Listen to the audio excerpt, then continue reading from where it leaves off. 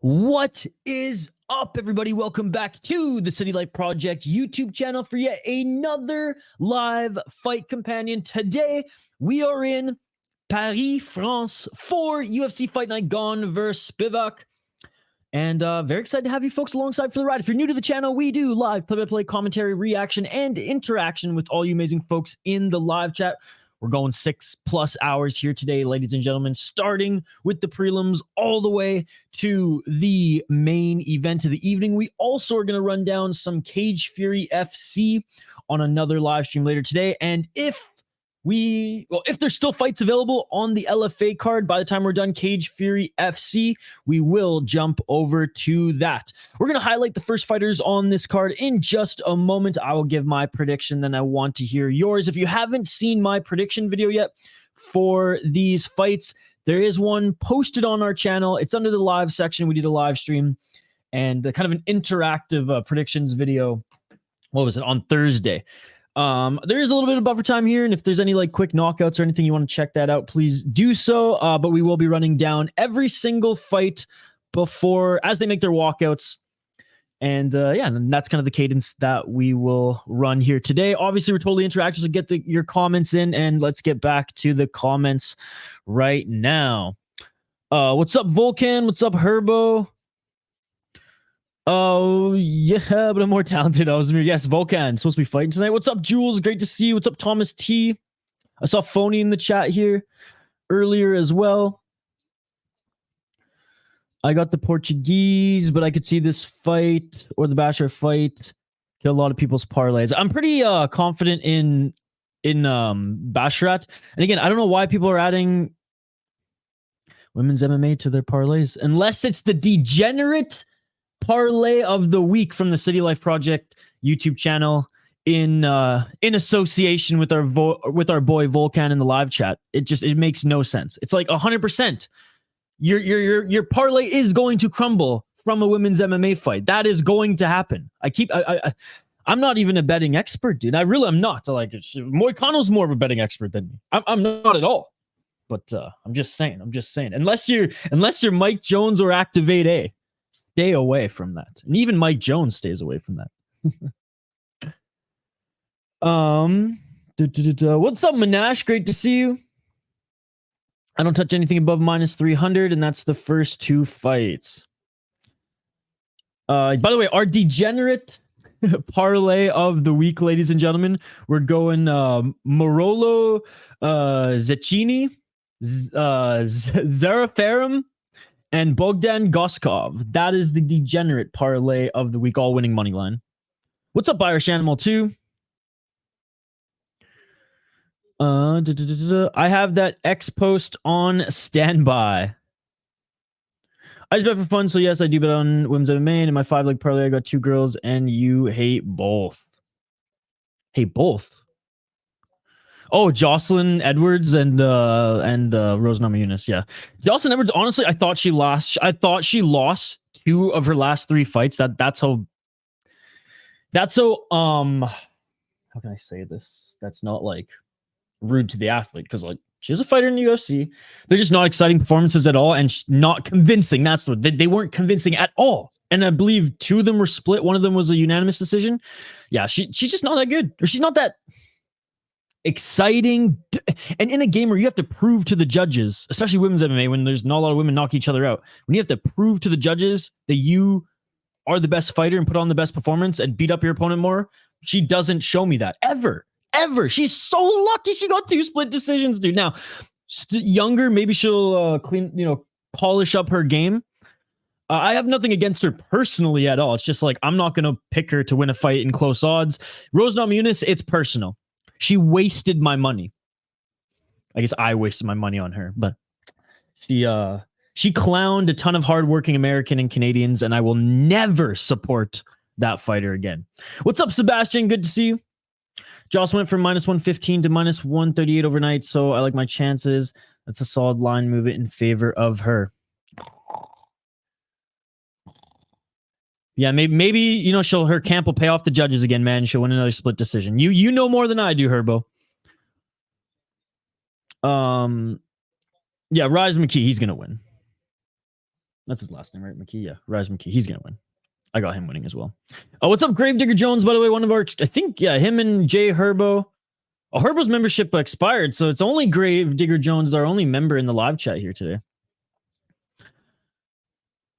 All right. There's still buffer time. I thought they were gonna just start it right now. Okay, here we go. The first two fighters are making their walkouts on. Dude, the crowd is already packed. That is awesome. For the first prelim, the crowd is actually packed. I love when the UFC goes on the road and like, I feel like at T-Mobile, like the early prelims get no love still in the United States. When they take it out on the road, I feel like the early prelims are getting more and more love every show, but I still think in Vegas, like they don't get enough love. Lusa looks really good. Don't be too sure. I'm pretty sure personally. And Luce is the favorite too, right? So easy money. Easy money. Rise McHugh is what? Plus 155 yesterday? Look, I think they're both good. Like, there's a lot of... Like, this is not an easy card to bet on if you are betting. And honestly, I haven't dropped... Sprinkle a little some on the degenerate play of the week because that's just for fun. But what did I say about Lusa here? Let's take a look at my notes. Lusa, yeah, trains out of Killcliff. So great gym. Good pocket brawler and good jab, but that's the thing. Like he excels as a pocket brawler, right? Whereas Rise McKee's a lot taller than him, has fought pocket brawlers before, has way more power, in my opinion.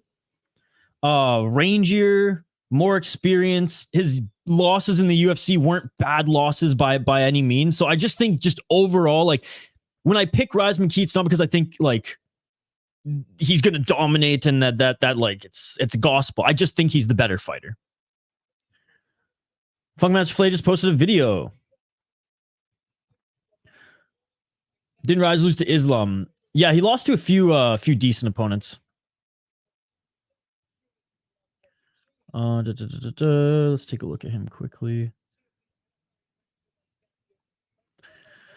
So he went back to, and he fought Bama, which, like, say what you want about Bama. Like, before Cage Wars really took off, Bama was a solid promotion.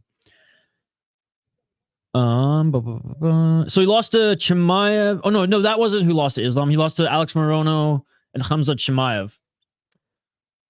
And, like, yeah, Chimaev dismantled him as Chimaev dismantled everyone except for Burns pretty much on his way up. And Alex Morono is a very... I don't want to say underrated welterweight, but he's just an underappreciated welterweight. Like, he might be the best unranked welterweight. Dude, no. There's no value in women's MMA. Don't bet it. Don't waste your money. Don't waste your money. It could honestly go either way. The plus 300 could win. She's probably going to get dismantled, but it's just so hard to tell. Like, that's what I'm saying, man. Like, this ain't back in the day when Ronda Rousey was like clearly crushing cans and you could make money adding her into a parlay. Like, those days are gone, brother.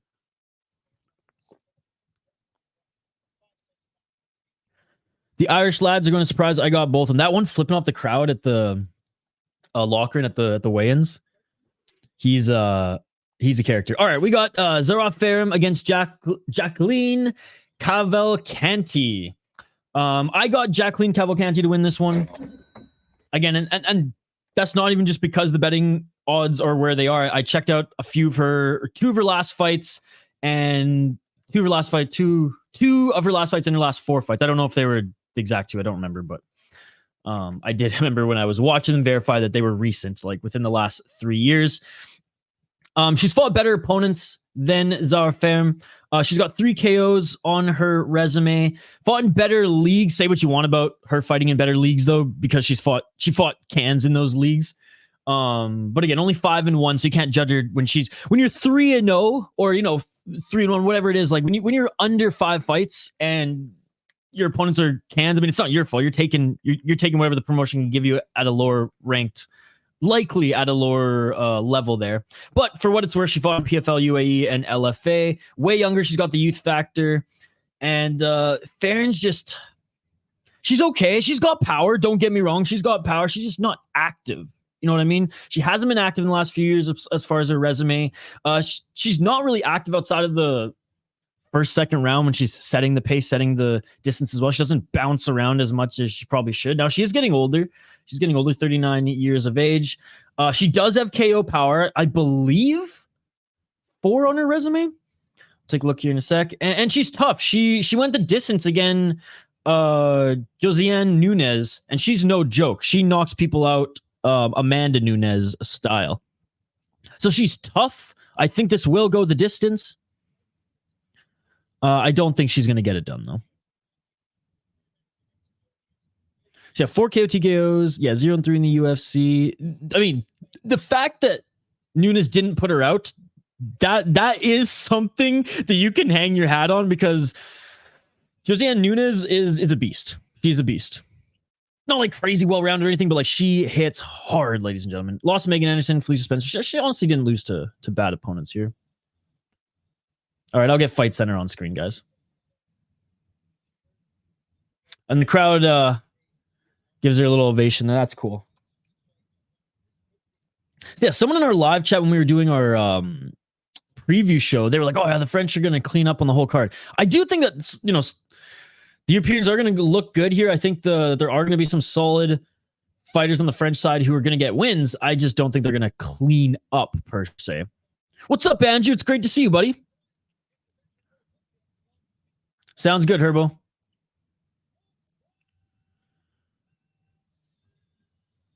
Oh, look at Buffer's suit, man. Looking good, looking good. I'm doing good, buddy. How are you? She's French. She's going to get fried. Every French girl loses. Every French guy wins. It could go that way, buddy. It could go that way.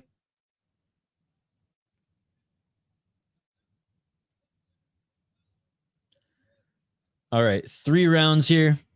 Coming up, first fight on the prelims, ladies and gentlemen. If you're new to the channel, we do live play-by-play commentary, reaction, and interaction with all you amazing folks in the live chat. So keep the comments coming. If I miss them while we are live, while I'm calling the fight here, while my eyes are glued on the screen, don't worry, we'll get back to it. Or just if there's a flood of comments coming in and I miss it, just comment it again. No worries.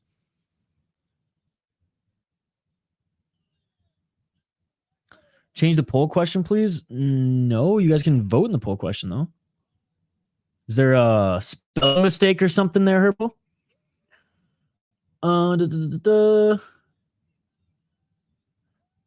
What's up, MMA Post Daily? Nah, but why do I feel Ziam going to win? Again, flip a coin, bud. Flip a coin.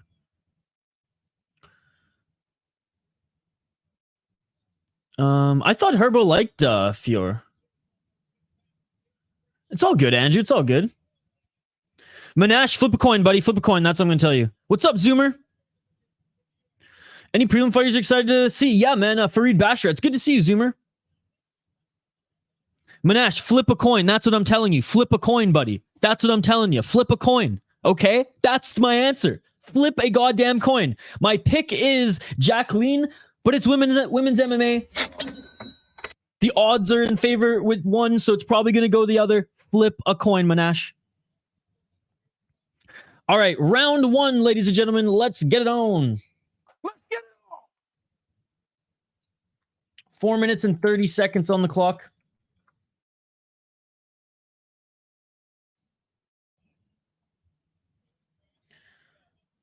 Pushing forward is Farron, trying to employ that left jab.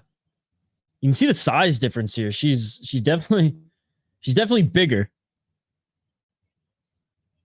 Yes, Sebastian, we are 4 minutes and 11 seconds on the clock, so we're almost a minute in. Trying to counter with that right is Jacqueline Cavalcanti. In the blue corner is Cavalcanti, and the red corner is Farron. Farron looks hyped. Yeah, Manash, I picked the favorite on this one, but again, flip a coin. It's just so hard to predict. I don't mean that in any disrespect. I mean that like it never goes correctly. Or it's just it's harder to predict. Outside low kick by Cavalcanti. Especially when you find someone like Farron who does have experience. Despite getting up there in age. She does have that hard shot, and that's what she's trying to set up here. 3 minutes and 29 seconds on the clock. Left jab by Farron. I don't think that one connected clean, but she is trying to gauge her distance, pressuring Cavalcanti outside that center line. 3 minutes and 18 seconds on the clock. Farron can't hit. Well, knockouts is what has brought her success. 4 knockouts and 6 wins. Saying she can't hit, I mean, She may not be the greatest, but she clearly can if it's given her 4 knockouts to her resume. She didn't look good during wins. Yeah, she's big, so I imagine she cuts a lot of weight. I didn't see, I mean, no one missed weight, and I didn't see anyone who looked too depleted. I've seen a lot worse, let's just say. So I didn't put too much stock into the weigh-ins this time personally. 2 minutes and 41 seconds on the clock. And again, Farron's just stalking Cavalcanti right now. I'm wondering if Cavalcanti's downloading some data here, or if she's just not ready to be on the big stage. I'm not sure. I'm saying so far for this fight. Okay, gotcha. Yeah. Yeah, there's not a lot that's landed at all. There's no time to flip a coin. Anyways, I gave my prediction, bud. But again, I'm not advising anyone to bet on this fight at all. Ayo, nice. I'm still on the coffee train today. Might switch it up later. We got a long night of streaming.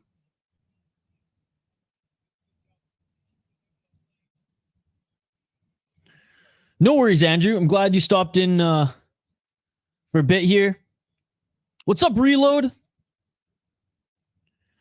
Parent being cornered by her grandchildren. What's up, JK? Good to see you.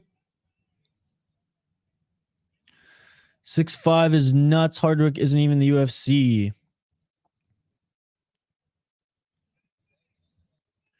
One minute, 25 seconds here. It's a striking affair with hardly any strikes, ladies and gentlemen.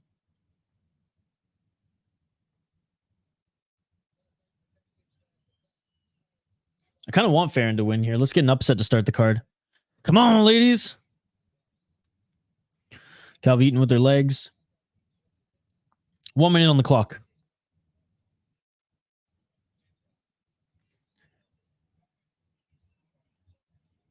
Still moving forward is Farron. Yeah, getting that lead left leg chewed up is Farron now. Jacqueline landing 20 strikes to the leg. Jules, I fight more in my sleep.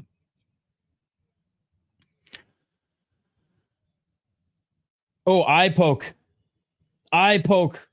Cavalcanti got poked in the eye. That doesn't look good.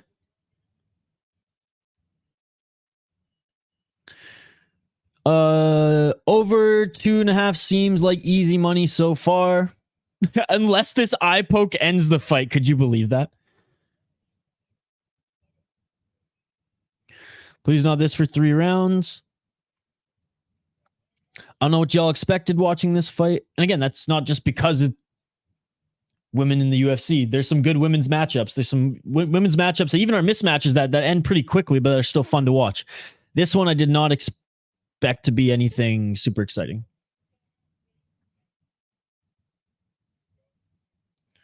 Oh, ouch. Yeah, clear poke. Clear poke. Oh my goodness. Clear poke. No, Brooke, you're next week. That's what I'm asking. Don't think you're telling anyone for betting. Well, thank you. I'm far from an expert, but like I said, I picked Jacqueline to win this one, but not a lock. Not a lock. Herbo OG, baby. Yeah, that was nasty. That was nasty. All right, she's got time, and honestly, like, take it. Take the time here. You can take all the time you want, and then the doctor look at it too. They adjusted the rules. We made a video on that.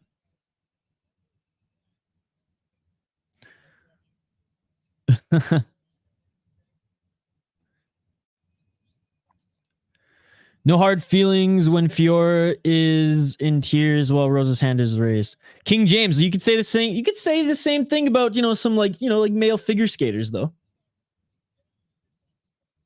And again, no disrespect. I'm just saying you could make a similar argument. No hard feelings when Fiorot is in tears. Like, I don't think men are supposed to move like that. No hard feelings when Fiorot is in tears when Rosa's hand is raised. Yeah, whatever. Again, Rose, I'm not critical of her fighting. I'm critical of the person. She does not care about Americans and Canadians. She does not care about the viewers. She does not take this sport seriously. She disgraced the sport, ladies and gentlemen. And if you don't think so, I don't know what sport you are following here. I cannot call you an MMA fan. I'm sorry. Just saying. So I am not rooting for her. I will never root for her ever again. All right, we're back. 30 seconds left.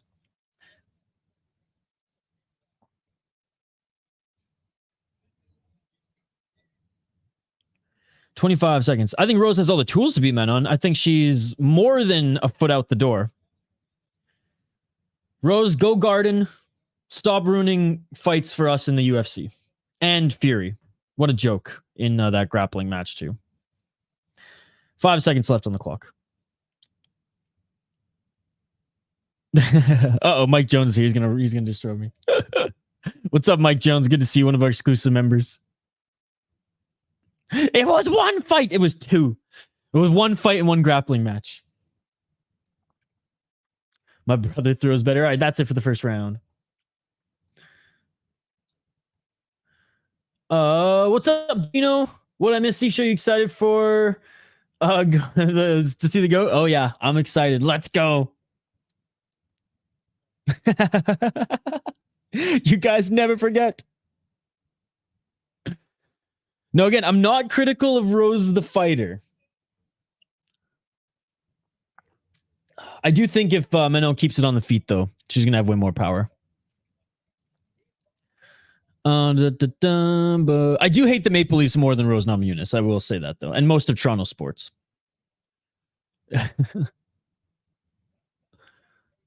Fair and winning round one for the degenerate parlay. Yeah, let's go, baby. I see more violent fights at McDonald's ball pit. Oh, I like after the Carla fight, and then her not performing against Jillian Robertson at all in the grappling, just like pretending like she didn't want to be there. Round two, I'm just done. Sometimes the bridges are burned, and I paid for that pay-per-view though, so I'm just salty. Good to see you, by the way, Mike Jones. Zoomer, it's great to see you as well. I know John Jones was seeing Gane get demolished. His last one maybe lose a lot of hype for him, to be honest. For me, it was more so the Ngannou loss than the Jones one. And I picked Ciryl Gane to win if it stayed on the feet like an idiot. And I'll take full dunce cap for that one. I still think Gane is good, and I think I think he's better than Spivac. Spivac is meh everywhere and better meh. Like, he's a good wrestler and he's meh everywhere. Where Gane is like excellent striker, meh grappler, but you got to think that after those two losses where he lost because of grappling, that he would focus on that this camp, where I don't think he focused as much on that in the John Jones camp. That's just me speculating, though.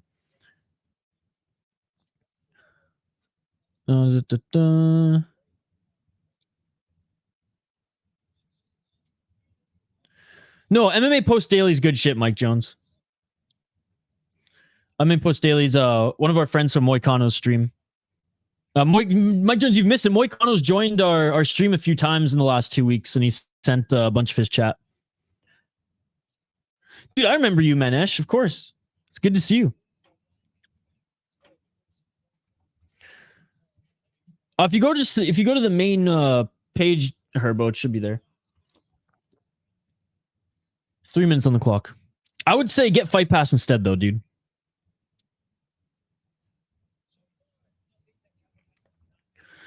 That was high level eye poke, but the rest of her game needs work. Moving forward is fair, and like she doesn't have any speed behind the strikes at all, but she's just looking for that big shot. I mean, a little muffin shot to the inside. Oh, a nice counter left there by Cavalcanti. 2 minutes and 44 seconds on the clock. I think Farid probably finishes it, Sebastian, but that's just my opinion.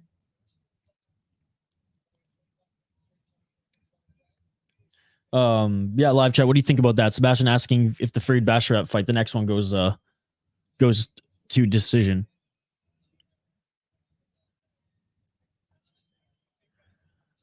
Yo, what's up, phony? It's a beautiful day indeed.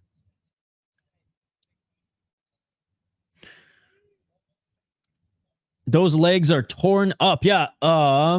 Whoops, Cavalcanti's landed 37 shots to the legs. And oh, Farron hurt her, though. Farron landed a big shot here. Cavalcanti on the back foot. Cavalcanti step back left. She was a little wobbly there, and Farron was just kind of just swinging for the fences, trying to go for it there. MMA Post Daily thinks it goes to decision. JK, no, Farron is losing. She's losing. The JL Life Project. What is up, JL Life Project? Bro, she's so slow. Her record is 6-5. She's almost 40.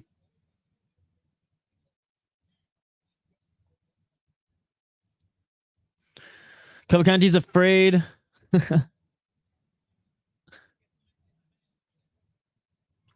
1 minute left on the clock. Volkan saying I got backyard decision as well. Oh, and a couple nice shots by Cavalcanti in the clinch there. She separates. 57 seconds on the clock in this second round. France all day in the main, says Mike Jones.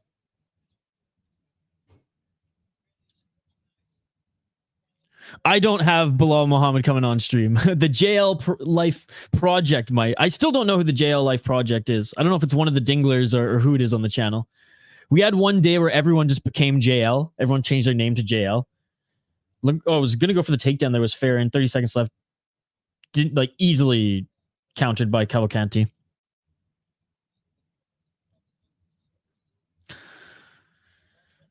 Especially in the UFC, Gino, because they can't even roid up. I love 40-plus-year-olds in fighting in KSW because they fight like they're in their 30s.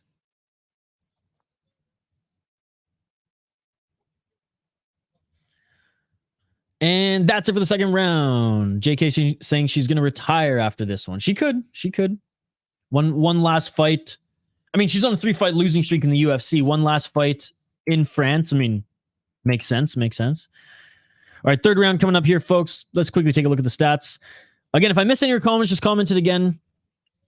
There's a lot of them coming in, so my apologies if I do miss them. If you're new to the channel, we do live play-by-play commentary, reaction, and interaction with all you amazing folks in the live chat. If my eyes are glued to the fight, though, and I'm calling them and I miss some of your comments, like, don't take it personally. I'll try to address them or just, like I said, comment again. Smash that like button if you haven't already. Let's try to get to at least 30 likes on this video, guys. Let's get to at least 30 likes. I mean, we're going 6 hours here. If we can't get 30 likes, we got pretty much 30 people watching right now. If we can't get 30 likes, we got some issues. We got some issues. So I appreciate it, guys. And subscribe to the channel if you dig my vibe. We're going to be streaming all weekend. Cage Fury FC tonight, as well as LFA. Then tomorrow we got some Anthony Pettis FC. Farron only has 23 strikes have landed on 158 thrown. Talk about terrible accuracy here. 45 leg strikes alone by Cavalcanti, who's been on the back foot for most of this fight, and 70 significant strikes landed on 143 thrown. Third round. Let's get it on. Zara Farron is winning this fight. MMA Post Daily, you asking me that? My whole life, dude. My dad would wake me up when I was like a kid when I don't know how he got the cable channel or whatever package before the internet to get Pride FC, but he'd wake me up in the middle of the night when I was like before even 10, and we'd watch, or maybe I was like around 10. We'd watch Pride. I had the UFC 1 to 10 VHS box set when I grew up. Martial arts was a big part of my life and my family. They loved martial arts. We did martial arts. So like I wasn't allowed to watch like PG-13 movies and stuff when I was a kid, but I was allowed to watch any martial art movie. And if there was, stuff that wasn't appropriate for a kid, my parents would like fast forward to just like the sick fight scenes. So I've been watching fighting my entire life. So as far as I've had memories as a human, I've been watching fights. I was born in 93. That's when the UFC started. So I've been literally watching the UFC, Pride, Elite XC, Strike Force, WEC my entire life, brother. 3 minutes and 40 seconds on the clock here. Nice counter striking by Cavalcanti. And I mean, she is going to win this fight on points unless she gets knocked out here. But Farron, slow striker. She's landed a couple quote unquote big shots, because you can see the damage on Cavalcanti's face, like a little bit. There's some bruising there, but that leg of Farron, man, and it's that lead left leg too this whole time. Damn, he's a big 30. Yes.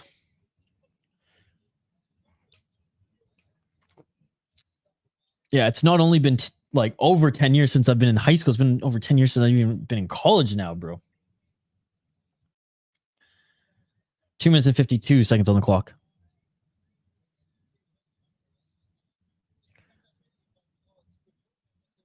The subscribers improved when you started calling live MMA.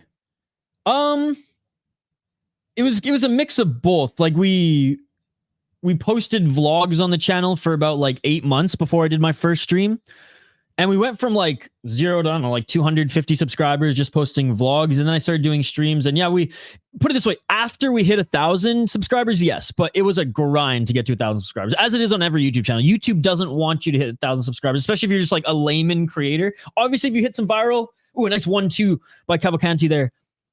If you do everything right and one of your videos goes viral and you hit the trend and you ride it, YouTube will reward you. But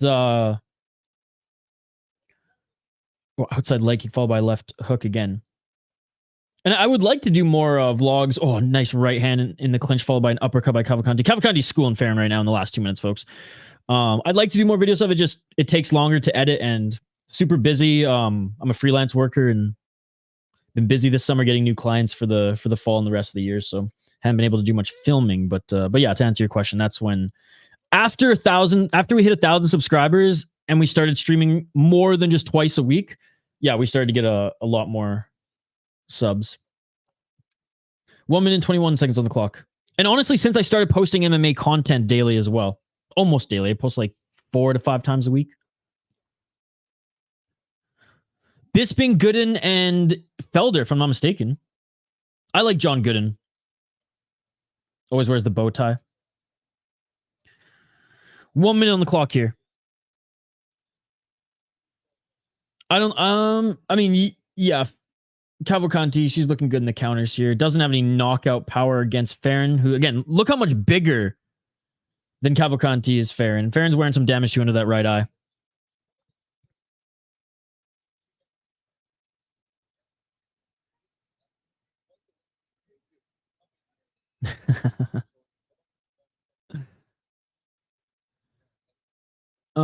Guess what? I was in Conor McGregor's house yesterday.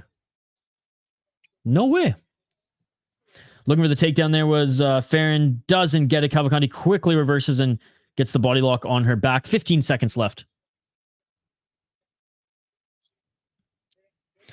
I did hear about that. I saw a cracked out version of Ice Poseidon who like made a hit piece on him and Rigo. And a 1-2, and that is it. Cavalcanti with a beautiful 1-2 to end that. Tremendous performance on the back foot that entire fight. And look at the strikes that she's landed. 118 strikes land. Again, pretty much on the back foot that entire fight on 223 thrown. Not very good accuracy percentage here by Zarah Farron, who threw 259 but only landed 44. 61 shots to the leg of Farron. That is going to sting tomorrow. Clear winner in my mind, folks. Clear winner in my mind. Felder's back in the USADA pool. He gonna fight before McGregor? Yes, he will. I am a firm believer McGregor will not fight again in the UFC. And I feel like I'm kind of on an island there. He's definitely not going to fight in 2023 or 2024. And then in 2025, do we really care anymore?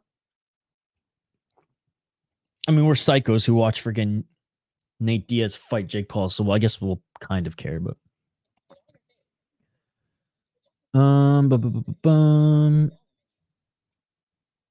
we talked about Rico and the double hand fist from Rico and how I thought he would win. As much as I hate the Sugar Show, I would pay for him and Connor. I mean, Sugar's putting his money in his fist where his mouth is, right? Oh, Gino also met Conor McGregor.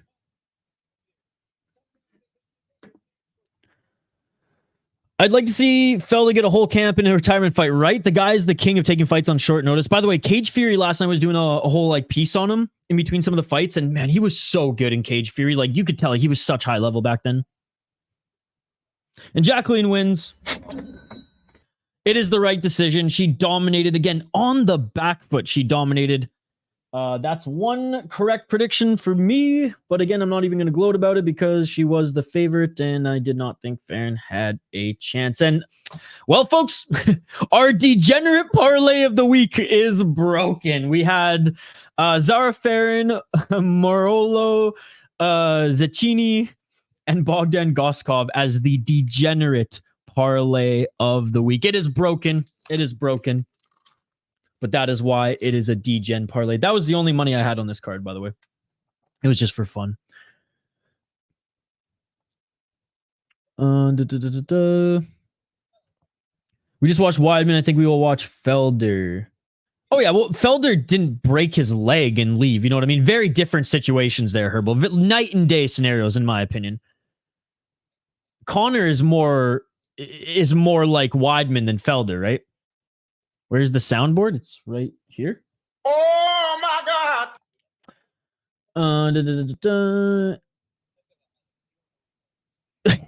Yeah, that's a lie. GSP's been doing psych readings in my house the last 3 months.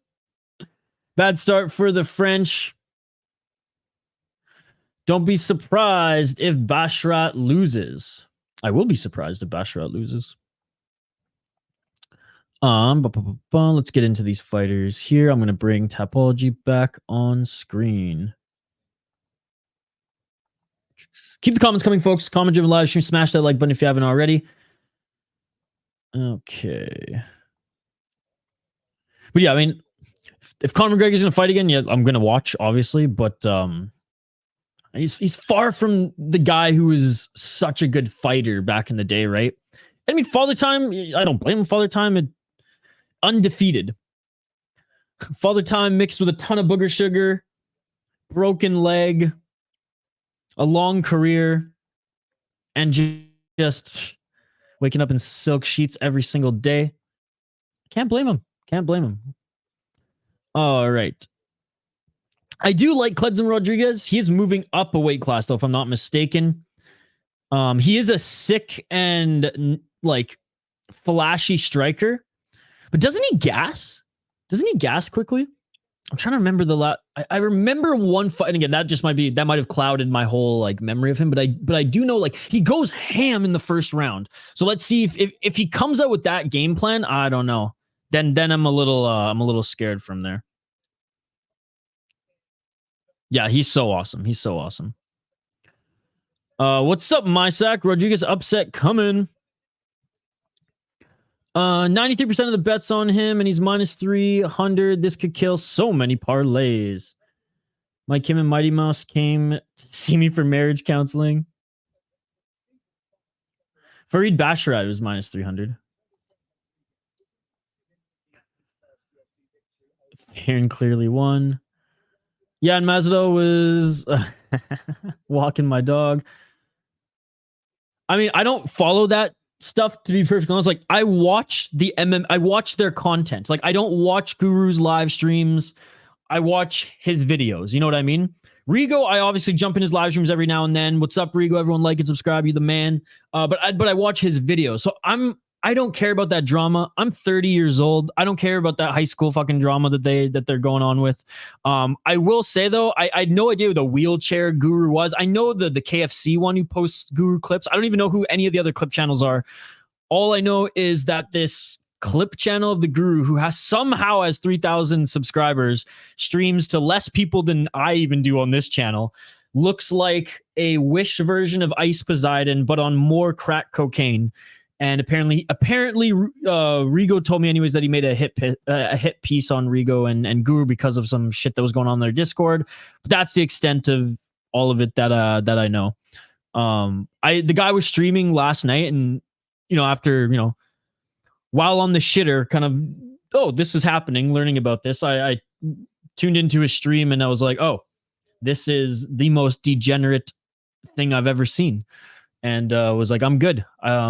Ice Poseidon still does better streams than this wannabe looking cracked out Ice Poseidon. So that's my opinion.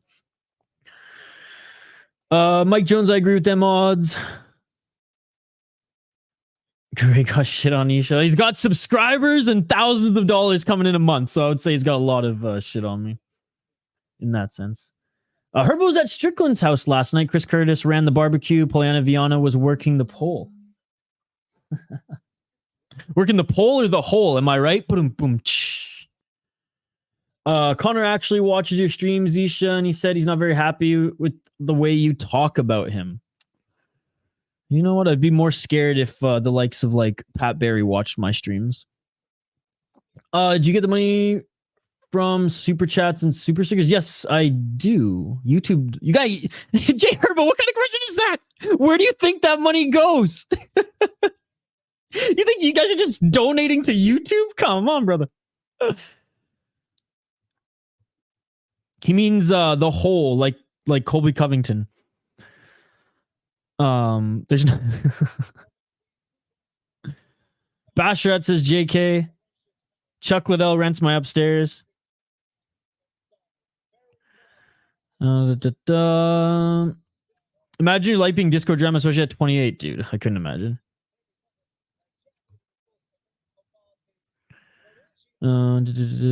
Jeremy Slush saying Tito's with my sister. Manash, tell me how Basharat wins, TKO or judges.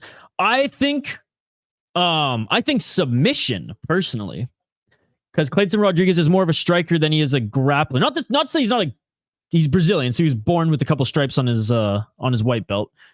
But I would say if it's going to be a finish for Farid, I think it's going to be more submission than TKO. But like you said, this could go the distance. I got Farid Basharat winning this one. I thought I was watching MMA. When did Keemstar take over?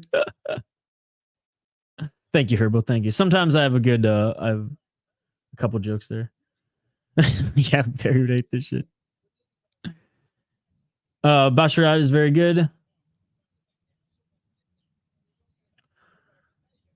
Well, that's actually funny because Pat Barry's my uncle. I have Farid sub, all right. Isha, you can open for Gilbert versus Poirier. Gilbert wants it. I definitely like it. I think it would be a brawl. I think they would walk around same size. Gilbert ain't that big. Yeah, no, I think that would be a good fight. I think that would be a good fight. I'd rather see Bilal and Gilbert run it back though. Basharat decision. All right, let's quickly highlight them, guys. If I missed your comment, just comment them again. They're being announced in the center of the ring, and we have the tail of the tape on screen here. Is the UFC just like they're not down to post Afghanistan's flag? Fair enough. The country's run by the Taliban. Farid Basharat, 10-0 as a pro. Hails from Afghanistan, lives in England, but trains out of Extreme Couture. Yes, a lot of traveling there for the young man. 26 years of age, still a prospect. I mean, can you even call him a prospect anymore? 26 years old, still, like, he's still a sponge in the sport where he can still add more tools to his arsenal. Like I said, 10-0 as a pro. Trains out at a great gym. Trains with a bunch of great training partners, one of them being his brother. Come on, Tapology. Sorry about this, folks. Tapology, they found a way to get by people's ad blockers, which shout to them. They're making some money. I have no issue with that, but it just messes up whenever we scroll on screen upon opening a tab. But anyways, 1-0 Contender Series, 1-0 in the UFC, and he dismantled Damon Blackshear 3 rounds. And that win has aged well as Damon Blackshear looking damn good. I know he lost his last week, but took that on a week's notice, and he looked good in the first 2 rounds, also getting a twister, 3rd ever twister in the UFC. Great wins on the regional as well, fighting Octagon, War of Titans, undefeated as an amateur as well. Clayton Rodriguez, though, solid fighter, 27 years old. We'll get to the play-by-play on the fight here in just a sec, as it's about to start here, folks, but I want to finish this rundown. Out of Team Nogueira, so a good gym as well. 4 KO, 2 KO, 2 submissions. Fight just begun. We'll get to the play-by-play in a sec. 1-1 in the UFC, 1-0 in Contender Series. Beat Shannon Ross. Not a bad win. Lost CJ Vergara, but again, did move up.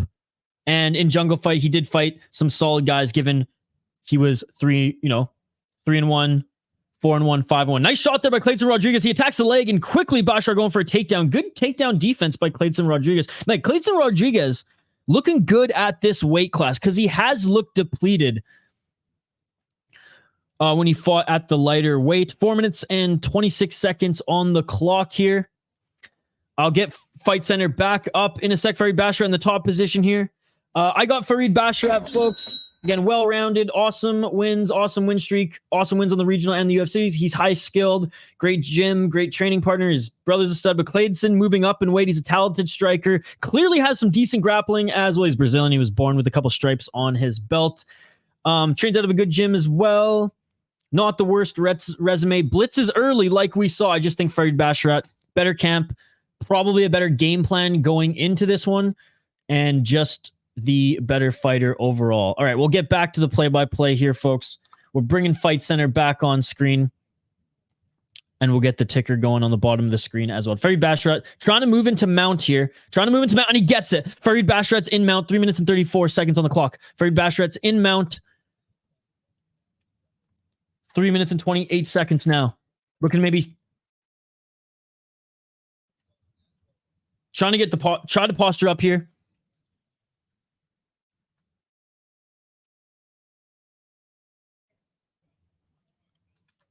All right. 3 minutes and 10 seconds on the clock. Whoops, I should scroll down. There we go. Still in mount here. And a good reversal by Rodriguez to get right back up to his feet. That was awesome by Rodriguez. Now Rodriguez going for the legs. I was just gonna say, I'm gonna look back at the comments and Phony's gonna rip Farid for being on mount, and there's the comment. Like clockwork, baby. 2 minutes and 40 seconds on the clock. I can't put the fight on screen, Sebastian. You know that, brother. You know that. 2 minutes and 31 seconds on the clock. And Farid going for the single leg. 2 minutes and 27 seconds.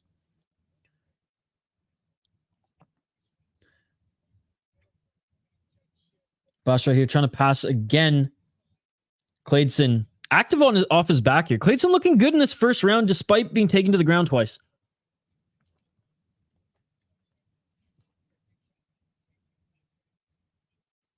Two minutes and 5 seconds.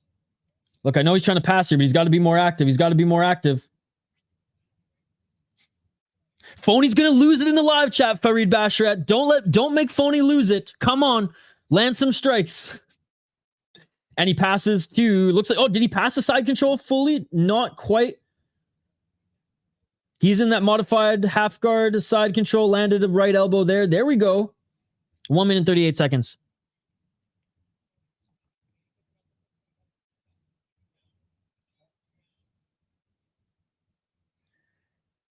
Short right elbow. It was like 20 seconds, Sebastian. Come on. Nice right elbow by Farid.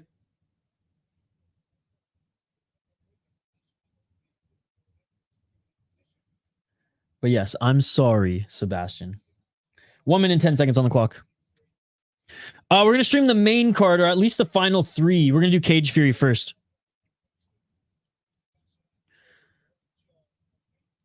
He's got options. He could go for the arm triangle choke as well.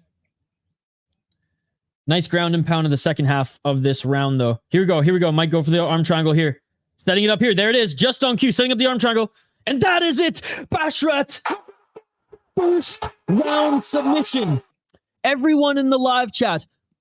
Who was saying he was going to lose? Who was saying he was going to decision? I mean, I even thought he was going to decision, but I did say if he was going to win, it was going to be submission. And Farid Basharat is the real deal, ladies and gentlemen. This guy is the real deal. Claydson Rodriguez is not to be fucks with. And he just got manhandled. Nice, Craig Crowley. That's an awesome win for you, buddy. I got plus 600 in the first. Scroll up, boys. I called it. Cha-ching. Real deal, James Neal. Gino said Farid sub. Yup. No worries. No, I appreciate it. You guys got to be critical with me. I got to stay on my toes, dude. Can't get comfortable here.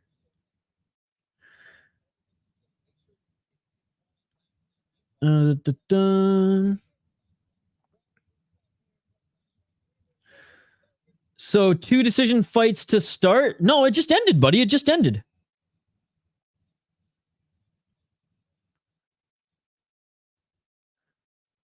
Didn't realize he was a leg humper. I don't know. He looked pretty good to me. You know what I'm going to say, phony. If you don't like MMA, guys, watch kickboxing and Muay Thai. But I'm happy you're here. I'm happy you're here. Thank you so much for the super sticker, Mike Jones. Wow. Appreciate you, buddy. You must have won good on that one. Thank you so much. Appreciate you. Look, I'm surprised that sub came in the first round. Don't get me wrong. I thought Clayton was going to win the first round, whether Farid won the fight or not. I'm just jumping on YouTube to check out. But still, guys, shout out to you. 20 likes already on the video. Guys, we're trying to get to 30. That is our like goal. So smash that like button if you haven't already. Appreciate you. What does that say? Super alert? Spoiler alert. Thank you so much, Mike Jones. Appreciate you, buddy. Appreciate you for continuing for renewing your membership just a couple weeks ago and for the $2 donation. Thank you so much. Love a fighter with a perfect record. All right, first bet for me. Let's go, Jocelyn.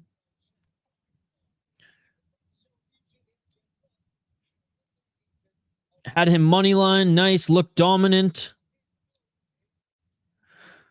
It's a nice finish. Farid is meh. He was looking for all the fight. Clayton, not good defense. No explosiveness. I thought it'd be a bit more competitive. Again, Farid, like, he's a better, like, his brother's a better striker than him, if I'm not mistaken. He's more of a grappler. I mean, and they're both pretty good. Hey, good display of respect here. Farid raising the hand there of his opponent. Again, big shout to the crowd we got here today. We got a big crowd here. Appreciate you guys. I know there's so many other MMA YouTube channels that prioritize doing the UFC streams, and like those are their big streams of the week. We to be perfectly honest, prioritize more of the regional stuff. So it's cool to see us have a decent crowd here for UFC. Appreciate every single one of you. If you dig my vibe, if you want to see us do fight companions for more MMA promotions, combat sports promotions like kickboxing, Muay Thai, submission grappling, and we're open to suggestions as well. I mean, if you guys got a Lethway stream for some leagues, I'm very open to doing some fight companions for those.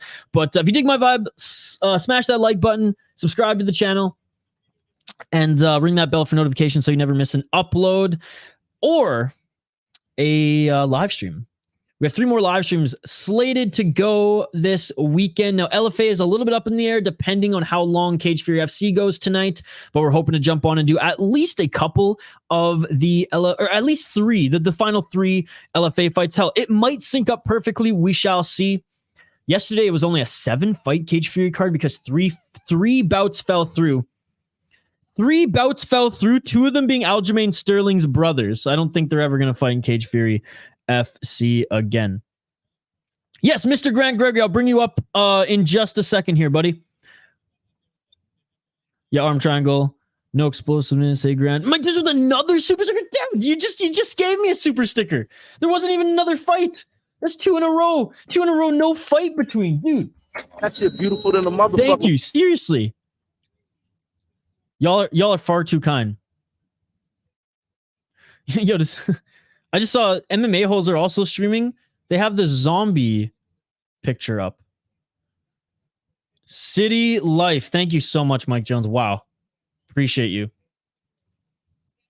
I am not worthy, my man. I'm not worthy for all these super stickers. Oh, God, this fight looks bad. Yeah, it's going to be so bad.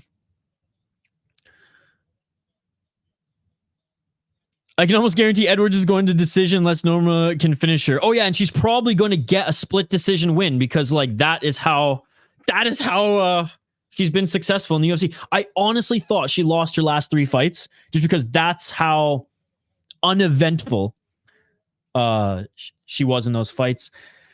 Mr. Grant, let me do the quick rundown here. I'll take just a quick break and I'll bring on Mr. Grant Gregory. Guys, exclusive members on the channel also have the opportunity if they want. If you guys are shy, obviously, like you don't have to do this, but if you want to jump on stream for a segment 2 or 3, you're more than welcome to. We're going to bring Mr. Grant on stream in just a few minutes.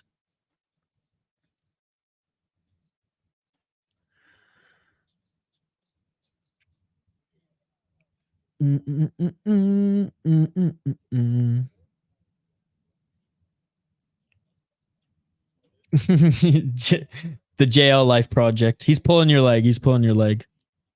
I mean, the Jail Life Project, you continue to, if you continue to advertise City Life stuff on your channel, maybe I'll give you a little cut. All right, let's hide these next fighters. Nora Canole against Jocelyn Edwards. Oh yeah, Jocelyn Edwards is fighting. 6-1 as a pro for Nora.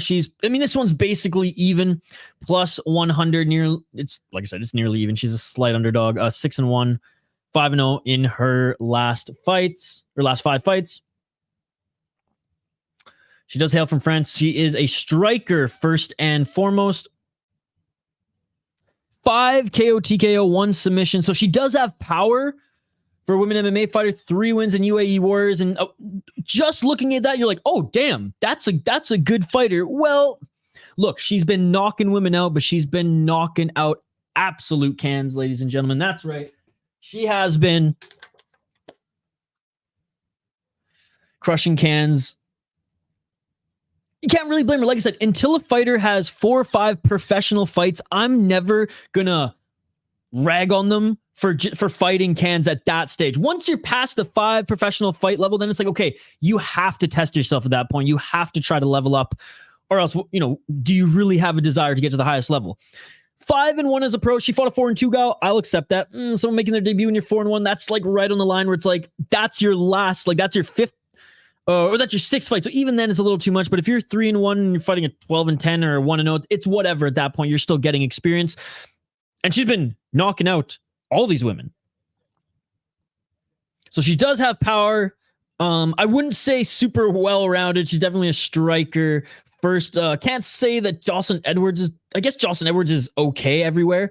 Mostly just stays on her feet, though, but like can defend the takedown. I don't recall if she's initiated too much of the takedowns. I do think she likes controlling her opponents up on the cage, though, in the clinch, if it gets to that. She's 13-4 as a pro. Won her last 3 fights. Again, all snooze fest. She probably could have lost both of those two. I think the split decision, she honestly could have lost both of those. She didn't convince me she was winning, I'll tell you that much. She's the favorite, though. No dyed hair in this one either. Usually their hair is like purple or blue or red or something like that. Trains at a King's MMA. That's a good gym. 5 KO, TKO. She's got some power too, although I haven't seen it recently. 3 submissions, 5 decisions. Like I said, pretty well-rounded. 4-2 in the UFC, 0-1 in the LFA. But again, could have gone either way. And cool, you beat 6-3 gal. Good job. You lost to Jessica Rose Clark, man. That shit beautiful than a motherfucker. Wrong one. Oh my God. You lost to Jessica Rose Clark, man. And though I love Jessica Rose Clark, it's for very different reasons, not for her fighting skills. She has a good follow though on YouTube. She does like do-it-yourself like renos for your campers and things like that, which are super cool. Okay. Quickly before we get back to the comments, because I know I'm missing some of your comments here. I don't have the screen up. I am going with the underdog. I'm going with Cornole. Edwards has never impressed me. I'm not impressed with your performance. Slows down early, doesn't throw much volume overall. She lost to Jessica Rose Clark, man. She is in a good gym, though, and maybe she has improved. She is young. I haven't seen it yet, personally. This is just risky, man. This is just a risky... I mean, that's why I'm not betting on this one. It's a risky pick. She has good power. 5 KOs does Nora. Not the best opponents, though. As we said, hopefully she exposes Edwards and knocks her out. She was plus 105 the other day. What is it now? Plus 100. Nora's my pick. Let's get back to the live chat here, and then I'll bring Mr. Grant Gregory back on. Phony! Thank you so much for the $5 donation. I've never given any YouTuber any money, but I said if I find someone I like, I will try to give something for appreciation. Isha, this is a great chat. Thank you so much, Phony. I appreciate you. You've been supporting the chat every day that we stream, even if you don't join us for the entire chat, even if we go back and forth every now and then. We always end it, as friends, shaking hands and talking about the sport we love. So thank you so much for the donation, brother. It means a lot. It goes a long way. As I've said, like, I'm a freelance worker. My summer's been pretty thin with work, and like literally this YouTube channel has helped me out this summer, give me, a base to continue to get more clients and not have to like take some other, job to add to my stress while I'm doing all this stuff. And it honestly helps grow the YouTube channel. Is like, a lot of it now just goes right back into helping everything grow. So thank you so much, sir. Appreciate you. Seriously, appreciate you, brother. Yeah, the community is good, man. Zoomer, I hope you're doing better too, buddy. We were thinking about you. And like I said, DM's always open if you need to chat. Yes, thank you, guys. Thank you. Irish Animal, nope. Appreciate you too, though, buddy. And Volkan. Bro, we got the same picks.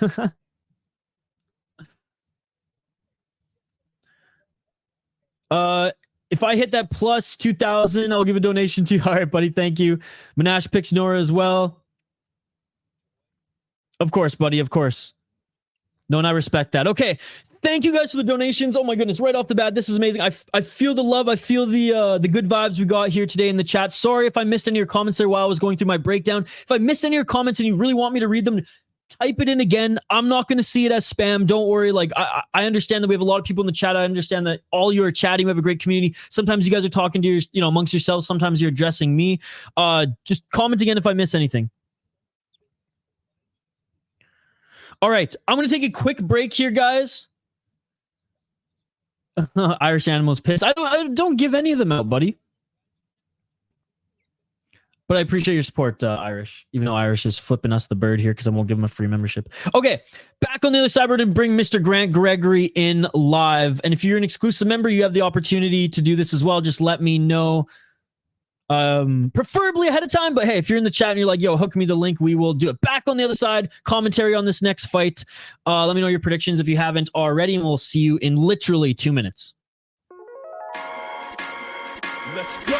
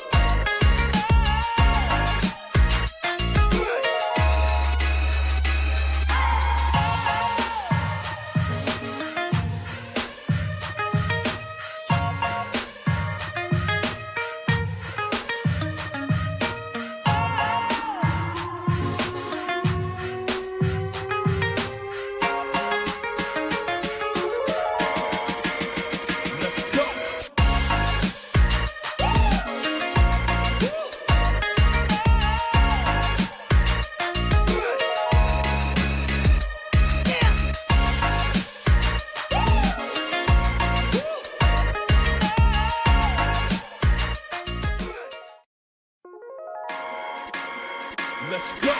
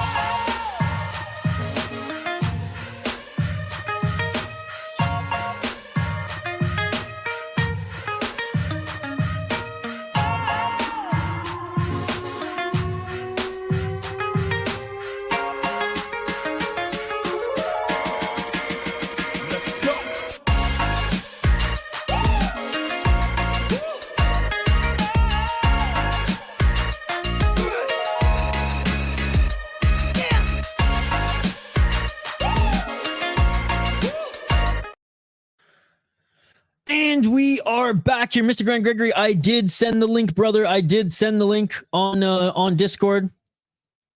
So Mr. Grant Gregory is going to join us. He's going to ride shotgun here, ladies and gentlemen. Like we said, we did highlight the fighters here.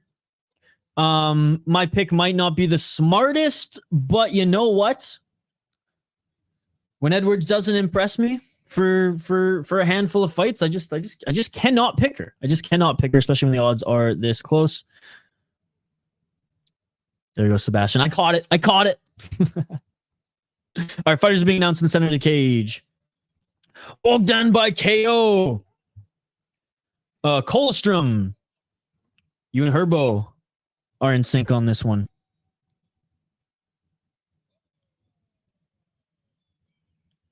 Jeremy, what's up, Jeremy? I'm going with Nora or Noro on this one. Yeah, Nora.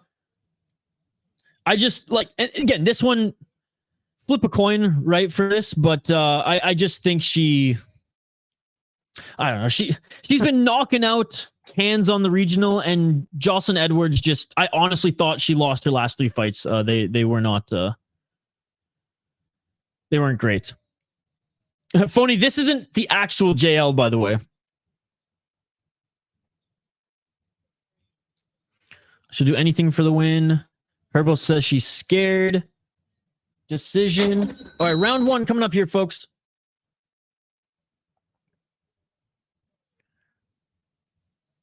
Good luck. These never come true. Irish Animal. If you become a member, even just for 1 month, you get lifetime access to our Discord. It's one of the few perks we offer. So there's not really an age limit, no. I mean, within reason, guys. Within reason. Irish Animal. Trying to cancel us. Volkan, I can't see Ange being finished, and McKee tough as fuck. The real winners are the fans. Dude, I don't know, Mike Jones. I don't know. Bruh. I wish I had that sound. Outside low kicks by Crenole.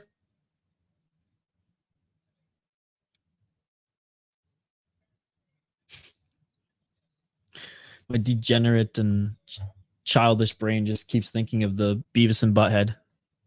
I am Conholio. 3 minutes and 51 seconds on the clock here.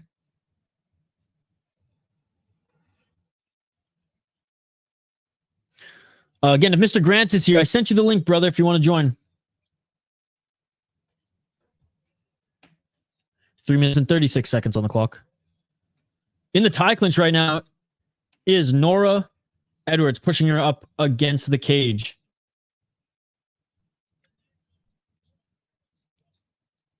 Three minutes and 22 seconds. Jocelyn Edwards, though, she did make Rigo's list. What was it? The Bundes list? Yes, Mike Jones.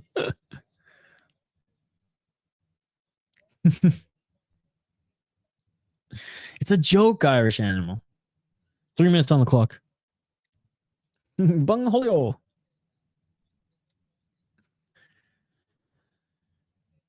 Well, didn't she always dyes her hair like blue or purple or something like that?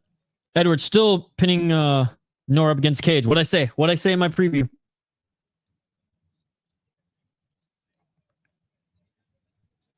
A little left hand there in the clinch. I love how the French fans are just cheering for anything that Nora lands.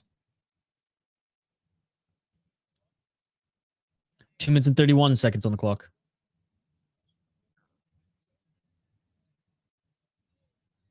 Left hand by Edwards. Nice. This ref's telling him to work. I like it. I like this ref. Unfamiliar ref. Official. Fédération MMA France. By the way, if there's any French fans viewing, je parle français aussi. You can comment in French. We'll engage.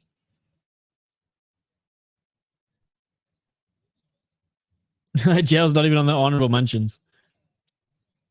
Ooh, a nice right elbow there by Nora. At least attempt. I don't know if that landed clean on the head. It might have gone right over, but... Oh, another elbow there by Nora. Nora might have been a little too focused on landing that elbow because Edwards was engaging with the takedown. Edwards in the top position here. Oh, and he's here. The man, the myth, the legend. Shut up, dumbass. Mr. Grant Gregory, the man. What's going on, brother? How you doing, brother? Can you hear me all right? I just had to do a restart. We can hear you. We can see you clear as day. It's good to have you on the stream. Thanks for having me, man. And yeah, I mean, you're adding literally some color to the stream, but some more color in probably a pretty bland. Okay, I'll add a little bit less. Oh wait, I can't help it. Oh jeez. Oh jeez. I mean, this fight, especially if Jocelyn Edwards just lays on Nora here, I can't imagine. Oh, Nora's looking to reverse there. I can't imagine this fight's gonna have too much excitement. You got a problem with split decision winners, I've noticed. Not always. I just like, do you really think that she deserved those split decisions? Maybe one. No, oh, they're scrambling here. They're scrambling. Yeah, you remember the winners. That's the problem. Not how close they were. Yeah, I mean, I clearly didn't because I thought Edwards lost both of them. When I was doing my research, I was like, oh, she's on a losing streak, isn't she? Then I was like, she's on a 3-fight winning streak? What the hell?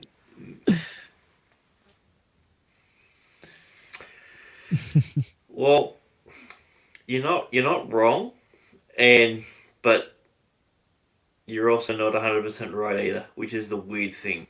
Yeah. Well, end of the first round here, and I guess Jocelyn Edwards took that round. I mean, I don't know. She's got the control time, but ESPN says she's only landed 4 significant strikes, 24 total, whereas 33 landed for Nora, 16 significant. I mean, Nora landed the better shots in the clinch.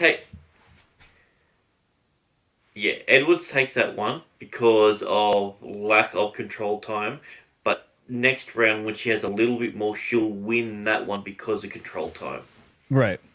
And I mean, I like how the ref... judge.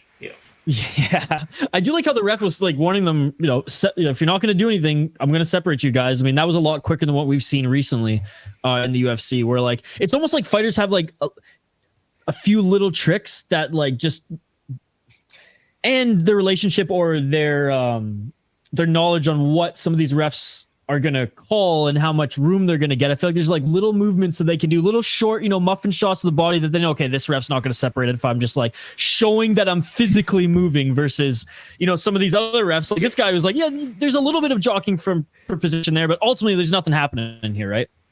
We've spoken about this in the past ad nauseum. Like Mike Goddard, you can beat the living shit out of anyone, but if it's for an important main event, hit him with a big shot and then 1 or 2 and you've got it in the bag. Yeah.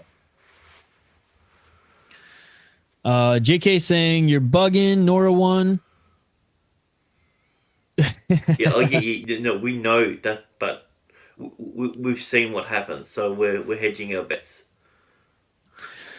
The chat's split right now. We are in the second round, by the way, guys. 4 minutes and 16 seconds on the clock here. They're still on their feet. Mike Jones, Grant, pan up, bro. What, you guys don't like his jacket? Oh, okay. It's not that bad. I can't pan up, but I'll I got you, Mikey. Appreciate you, brother. 3 minutes and 54 seconds, and Edwards back in the top position in the full guard of Nora. There we go. That better, Mikey? There we go. I like the backdrop for this one. All right. 3 minutes and 36 seconds on the clock here. Edwards on top. Tight guard here by Nora, but I mean, she's landing shots on the bottom. Again, like, there's very few fighters who can, like, actually implement that as a tool in their game. Like, and one of the craziest ones was, what was it, like 2 or 3 KSW cards ago? Maybe it was even the 2 ago, not the last one, but the one before, where that one, I think he was a heavyweight or light heavyweight, got the knockout from the bottom. Okay, that's like 1 in a million. That never happens. The elbows? That was that. It was on the field of free card. It wasn't on the last one. There was a guy from Aries who hit a guy with the elbow, rolled him over and finished him. Was that the one you're talking about? Or someone actually got a knockout from... No, someone actually got a knock. Like, they hit the guy from their back when the guy was on top of it and the guy was out.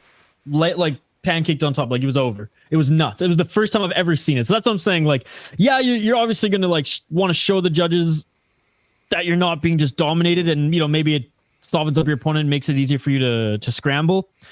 And speaking of that, Nora is scrambling right now, trying to push up against the cage to get back up, but Edwards is landing some big left shots here. She has her back and has both hooks in. She has the left hook in. But anyways, like I said, when people continue to strike from the bottom, close, tight guard, back up to her feet is Nora. It just bugs me when it's like, man, advanced position, or at least try.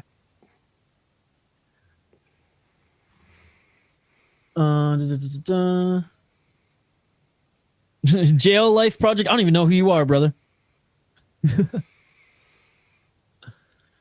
Nico Price got a finish. Oh, Nico Price got a finish from bottom as well. Okay, so I don't remember that one. But the one I saw was in KSW. I guess I just never watched that fight. Honestly, I didn't watch much of Nico Price. There was one from the Ultimate Fighter. I think it was Dylan. It was a Kiwi fella, Dylan Andrews or Dylan Edwards or something or other. He got a finish from the bottom, but that wasn't technically in the UFC. That was in the Ultimate Fighter. Right. Yeah. I actually, Uriah Hall did that as well. Something more than it was, not just wrestling. Right. Yeah, I'm just talking like a clean shot from the ball and that puts him out. Yeah. Holland going against Jacare, if I'm not mistaken.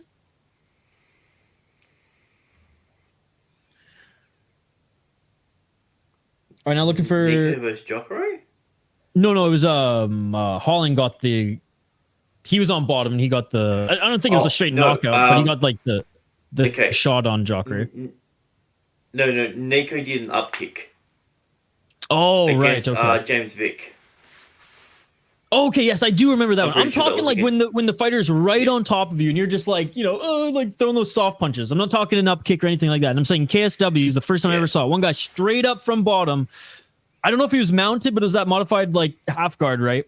And by the way, Nora just got the back of Edwards here and is fighting for a rear naked choke. 20 seconds left here, though. She's definitely got some grappling to her game. 15 seconds. No, she's not going to get it. She's not going to get it. No. 10 seconds. No. But she clearly has some grappling to her game. That was a pretty decent reversal there to get top position. And that is it for the second round. The full body triangle on that as well, which is quite strangling. Mike Jones, where's our mod? That's a good question. We had 2. Benjamin's also a mod. Edwards with 4 takedowns. It's 3 summers ago, yeah. How about that chick who got the liver kick hit? That was Aldana. Aldana got the liver kick. Yeah, that was a heel to the liver, I'm pretty sure. Yeah. Which again, that's when everyone's like, oh, Aldana's going to be champ. She's going to rally. I'm like, that was a lucky win, and Chason was getting the better of her in that fight. And Chason missed weight, and I mean, it was just, I don't know. When you get dominated around by Chason, then even with a nice, I mean, and again, beautiful knockout there. The highlight reel forever, but I was like, you guys think that chick is going to beat Nunes? I don't know. I never drank the Kool-Aid there. JK saying 1-1. Okay. Phony saying 1-1 as well. With one person, and it was it was the stream that we weren't able to air. When I said I think Grasso is going to finish her. Yeah, no, you did. I believe it. Yeah, I picked round 3. It was a good call. Too bad we can't. Too bad we don't have the receipt. Yeah, I know that's the worst part about it. So it doesn't exist. Yeah. But I was there. I can vouch for him. It happened. All right. Third and final round. Nice right hand by Edwards. 30 seconds in. Someone needs to show out right now. Herbo says, I think it's 2-0, but last time I said my opinion and was right. Comes down to this. I mean, the second round could maybe go to Nora, but I don't think so. I think the judges will keep it consistent. At least just in this fight. So we'll see. So you're but saying first round, I think Edwards, obviously Edwards got the first round. Second round, I think Edwards just did more because it was only in like the final minute or so that Nora was, putting Edwards in a defensive position for the first time. Nora up against the cage here, pushing Edwards. 3 minutes and 40 seconds. Is Edwards fading, or is she trying to get those underhooks to get that takedown again? What's this rep doing? He's bouncing around between them, like just. Hey, staying active is. I would rather see that than Herb Dean smoking a blunt in the other corner of the ring. No, but like nice shot there. Every time one of them does something, he's like, look.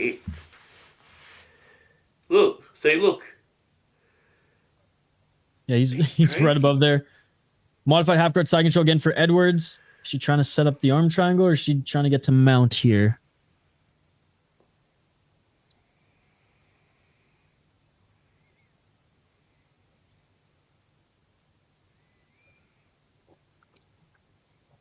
Two minutes and 45 seconds. None of us are judges here, though, phony. 2 minutes and 40 seconds. In the full guard now of Nora is Edwards. So they're in deep water, though. Nowhere near the cage. Yeah. Just in between the ESPN sign and the monster sign, so there's a lot of real estate. Mike just saying decision was an easy call. She might be knocking out cans, but this is the UFC. Yeah, absolutely. And Edwards in the full guard again. What is the striking right now?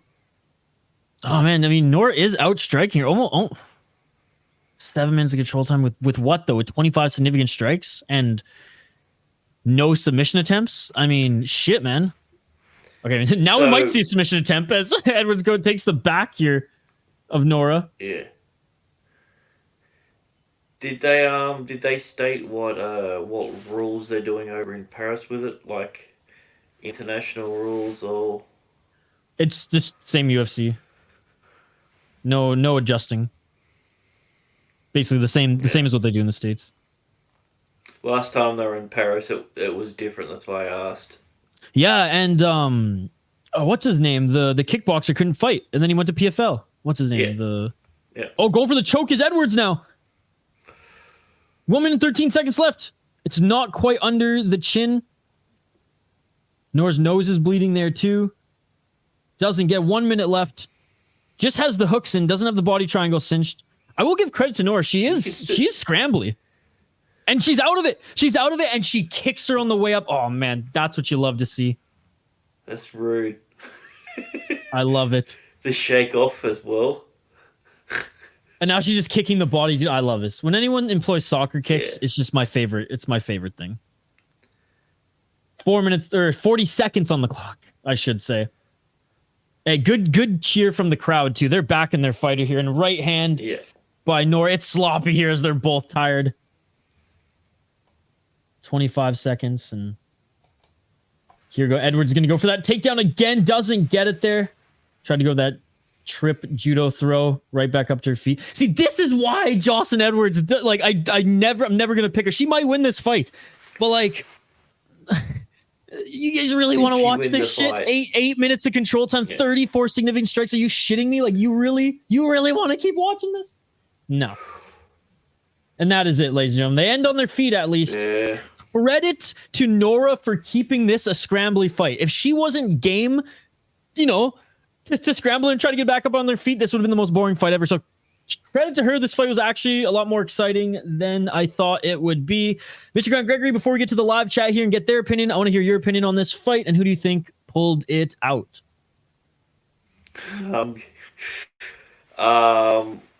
I think Edwards, if you're going base round for round, I think Edwards gets the first two and then gets smashed to the third round.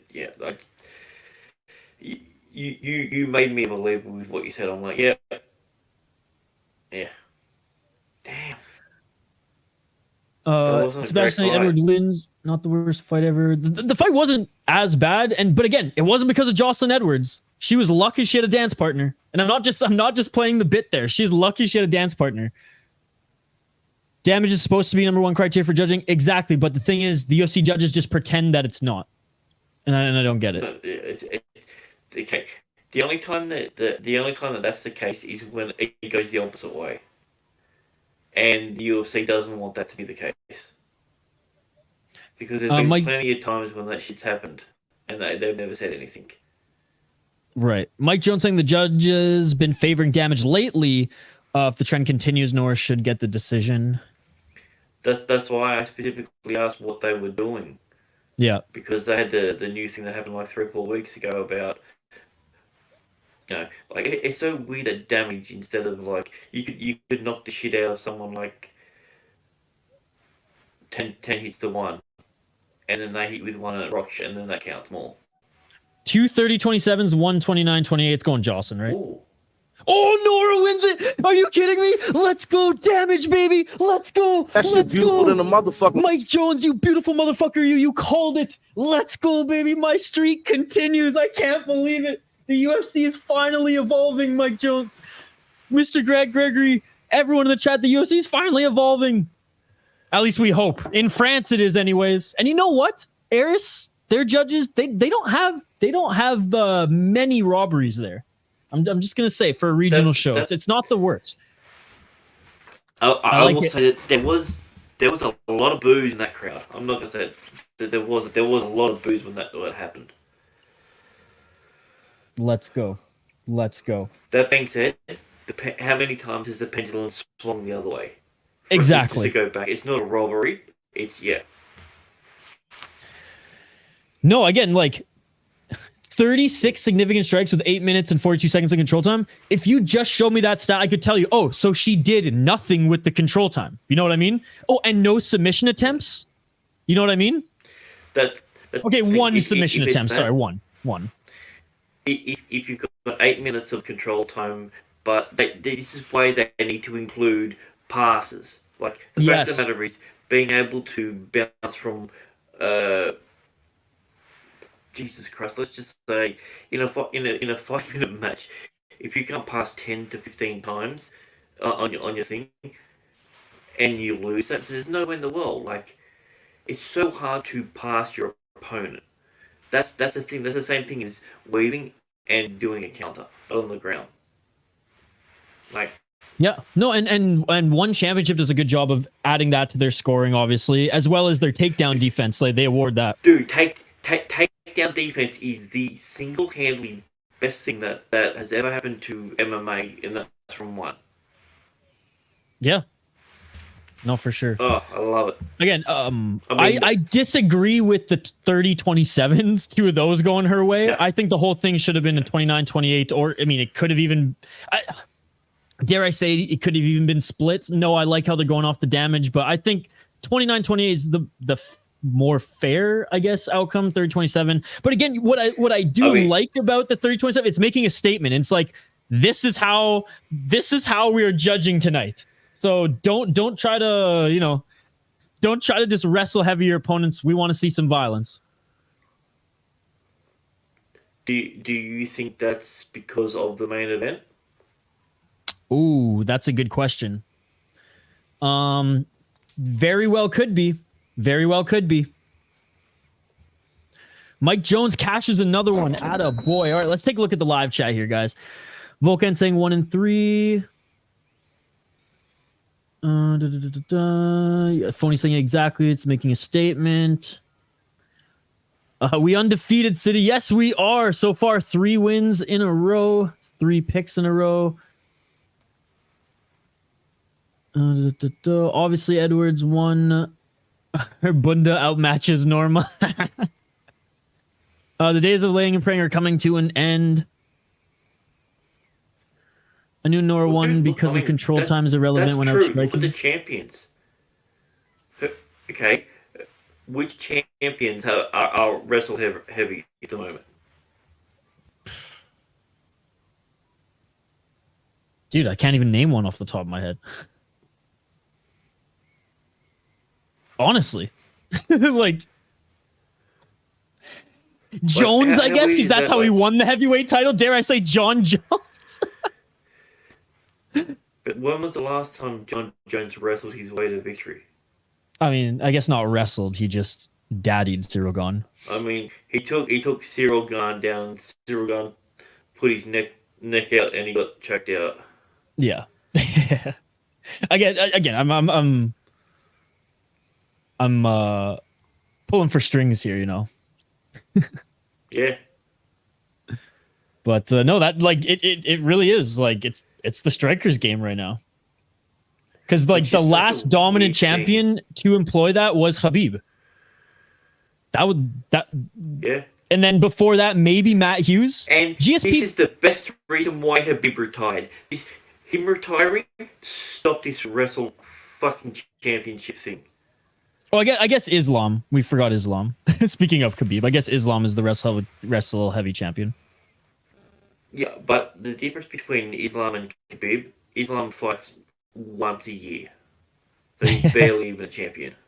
And I would argue like he's more game to stand up in his fights in a whole compared to Khabib. You know, like there are moments where he'll test the stand up. And I mean, dude, he cracked Charles Oliveira on the feet. He didn't he out-grappled him after when Charles Oliveira was seeing Tweety Birds, but like no, where Khabib never relied on his striking at all. No. For good reason. Except against Conor. I'm just checking the comments here, make sure I didn't miss anything.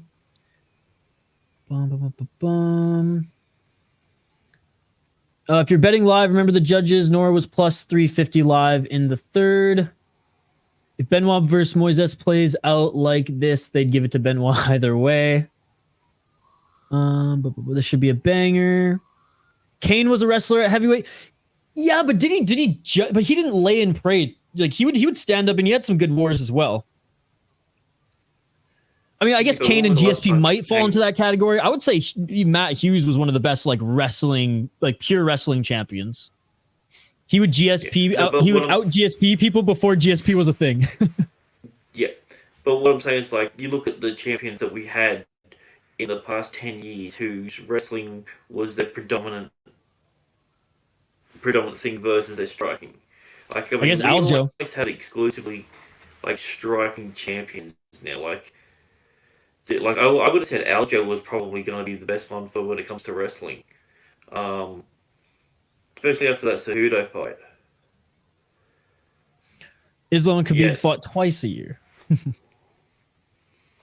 What's up, West Coast? Good to see you. Brandor, one of our exclusive members. Watch out for those judges tonight. Jeez, I like that, Brandor. I like how they're going damage heavy. Yeah, okay, Usman, let's be honest. Woodley, he didn't win the championship off wrestling. He won as a striker, right? Like he won knocking people out. He didn't win wrestling. He even in Strikeforce, he was more of a striker than wrestler. He just had that in his back pocket, and then when he was scared, then he leaned on that. Jared Gordon, I missed that. Oh my god, that's hilarious. Yeah, Jared Gordon's gonna be a wrestling heavy champ for sure. McKee has high height and reach, but I think he's gonna get cracked. Thank you so much for the super sticker, Mike Jones. As I check out the super sticker on YouTube, Mr. Grant Gregory, I'll leave it to you. Let me know your thoughts on this next matchup and your opinion on the win, and then I'll give some of my notes on it as well. Yeah, if I'm not 100% certain on each sort of person, and I'll be honest, neither of these guys I'm really in depth with. This guy has a better walkout song, so I think I'm gonna have to go with Loser on this one. He seems more calm, and I don't know. I mean, I'm no Mike Jones when it comes to picking with these sort of stuff because I'm an emotional bettor. I'll find something that I like about a person, and I'll be like, "Yep, that's what it's gonna be." I love it. Thank you for the birthday cake super sticker, Mike Jones. Again, if I'll catch up on the comments if I can before the fight here, but we're about to begin. I want to do a quick little rundown as well. So I'm going with who still is the underdog here at plus 140 here today. When I made my original list, he was plus 155. I'm going with Reese McKee. Look, I know Lusa trains out of a great gym at Killcliff. He's got good training partners. He's an excellent pocket brawler. I don't think he has that high-end, UFC knockout power. He's strong and he's knocked out guys in his career. I don't know. I think McKee's been hit by some big shots before and hasn't gone out easy, so I don't think Luce is going to necessarily knock him out, but he is dangerous in the pocket. And again, when he's standing right in front of you, he can employ his jab with those straight punches, but McKee is way more well-rounded. He's a good striker as well. He's lankier and taller, so that's dangerous. And he has power even with his step back hooks, just because he's one of those longer fighters, and they seem like those those guys with reach like above 155, like they got those lanky ass guys have power in those skinny arms of theirs, and he definitely has that. More experience, and his losses in the UFC have not been to bad opponents. Like Khamzat Chimaev, Alex Morono. Alex Morono may be the best unranked welterweight in the UFC. Like he is a great fighter. Oh my god, that must be the last name. Alex Morono, yeah, and then obviously Chimaev, no shame in that. Lost to a 9-1 guy in Bama. By the way, shout out to Bama. Before Cage Warriors was like the biggest UK promotion, Bama was like the Wild West. It was like Cage Rage 2.0. Cage Rage was crazier, where Anderson Silva, tore up. But I think a lot of people fought in Cage Rage back in the day. That was like the UK's little like Pride FC. It was just kind of like, I don't want to say unregulated, but close to. It was wild. But anyways, I got Reese McKee. I got the underdog on this one. Yeah, so I got Lusa. I've seen him. Like he's not. He's not gonna knock him. I don't think he's gonna knock him out. He's gonna get a decision win. And that's how I'm going for. There it is. You gotta go for the short guy. You gotta go for the short guy sometimes. I can't help it. Yeah, I dig it. Round one, about to begin here. Again, sorry I missed some of your comments here. I will try to check them out if there's any lull in the action here. If not, just comment them again, folks. Yeah, I don't know, but I don't like the 30-27 either. All right, 4 minutes and 50 seconds on the clock. If you want to sync up with my stream, and yeah, look, he is so much shorter than him. Holy crap! I think McKay's put on a bit of muscle as well. Yeah, he's not as skinny. Yeah, he's looking. Yeah. Oh, a nice right hand there by Lusa. Again, in the pocket, Lusa's gonna find his target. McKee can't have Lusa dictate, where this fight's gonna go and continue to pressure him because he's dangerous with those overhands. Double left jab, though, by McKee at range. That's what we want to see. Great job by Lusa. Keeping McKee up against the cage, landing those shots, and now looking for the takedown, and he gets the takedown. No, McKee. I think McKee kind of dropped there for a guillotine as well, kind of let that happen.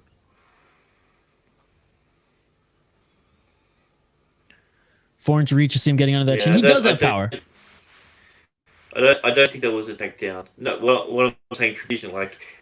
He's good at hitting people, but he's not a one-hitter quitter sort of thing. So that's why I think. Oh, Herbo's calling us clowns, man. Herbo's calling us clowns because we okay. Because we picked we thought the damage fight was. I mean, Herbo, I feel like we explained our thought process on that. We said the 30-27 was a bad scorecard, but.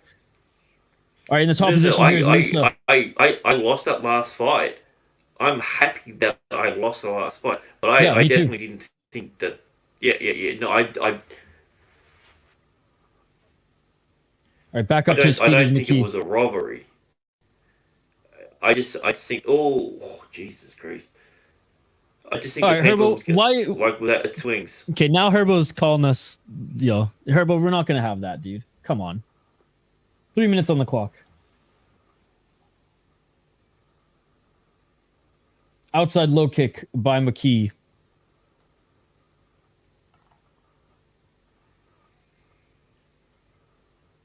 Oh, and again, once Lusa gets into the pocket, he's dangerous, man. But his pressure is relentless right now, and that's what I like about him. McKee took some shots there, and you can see he's not like wobbly, he's not phased or anything like that, but definitely a little bit slower in the striking. He can't make this a brawl, even though Lusa's going to drag him into that. Out of the two, McKee's going to definitely wear the damage a lot more.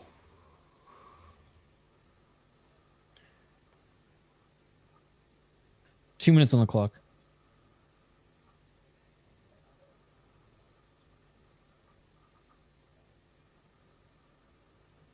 As a clown, I'm offended, says Thomas T.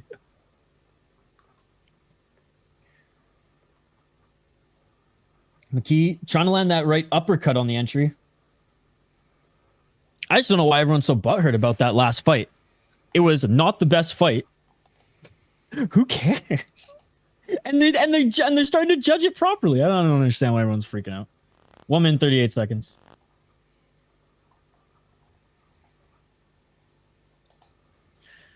Woosah, Herbo. Take another puff. Let out the stress. 1 minute and 28 seconds on the clock. And Lusa, takes a body kick there, right side. And this is what McKee has to do. Shots at range. Can't let Lusa pull him in to that dogfight. That brawl, I should say.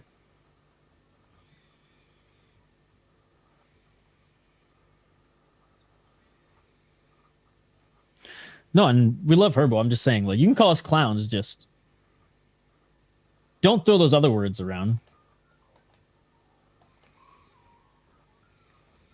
45 seconds on the clock. Last time I checked, we're not like a bundle of six, so... 35 seconds. Outside low kick by McKee.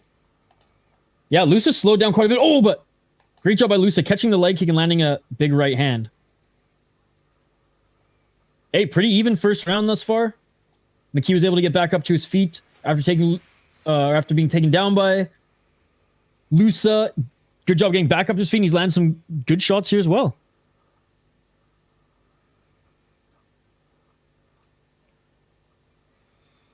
Aaron, baguettes all around. Gino. What's up, Dingler? All right, that's it for the first round, guys. All right, close first round. Let me know your thoughts. Based on what we've seen so far, and if we're going to go what happened with the last one, you've got to give it to Lusa based purely and simply on damage. Yeah, McKee's more banged up. I don't think he outstruck him. What's the no, Reese McKee, 35 significant strikes, 37 landed on 81 thrown. Yeah. Actually, it's a lot closer than I thought. Okay. Yeah, I'm leaning Lusa as well. I think towards the end, McKee was getting the better shots on, but early on, Lusa came out, set the pace, got a couple takedowns, or got one takedown, and then dragged him to the ground on that other one, and actually like was active enough where like okay, like the pressure and the control of the fight there was in his favor. Whereas again, Reese McKee did get back up to his feet and forced it to stay on the feet. And I would say the first half of that fight was like 100%. I was like, okay, this is Lusa. McKee's pretty much like on the defense here. I do think Reese McKee, it shows with the striking that second half starting to get his range together and starting to land here. As the second round just started, he lands 2 left jabs right off the bat. Let's get it. So I'll give Lusa the first round narrowly, but if McKee continues to do what he did in the second half of that round, he's gonna find success in this fight. Lusa had past cardio issues. Yeah, that's true. He comes out like he usually comes out much more explosive. Well, I mean his last one, I should say. I don't know all the time, but yeah. Maybe you learn. Aaron, you're not wrong. You're not wrong, Aaron. Maybe like the judges, Lusa evolved. Yeah. Oh, right hand by Lusa there. And that like made the head of McKee like move. All right. I'll be back in a minute, buddy. I just got to go quickly do something. All right. Sounds good, man. Again, shout out to Mr. Grant Gregory. One of our exclusive members riding shotgun here. Appreciate all the comments, guys.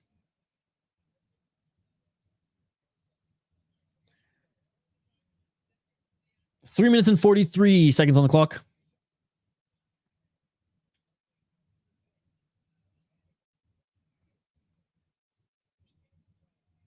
Left hand by Lusa, right hand by Lusa.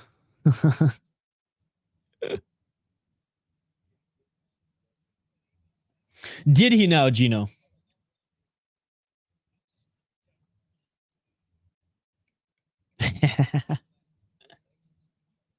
Three minutes and 14 seconds. Ooh, a nice counter right there by Lusa. Again, Lusa's the faster striking. He just doesn't have the range. Oh, a nice body shot there by Lusa. Right uppercut by McKee.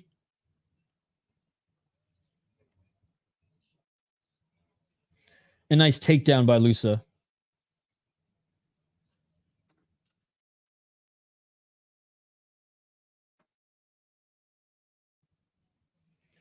2 minutes and 43 seconds. Lusa with the takedown. Lusa inside. Did he pass? Yes, he almost passed the side control here. Good job by McKee.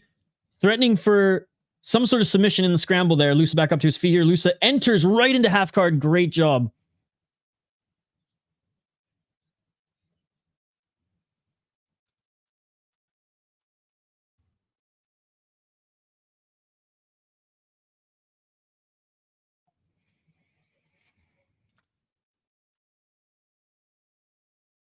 Back up to his feet is McKee, but Lusa has the body lock and takes him right back down to the ground.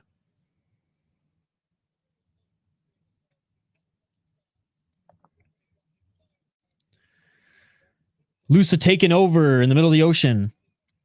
I don't think Lusa has it in him to finish. He's gassing, and the takedown shows him not feeling the feet. He's getting the better of McKee in this round on the feet, though. He's just getting the better of McKee in this round in particular. Lands some nice right elbows and some nice right hands here. McKee's trying to get back up to his feet, but he's taking a lot of damage. Lusa constantly throwing another right hand.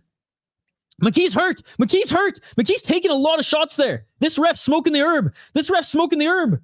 Finally, the ref's woken up here. Oh my goodness, shots after shots after shot, dude. McKee has a chin, dude. Lusa just keeps tagging him like these aren't hitting the guard. These are shots. Lusa's draining the gas tank there. And McKee, why would you drop for a freaking guillotine, man? Why would you drop for guillotine? He's not done. That's the thing. He's not done.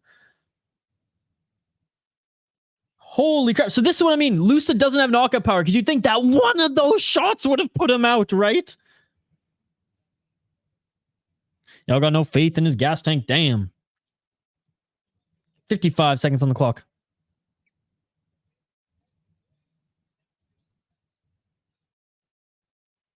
I love this refs. How did he eat them, little pillow fists? 53 significant strikes in this round. So yeah, McKee may have outstruck him in the last fight, or in the last round, but Lusa definitely getting the better of him here. His chin is solid. Dumb, but probably gassed. Well, the ref just stepped in. Dude, the ref had no idea what was going on. What's up, Mr. Gregory? Did you just see that? Yeah, He's still doing some left shots here. Dude, the ref was asleep, man. The ref was smoking with herb. That was, I mean, he's just doubled the strike differential in like a 30-second period. Holy shit. Yeah, that's it for the second round. Like, sometimes in those exchanges, like, we as fans get, like, really excited. We're like, finish it or stop the fight, whatever. But, like, and then you look back and you're like, oh, yeah, like, he literally covered up 90% of the shots and only, like, 2 got through, right? Where in this case, I think maybe he only covered 2 and, like, 30, like, connected. That was nuts. I'll have to watch it again because I thought he was literally bouncing his head off the cage. Dude, he took some solid shots there. I don't think this loss, if McKee loses, I don't think one loss upon coming back to the UFC will get him cut. But it's. I don't know. I'm betting the house on McKee now. Oh yeah. Oh yeah, dude. The way he threw everything into that, like, yeah, he was just like, really. Yeah, I think he's for a guy who's been known to have a bit of a tank issue, and then to do that then after holding back on the first round. It did look like he threw it all there. He threw it all out there. Oh, look at the right eye of McKee, man. Yeah. So 10-8, Mike Jones says, I think, like, he should have. All right, round 3. Shit. Yeah, it's swollen, man. Yeah, sorry. Got to be undefeated. Wow. My prop ain't looking too good. Maybe I won't bet the whole house. Maybe just the back room. Maybe the study. I'll bet the study on him, not the whole house. Lusa going for the takedown right away. I hate how McKee, like, in that one, he didn't necessarily aid Lusa in dropping, but you can tell every time he's like, guillotine. He just has that reflex. Anyways, third and final round here, folks. 4 minutes and 22 seconds on the clock. Dude, it's the thing. If you're good at the takedowns, the next thing you need to be good at is one flute choke. Plain and simple. Yeah. We're seeing it more and more, which is nice. It used to be a very rare choke. Dude, I got put in that, and I had nothing. I had no defense. Like, I have no idea how to defend that. Like, other ones you can pull hands away. You can, like that. That is such a weird one because it's just all of a sudden you're there and then you're done. Mike Jones saying, Lusa's gas. His tank's getting bigger every fight. He trains to get better, and it's paying off. Honestly, he looks damn good in this fight. Like no shade thrown at Lusa at all. Lusa's no loser. Well, not all yet. Right, 3 minutes and 26 seconds. McKee on his back here, still quite active. He's throwing strikes. He's moving side to side here. He's trying to get that. What is it? Left hand that's caught.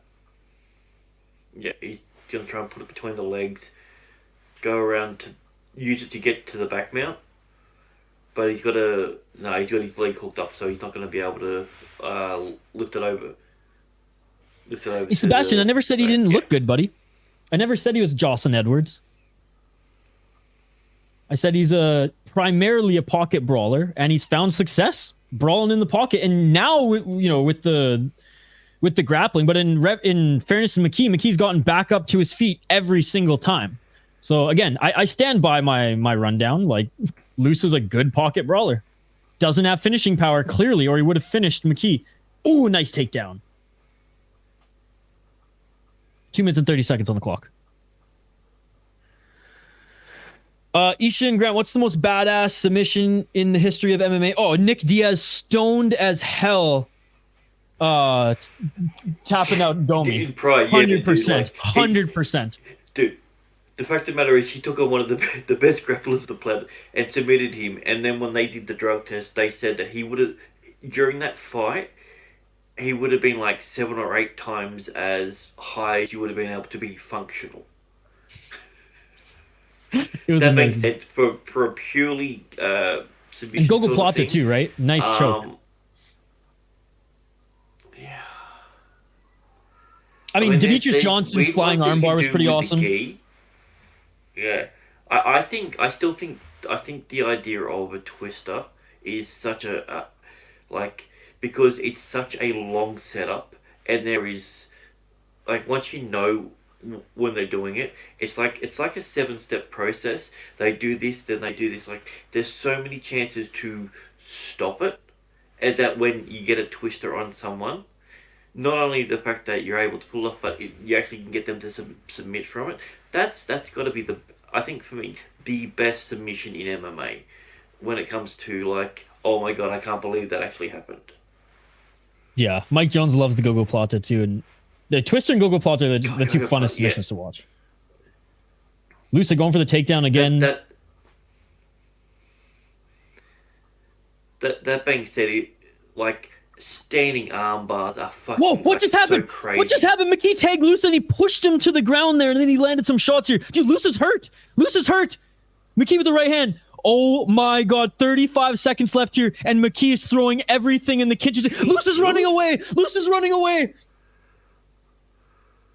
Oh my goodness, 30 seconds left here. Short right elbow by McKee. McKee, finish it. Please finish it. Oh my goodness. And McKee, he's on his final, he doesn't have much energy left either. 18 seconds of McKee. Oh my goodness, he's gonna win back this round 100%. Oh, a knee lands. Are you kidding me? Oh my god, dude. McKee could pull out this fight, or it could be a draw if that second round was a 10-8. If he won the first round, I don't know. Oh my god, that's the end of the fight. What a finish. Yeah, he ain't getting cut. Even if he loses, he ain't getting cut. That was the best way you could end a third round, being down, assumingly down in the fight. Oh my goodness. I was just losing my shit there, dude. Holy crap. Dude, I thought we were going to have another Darren Elkins moment. That would have been amazing. Bone standing guillotine on Machida. That was savage as well. Sebastian, we'll get to the Lapilus fight in a little bit here, buddy. That one on Machida was weird because, the fact of the matter is that it was stopped. Also because it looked like Machida was pushing down on Jones's arm, but he was out and his arm was just resting. But it looked like he was, because how hard Jones was squeezing. Because Jones, that's the thing. If you've got that reach, you can not only do that, you can do this. You can also do the hand. There's so many different variations depending on your position. Just because you've got the reach, versus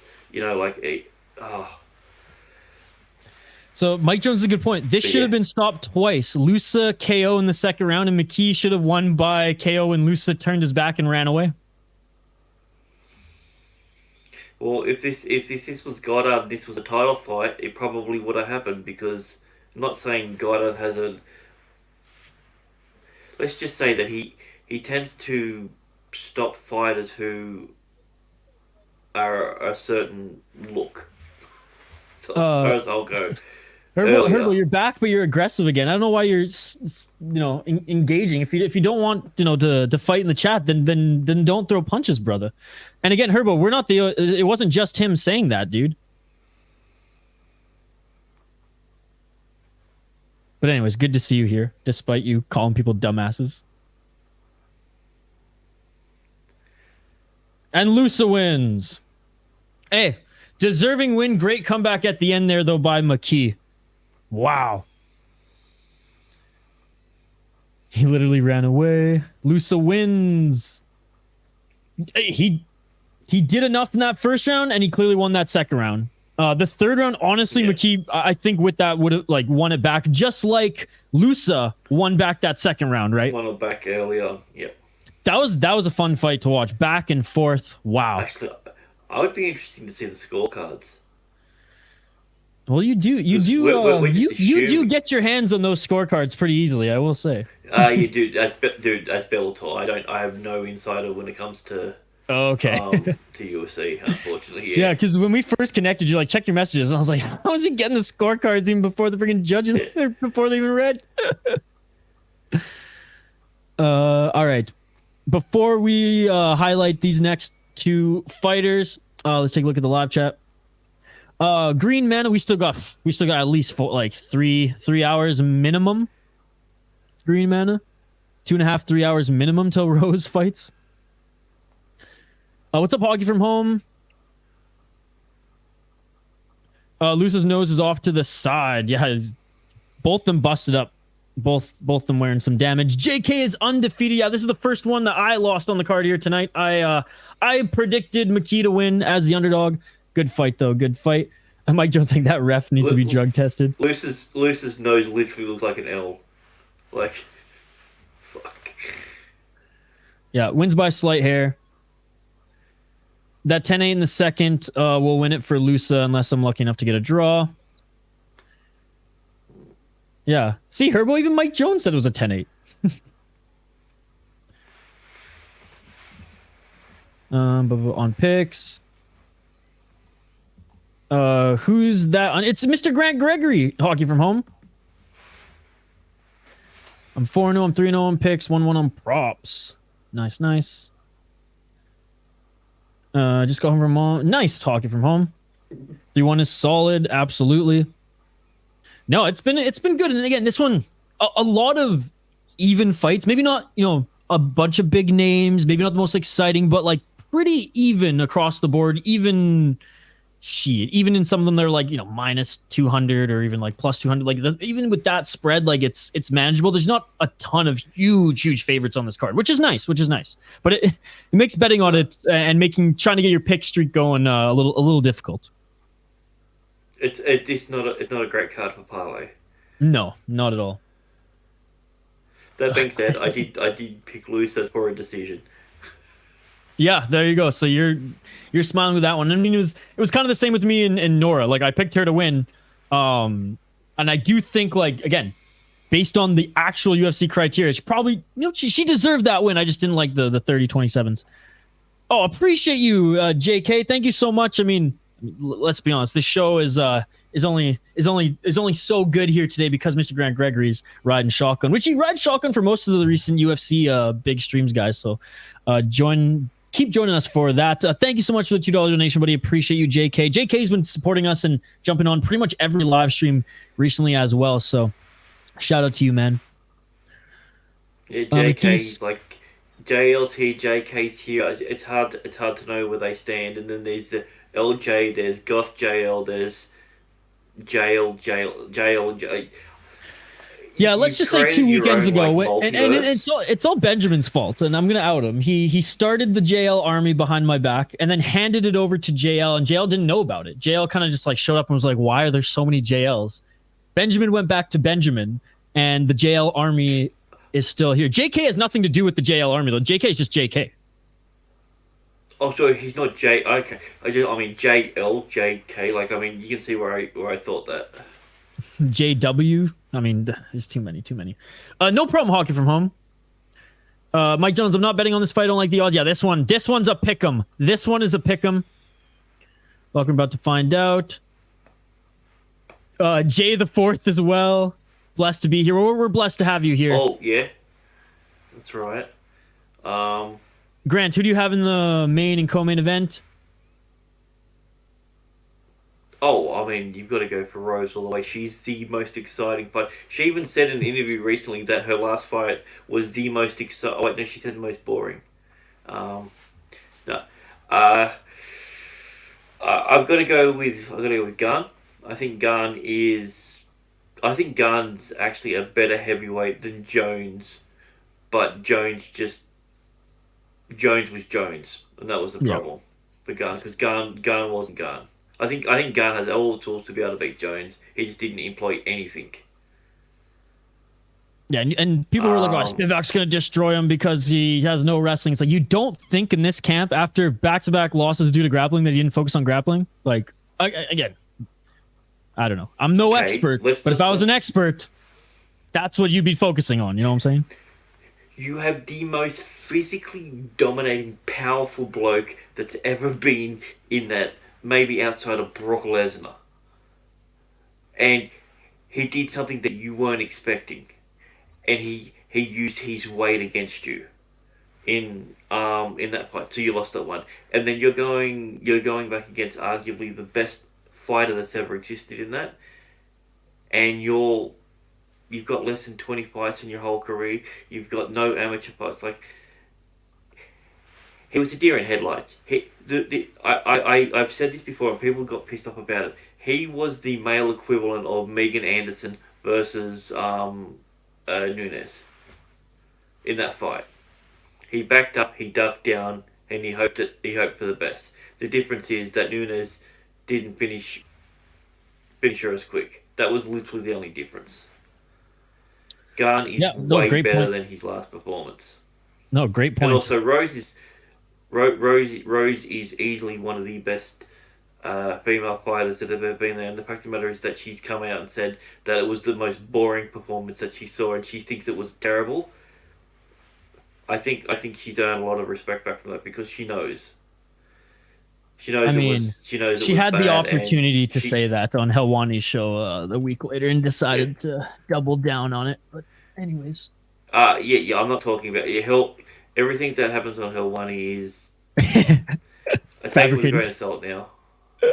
No, it's just, when someone says something and it breaks the glass ceiling, you're like, oh yeah, I've noticed that, and it was never an issue, and now every time that you see it, it's an issue. That's what happens. I wish people didn't. Once you know how the sausage is made, it doesn't taste as sweet. No, for sure. Grant is a wise man. Well, I feel like you should have sent him a super chat on his channel or something like that. No, it's all got to go to you. Oh, thanks, buddy. All right, see you later, Hockey. Okay, let's quickly highlight this next fight as Lapilus making his way to the cage, and then I'll get Mr. Grant's final thoughts on it. Keep the comments coming. Mr. Grant Here we go. Oh, cheers, buddy. Mr. Grant can read the comments. I'm pretty sure he can read the comments too, guys. Lapilus 18-3 in his pro MMA career, and again, both of these guys, they're taking each other on short notice, but they were each supposed to fight on this card. They were each supposed to fight different opponents. There was some fallout, so things got scrambled. They were each training to fight strikers. I just want to say that, because that is, when people are like, oh, they're both 2 days notice, you can make an excuse for either of them. They both are training to fight primarily a striker, and here we are. We're going to see it here today. Lapilus 18-3, 5-0 in his last 5 fights. He's the favorite, -175, 31 years of age. He's a fun fighter to watch, ladies and gentlemen. Watched him a couple times fight on on Eris. Oh my god, dude! I swear, I love Was it- I was Tapology. gonna I say, love was that it- they're making some money, but like their fucking shit to get behind the ad blocker is just. It's gonna kill me. But anyways, MMA Factory guy as well, Fernando Lopez guy. 4 KO TKO, 6 submissions, 3 losses via decision. He's never been put out. 3-1 in the UFC, 5-0 in 100% fight, and 3-0 in airs. He's been active as well upon leaving the UFC on a win. He went back to the regional scene and crushed it. 6-0 guy, 8-0, 16-2, 10-0, 12-1. I get the 24-11 guy, whatever. He gave Demarte Pena his first ever loss, fighting for the Aris title in his last fight as well. Definitely a game fighter is Taylor Lapilus. I'm like, how do I know this bloke? I'm like, yeah, I know Aris, the name, and I'm like, I couldn't picture what it was. Okay, yeah. Yeah, he just won the belt. 8-0 is Loughran, the Dawn, out of Ireland. He's 27 years of age as well. Activate A, by the way, in the chat, loves this cat, and he definitely... He showed that he is the villain yesterday and leading up to this fight during fight week, which is awesome. Again, undefeated. And this guy... Go ahead. So I love when someone can... like. This is what it took Aljo 30 fights to realize. If you can come out as a villain, you do that, everyone's going to remember this fight whether he wins or loses, based purely and simply on his actions.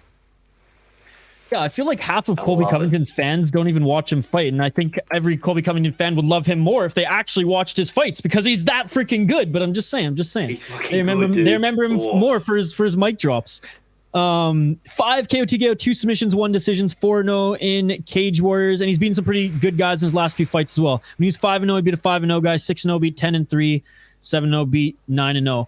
Ultimately, and I'll get Fight Center up here in a sec, folks. Ultimately, I think Lapilus wins because he's experienced. He's been under the bright lights of the UFC before. He's coming over as a champion in Aris, beating a really, really good, talented striker as well. Round 1 has begun, ladies and gentlemen. But yeah, I'm going Lapilus, locking it in. This one was the toughest one for me to call. There's good value on locking as well. Yeah, all right. There's definitely good value on the underdog. Based purely simply on the fact that he interacted with Bruce. Bruce made eye contact with him. I love that. And he's a tank. Look at him. Nice left hand by Lapilus. And I think Loughran is great. Nugget. Yo, he's great. I just think Lapilus, he's just on a higher level because of the experience factor. And he's fought guys. He's derailed hype trains before. He's fought undefeated guys. And he's fought undefeated strikers like he did in Aris to win the belt. And that guy was very much a pure striker. Dude, and no ego from bouncing between big promotions to smaller promotions. That's also something that you've got to, there's a humility in a fighter. Yeah. So when they get a loss, they can come back, which is always a sign of a great fighter. Mike Jones saying he's the hometown favorite. Yeah, the Irishman wins for sure. If neither fighter trained for a replacement opponent, neither got the advantage. No, but I think that is also a bonus for both of them. I think if I'm in that scenario and I picked a fight on short notice and my opponent does, as long as it's not a dog shit fight, I don't see us not getting another fight. No, yeah, true. Mike just said the Canadian goes with the French and the Brit goes with the Irish guy. In fairness, this guy's not my French, all right? French, they hate Canadians. They think we're trash. They think that we're they think that we're Bayou French. And I'm not saying that the Bayou French, I like the Bayou French more than the France French. I like them more than even the Quebec French. But no. I'm not picking the French guy because he's from France. If he's from Quebec, it'd be a different story. Well, I mean, either way, we're both picking people from the British colony. So. He said, "My joke stands." Yeah, that's true. The Aussie and the Canadian are picking British colony fighters. Yeah. Isha, you understand what you are saying? Je comprends tout, mon ami. La toilette ne marche pas. Pommes frites de la bouffe tech. 2 minutes and 25 seconds on the clock here. Straight right jab by Lapilus. Oh, and a nice counter right. You can just see Loughran scrapper, Lapilus little bit more skilled in the striking. But it's going to be a good scrap. Oh, nice right hand by Loughran. Straight right by Lapilus. Fucking weird. What's that? Like, he's got an odd... Loughran's got an odd-shaped body. Skinny legs. Small torso. Big arms, or big long arms. It's just like... Yeah, he's got big long arms, but he's a short package with it. Like... Yeah. But he's wide. He's got long legs too, which is why he's been able to employ some of those high kicks. Not in this fight necessarily, but in his last fight anyways. Oh, a nice shot to the body there by Loughran. Tries to set up the takedown. Loughran wearing some damage on the left side of his eye. Well, Lapilus with the... Fake that right jab to land a left body shot. Dude, like I said, Lapilus striking, it's just crisp and clean. He's way less of a brawler. Very skillful in that discipline.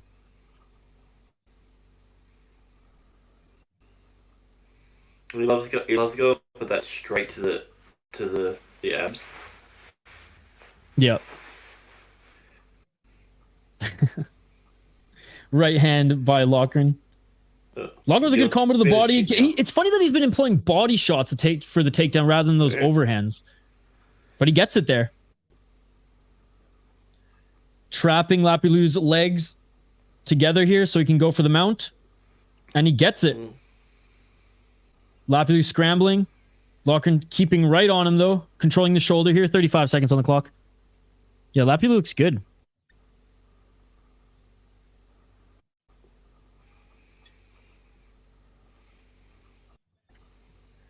$23 seconds on the clock.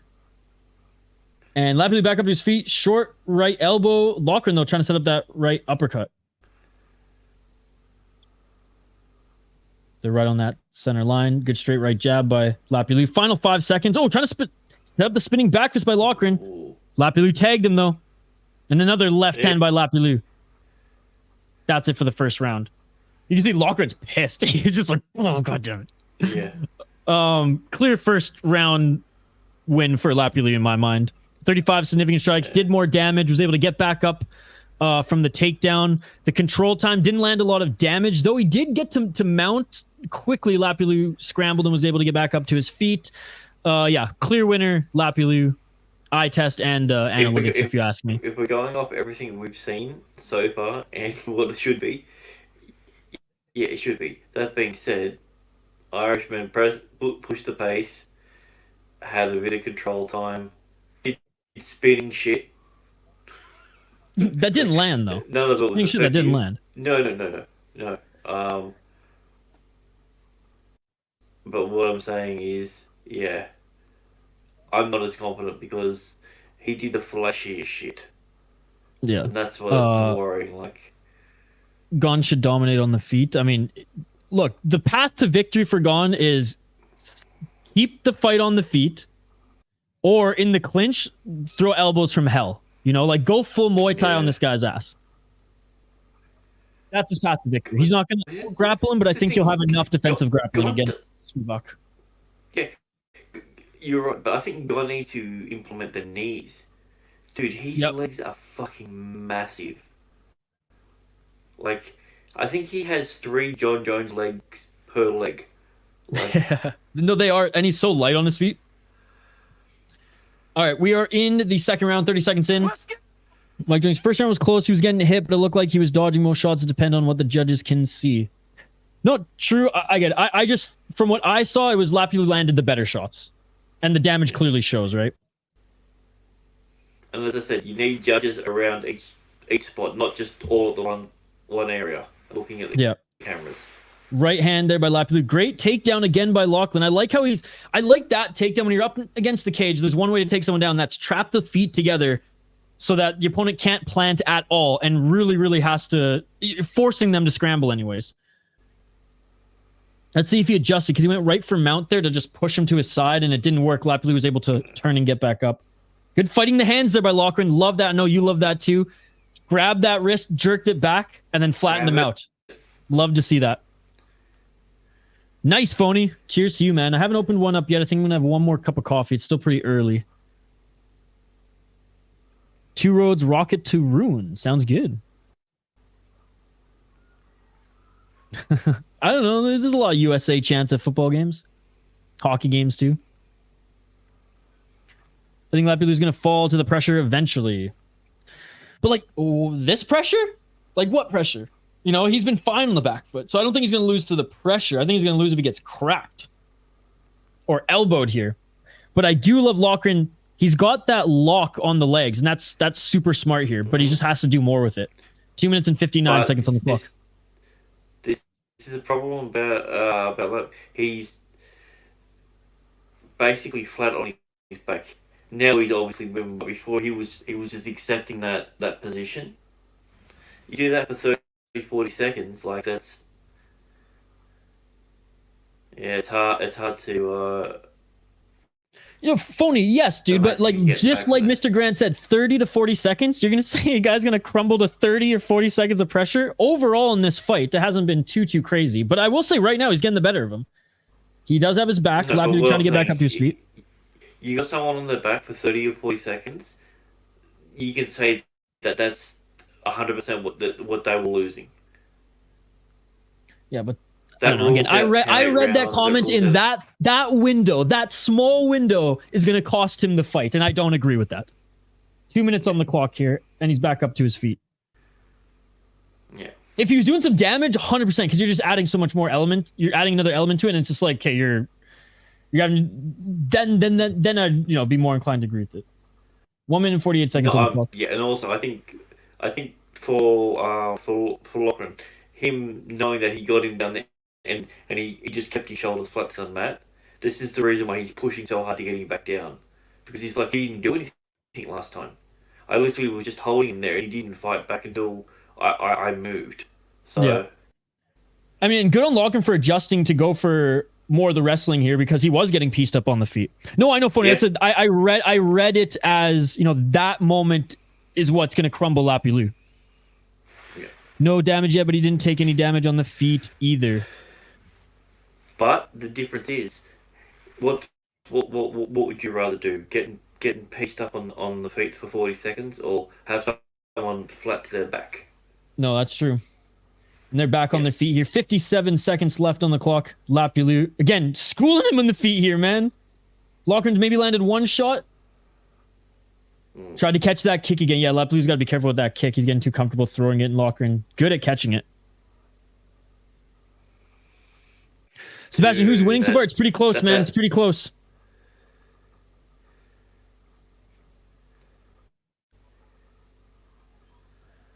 Too tight to bet on.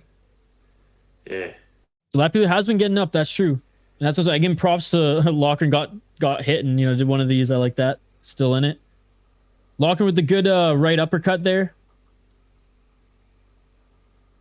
Oh, I love how tactical this is. They're both just still just look for that shot, and there we go. Lapilus lands that left. Loughran tried to employ that spinning kick. Loughran with a good left hook. Final seconds of the round, inside leg kick for Lapilus, and that's going to be the last strike of the round. I just sprinkled on the Irish guy. Did I not say that he's going for the spinning shit at the end of the round to make it look flashy? Yeah. No, he's a smart fighter, and he's been adjusting. That's what the bad guy does. Yeah. Like literally, if he's playing that role, he's going to try to steal the round, because that's what a bad guy does. Like, I love that. Lapilus hurt him more with the eye damage, and Loughran did no doubt. I'm still leaning towards Lapilus. Yeah, I still got Lapilus up 2 rounds, but especially with what we saw with the other judging, he's outlanding him, and when they're on their feet, he's piecing him up. You can't argue. I mean, and I'm not saying Loughran's not landing a good shot here and there. He landed a good hook. He's employing that uppercut well when Lapilus is getting too comfortable in the pocket. But yeah, it's 2-1 health, 3-1 in strikes, especially in that last 2 or a minute and a half on the feet there. But I do like how Loughran has been adjusting on the fly, and like you said, he has good fight IQ. Close fight indeed. All right, third and final round. And let's see how Loughran let's see what Loughran does in this third round. Because Lapilus just been playing his game, right? Fight to get back up to the feet so I can keep schooling this guy. Was that a eye poke? Or did he grab the gloves? Oh no, low blow, low blow. I was like, what the fuck happened there? Lapilus got hit below. Let's see. Oh, yeah. I guess that kick just happened so fast that I didn't even notice. Yeah, because... So I was looking through it, I'm like... I didn't even notice the fighter reacting. I noticed the ref reacting. Monash, there's no way he won that first round, dude. I don't know. Monash saying it's both 2 rounds. That's bold. That's bold. Again, based on how the judges have been scoring fights so far, I can't agree with that, but I think one of the rounds, round yeah, left hand by Lapilus. Yeah. If you think it's the old school method of position versus power and everything, then it's still one round apiece. Like, no matter how you look at it. 4 minutes on the clock. Loughran going for the takedown. I yearn for carnage. Good takedown defense by Lapilus right now. Lapilus trying to get an underhook. Good job staying on the feet. But look, and this is what I like about Loughran. Lapilus goes for a knee to the body. Loughran quickly attacking that leg. Like, the guy is hyper aware in there. He's not just... Even at the 3-minute 40 mark in the 3rd round, after a pretty grueling fight, as far as it being contested everywhere, I mean, that's what I like to see. Right, they're separated here. Good counter shot by Lapilus. What he did there also, he didn't drop to the knee to try and get a bit of extra power. He stayed on the feet to try and be able to pull that right leg back to be able to pull him away from the cage. And he's doing that right now again. On the cage. Yeah. And he was doing that right there. They're in the clinch now. 3 minutes and 10 seconds. Gets him up against the cage. Tries to pull him around so he can get a dominant position. If he falls down, he can get him. If not, then he can, go back to doing the same thing he was doing before. But yeah, and Loughran shoots with the takedown and misses there. It's a defensively offensive wrestling style, which is interesting. I like it. Lapilus with the right hand. Don't know what's winning of the fight, but yeah, it's... No, and that's the thing. Like, I really like this kid. Yeah. But, like, Lapilus, he's just been fighting better all around. And it's like everything that Loughran has thrown at him, Lapilus has defended, countered, or got back up to his feet to force the fight back on the feet. And I think that says something. Yeah, that's what I'm saying. I think that's what he's better at doing. Like, what happens when you're, a counter-strike, counter-attacker, and your opponent doesn't give you anything? Yeah. 2 minutes and 13 seconds on the clock. And yeah, Loughran can't get that takedown anymore. Lapilus needed to be a man, stay off the cage. I'm not blaming Lapilus for... What do you mean staying off the cage? The guy's pushing pressure on him. But that's what I think Lapilus being a man, personally. He knows that the guy's trying to pull him down, so him leaning against the cage on that side makes sense, because if your opponent's pulling you this way, you want to go that way. Little cage grab there. Good on the ref for being on it right when his hand went like this. The ref just slapped him right away. So I love that. 1 minute and 30 seconds on the clock.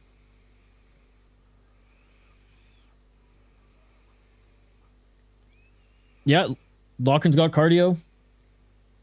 No, they both look crisp and clean for sure. And I mean, both of them having to grapple. The one thing about Loughran, I will say, like, he's having trouble getting the takedown here. Oh, that dude, Lapilus with the little step to the right and counter left there. Oh, he's striking so good. There's a clear shot to the leg at the 1 minute mark by Loughran. 56 seconds on the clock. Is he going to get this? He's got that right leg. 49 seconds. Can't get it, though. Great takedown defense by Lapilus. And again, like... Ooh.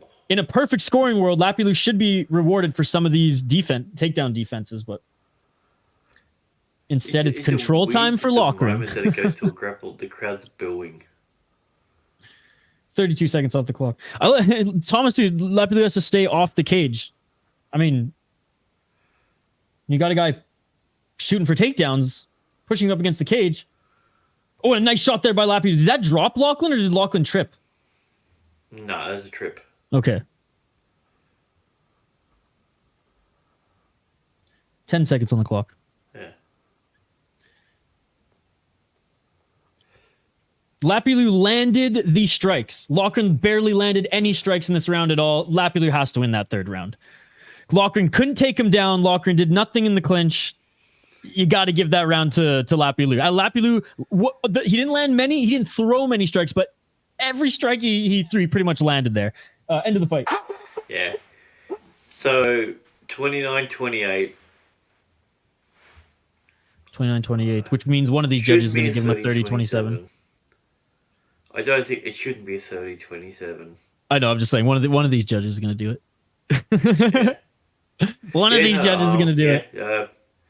Mike, you're right. Like as I said, emotional better. This is the reason why I don't do parlays often. Dude, I had such a good one lined up, and I knew I was making a dumb decision. I've done it so many times.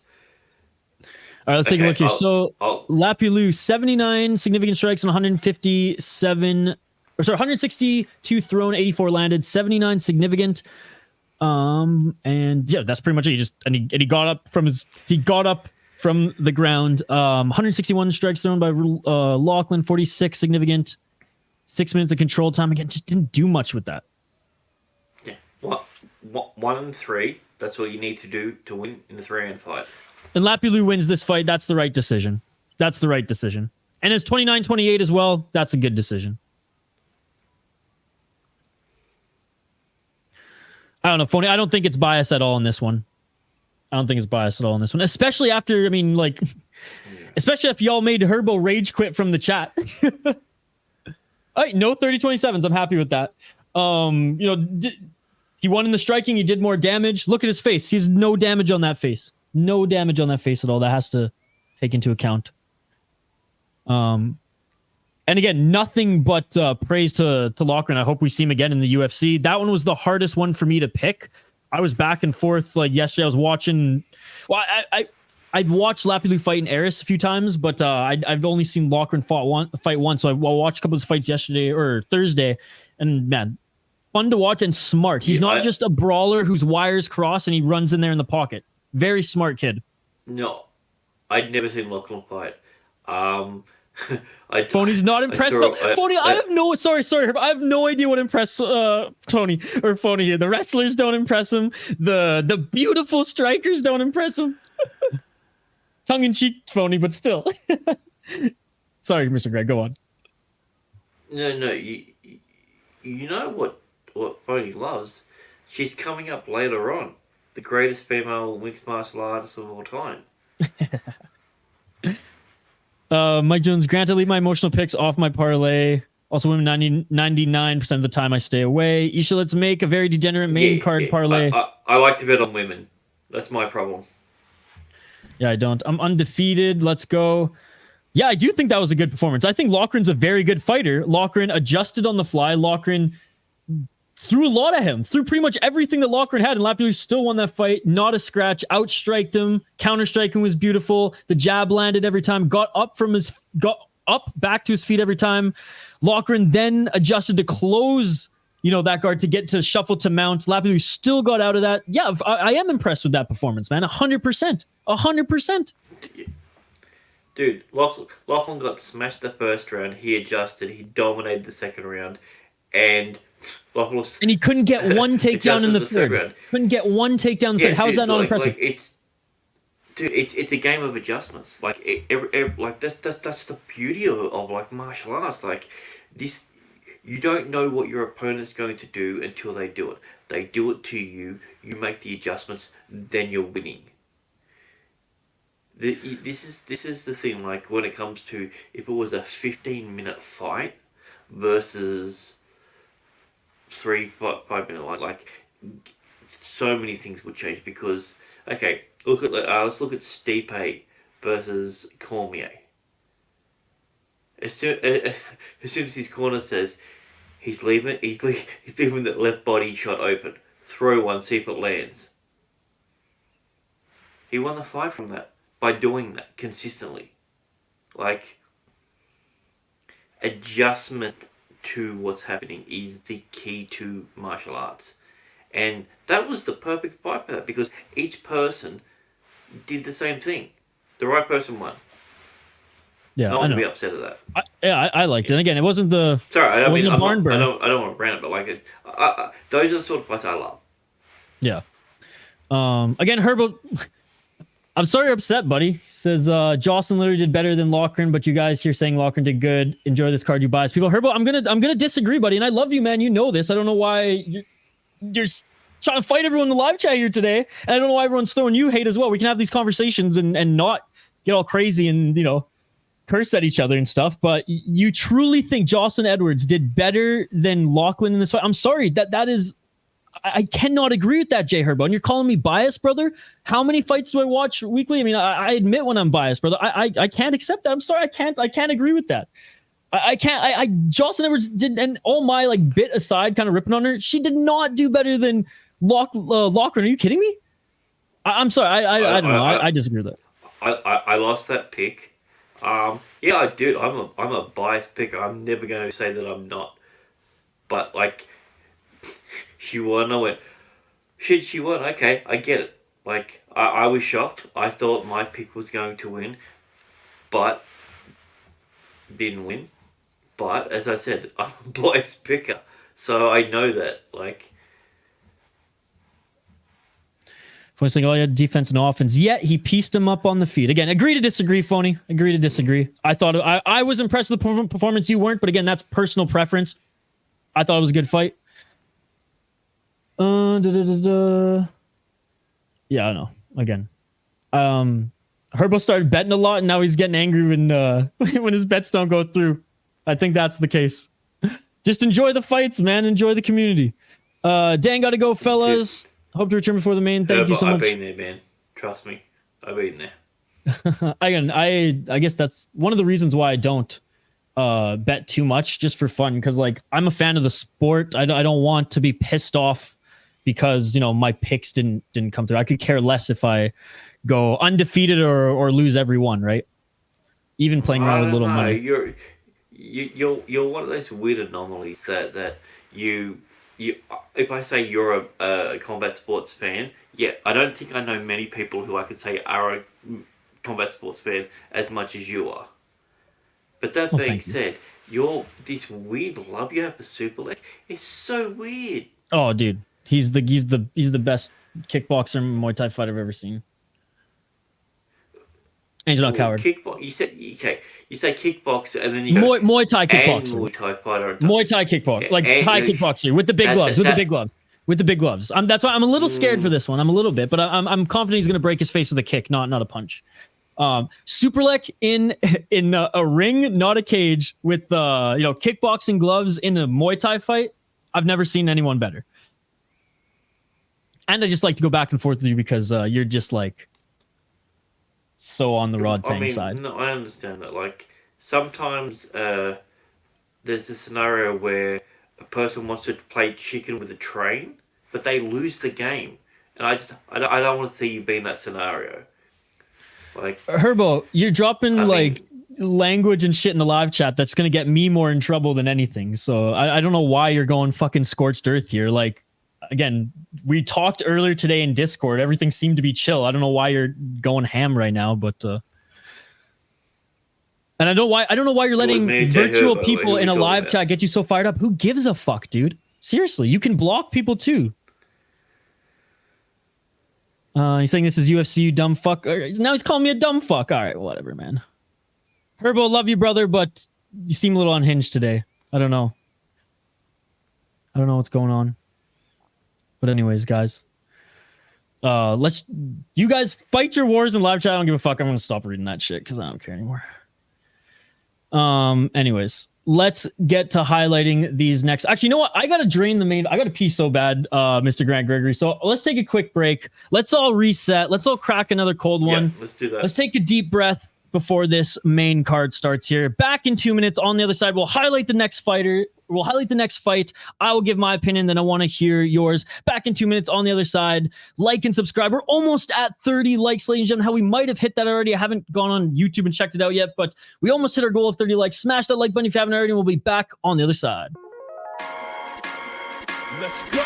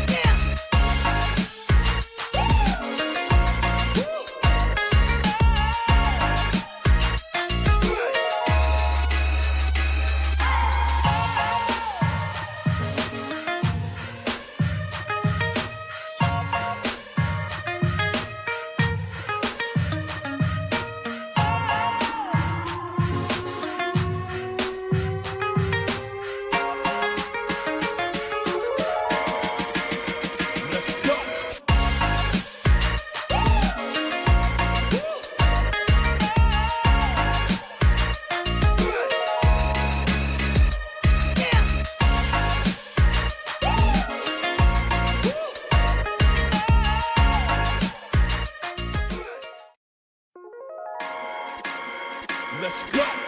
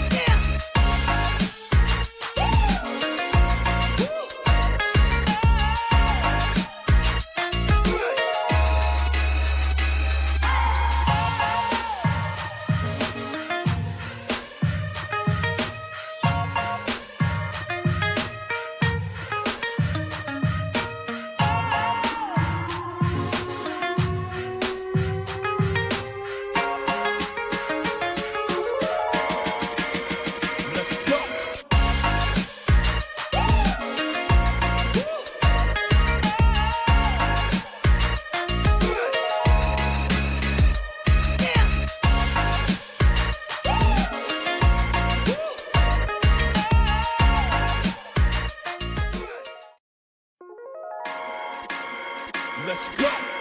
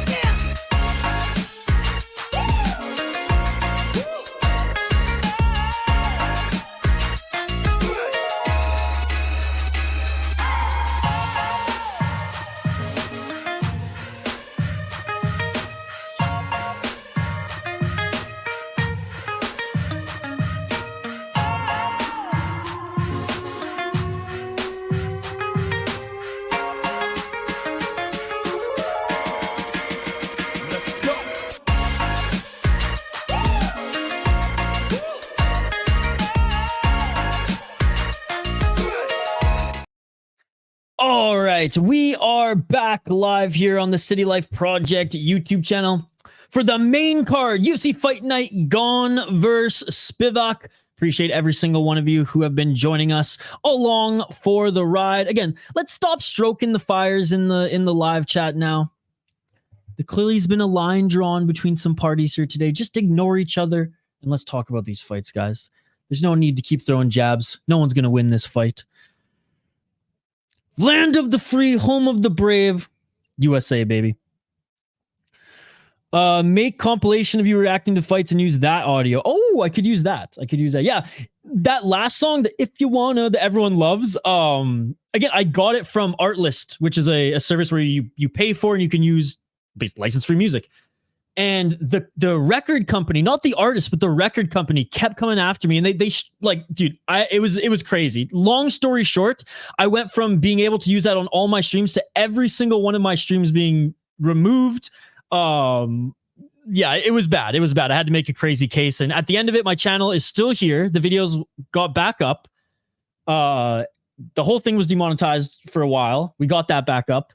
And then, but I cannot use that song anymore because it just like it sends like a trigger, and I can defend myself because I tried after and plead my case, and then YouTube reverses everything, but it's just a chore now. So I put that one in. Feedback received. Mike Jones does not like that song. We'll change it up next time.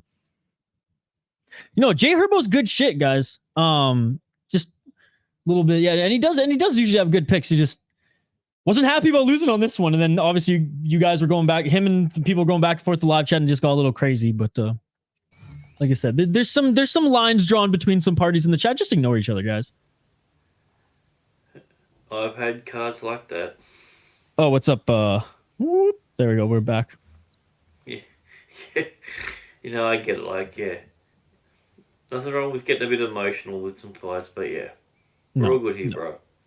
Yeah. All right, next fight coming up here. What are your thoughts, Mr. Grant Gregory?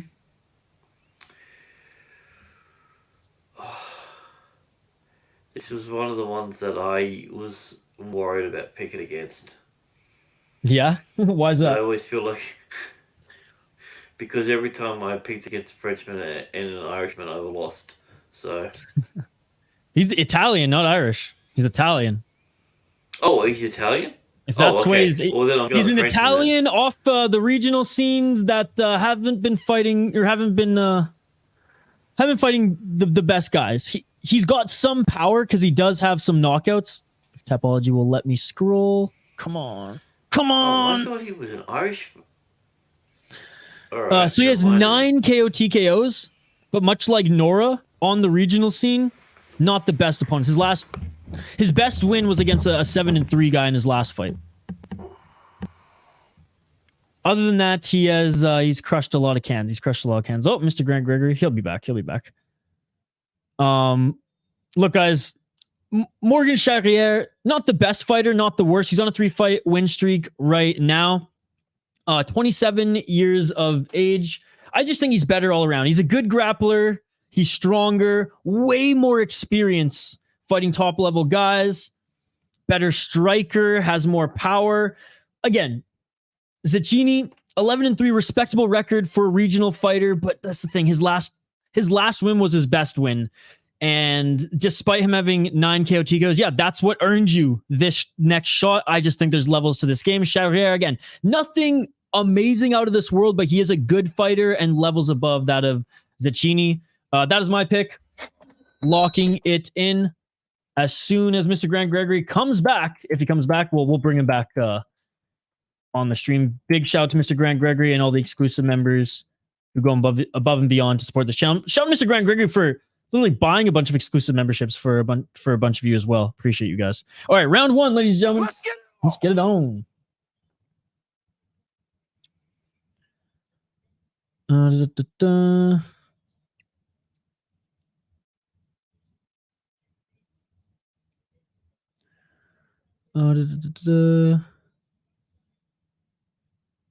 You had chat donating for bands. Yes, last week was crazy. You're right.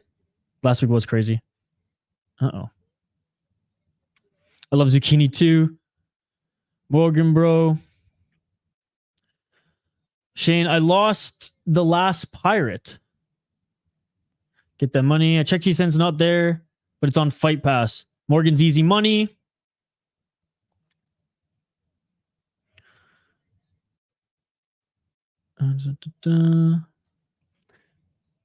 Yeah, and Herbo, that's something I wasn't used to. When I was in Canada, that wasn't the case.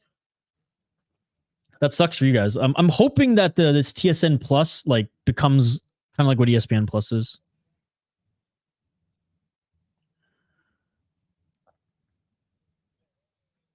All right. 3 minutes and 41 seconds. Glad you're back here, Herbo. JK Thomas. Shane's here as well. Good to see you, Shane. All right, let's get back to the commentary here, guys. 3 minutes and 30 seconds. They're still on their feet here. Zecchini in the green trunks. Nice pop jab there by Charriere. How many fights left? 2, buddy. 2 more after this one. Nice right hand again there by Charriere. 3 minutes on the clock. Zecchini landed that right hand. He's looking for that big shot, but Charriere is landing on the counter as well. Like I said, nothing but respect for Zecchini. 9 KO TKOs in an 11-3 record. That's awesome, but this is the next level. And Charriere, respectfully, has been fighting at this level. He landed 2 shots there and an overhand right, and that hurt Zecchini.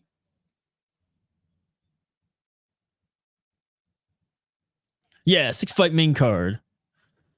Ooh, and another good shot there by Charriere. Yeah, no one's really dominated this fight. That's a good point, Phony. Or as dominated in a single fight. Now, Charriere looks good on his feet thus far. 2 minutes and 24 seconds on the clock.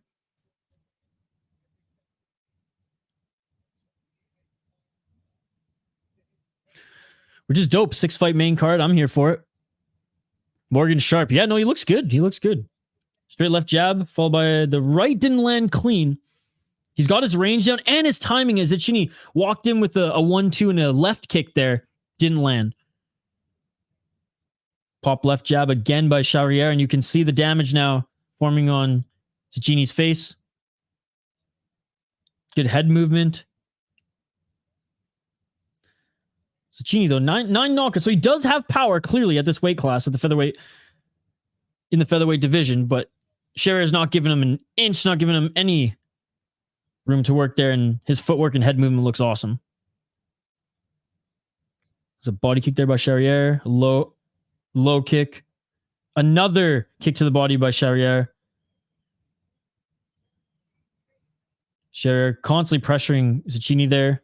Straight left jab. That pop left jab, I should say, by Charriere is money so far. Oh, and a shot to the body. Another shot to the body. It's all over. That was 2 front kicks in a row to the gut, and it is all over. It is all over. Zecchini, he might be protesting that was low. We will have to check the replay.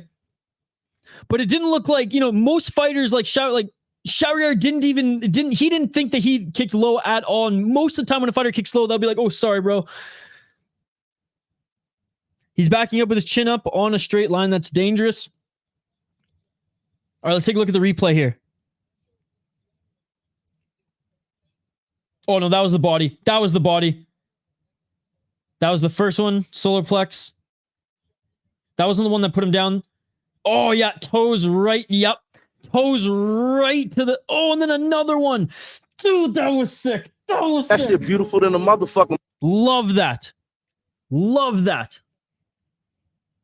Smokey Bear the Tat? Loved it live. That's easy money. Easy money. Let's go. Hell yeah. A great win by Morgan Charriere. Like we said, there's levels to this, baby. There's levels to this. Great win. And the crowd is chanting. The crowd is going wild. That is amazing. That is amazing. Great work to the body there. Great work to the body. Toes just digging in. Oh, man. Oh, man. I'm only lost one of my predictions. Reese McKee. So far, I'm 1, 2, 3, 4, 5, and 1 in prediction. This one's been tough, man. I was scared. The Lapilus one before the fight started. That was the one where I was like, this is going to be the closest one. And honestly, from an MMA standpoint of being able to see all the mixed martial arts in action, that one I think was my favorite fight so far tonight. The Farid Basharat one was good too, because I was confident he was going to win, but I didn't think he was going to win in that fashion. And this one, as far as just like how nice the finish was, double kicks to the ball, I guess triple. The first one didn't put him out. The first one made him jog a little bit and reposition.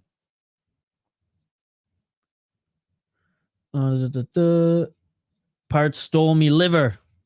Do you golf? No. I mean, I will go if I'm invited, but I'm so bad, J Herbo. I'm so bad.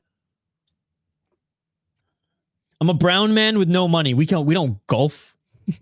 only rich brown people golf.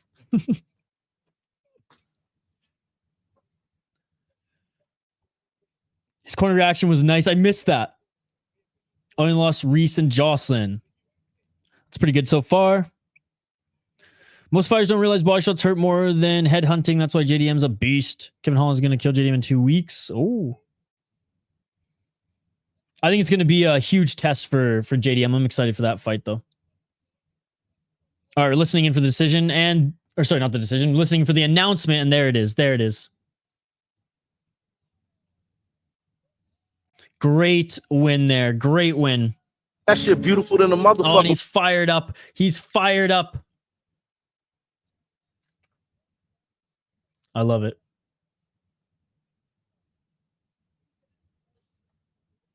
Just being interviewed now by Michael Bisping. The actual JL is not in the chat here. He's got his boy. I guess he works weekends, especially early. His boy Bisping on the mic here.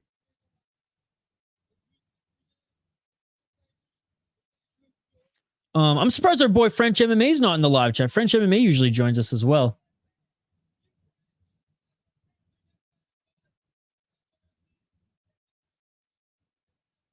Hey, you can speak a little bit of English too. That's awesome. Yeah, Holland is a huge threat. Live it up, France. 2 more fights till the reckoning.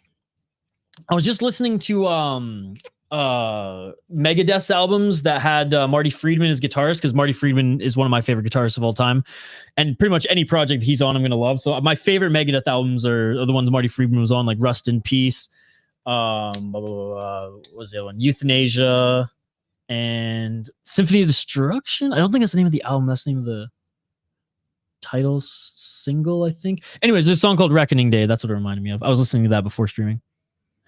Surf's up. What's awesome? What is up, Surf's up? It's awesome to see you too, buddy. Hope you have a blessed 3-day weekend. Amazing channel. Enjoy the fights. Thank you so much for the kind words, buddy. Appreciate you. Haven't cracked a cold one just yet. Still drinking some coffee. But thank you, bro. Appreciate you. Out of my roommate's mug. I usually have my ceramic hippie mug, but it's dirty. I did pick Charriere, Shane. I did pick Charriere. Is Moisés going to put out the French fire? We shall see. We shall see. This guy's fired up. I love it. I love it. Good crowd, man. Good crowd. Yeah, thank you so much, Surf's Up. Appreciate it. All right. Again, Mr. Grant, if you're watching, you're totally welcome to come back on stream. Good to see you, by the way, Shane. Hope your day has been going good, Shane. Shane, did you just wake up? I know this is a little early for you, this card. All right. Let's hide the next fighters here, ladies and gentlemen. We got William Gomis against Yanis Ghemmouri. Now, Yanis Ghemmouri is a solid fighter. He was a solid fighter. This was another fight where they were both supposed to fight different opponents, and it kind of got scrambled, right? So neither of them had a lot of time to prepare for each other. 10-fight win streak right now for William Gomis, by the way, guys. 10-fight win streak. He's a -210 favorite, 26 years old. He's still so young. Out of France, 12-2 as a pro.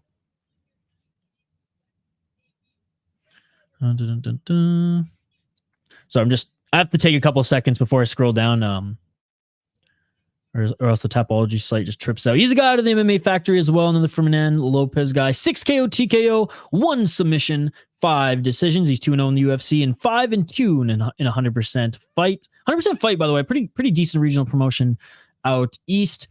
He beat Francis Marshall split decision in his last fight in the UFC, his debut or his second fight in the UFC.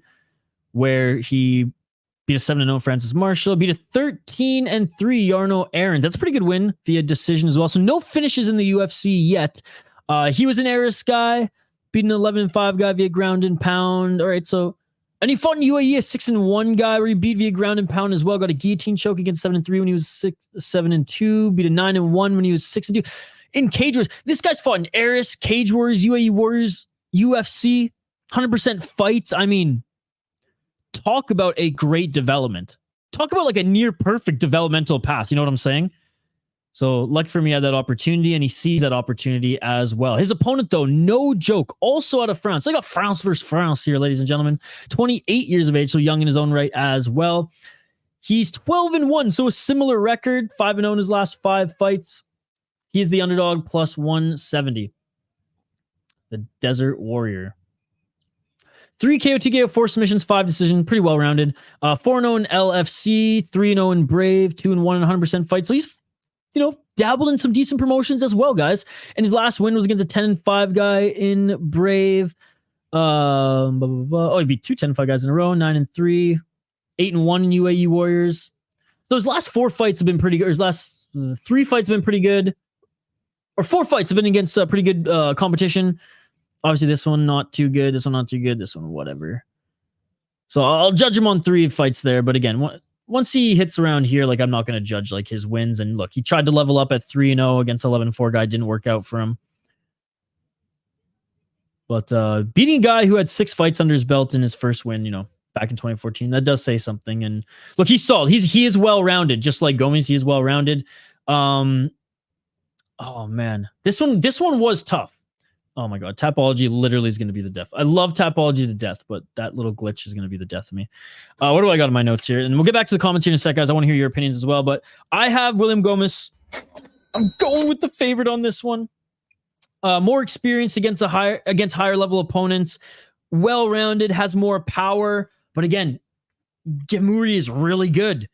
He was supposed to fight Loughran, who again I thought was more of a brawler, but definitely had like his fight IQ is way more than I ever thought he possessed, and he proved that to me and even Mr. Grant. We went over that during that fight. He was supposed to fight him, so he has prepared for a really good opponent, someone who can stand and strike and mix it up with the takedowns. So I think he's well prepared to fight a well-rounded guy like Gomis. Honestly, the odds aren't that bad. At what was it now? It was plus 205 when I made this list originally. Plus 170. I mean, not a bad underdog. Especially because like this was a scramble matchup. Neither of them really had time to prepare for each other in particular. I'm staying clear of this one. If I was betting, I would stay clear of this one. But I do think William Gomis he's just proven himself against better fighters on the bigger stage, and that's kind of what I'm going off of. Ghemmouri with a win over Gomis, though. I mean, that's huge. And I don't want to like discredit him at all. He has some amazing wins, and his resume is damn good as well. But I would say his 4 last wins were his amazing wins. Whereas you look at Gomis, he's been tearing apart top competition, even when his record was still very small. So going with the favorite here, I just think he's better. Simply, I don't think Ghemmouri's bad. I just think Gomis is better. Shane says, I saw Hamburger Hill yesterday. It was a war movie. Honestly, I didn't like it very much. This is a hard pick. Herbo taking Gomis. Same with Apocalypse Now. I like Apocalypse Now. Shane's going head-to-head with Ghemmouri. Let's go. I think it'll be a war. I hope so. He's better all around, but Saint-Denis, military trained, real deal, tough and well-rounded. Moisés definitely has had more experience, fought better guys. Shane says, pretty much I got up at 11 and checked the TV before this. I didn't have it, so I went back to bed for an hour. I have it on Fight Pass. Let's go. BRB. All right, I've seen a bit, buddy. Just threw down there $5. Thanks, guys. Yeah, smash that like button if you haven't already. Appreciate every single one of you.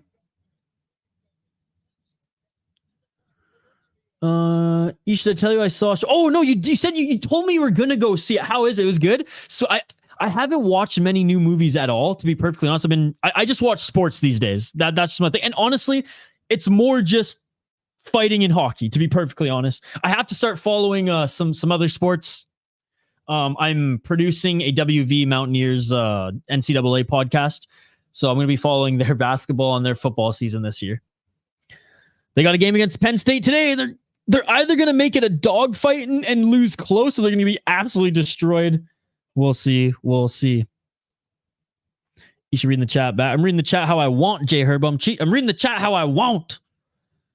I have not seen Hamburger Hill. Gomis. Oh, you think the Moisés and BDS is going to be a war, not this? 50 subs. Oh.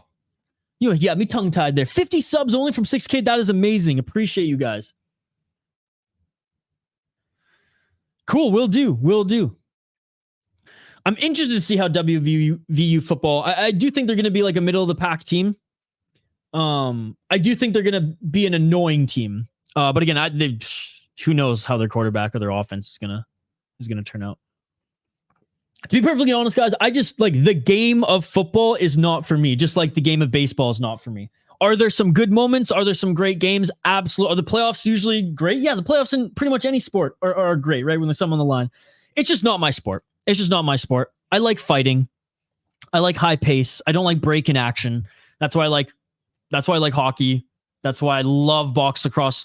Like, honestly, box lacrosse is my favorite sport of all time. Like, it is the most beautiful sport of all time. It's unbelievable.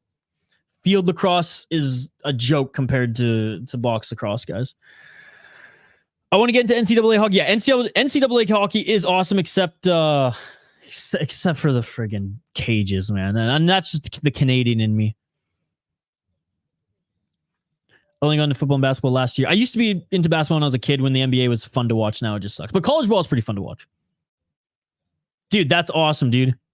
Shout out to UConn. My buddy was their hockey captain for 3 years. Shout out Carter Turnbull. He was on like some Team Canada junior teams as well, J Herbo. He's playing. He had 4 years or 5 years at UConn, and then he played in the AHL for a bit, and then now actually went overseas last year.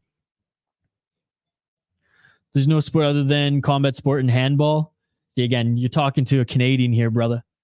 You're from New York. You must love hockey, phony. New York State's a great state for hockey.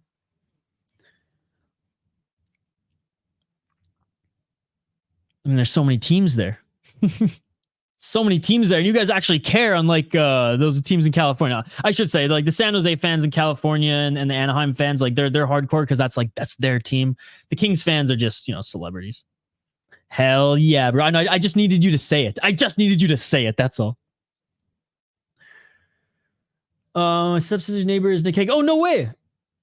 And he had a cup in the backyard. She went and asked him if it was a keg. She had no idea who he was, and then he told her. That's hilarious. That's awesome. Dude, being a Devils fan I respect that.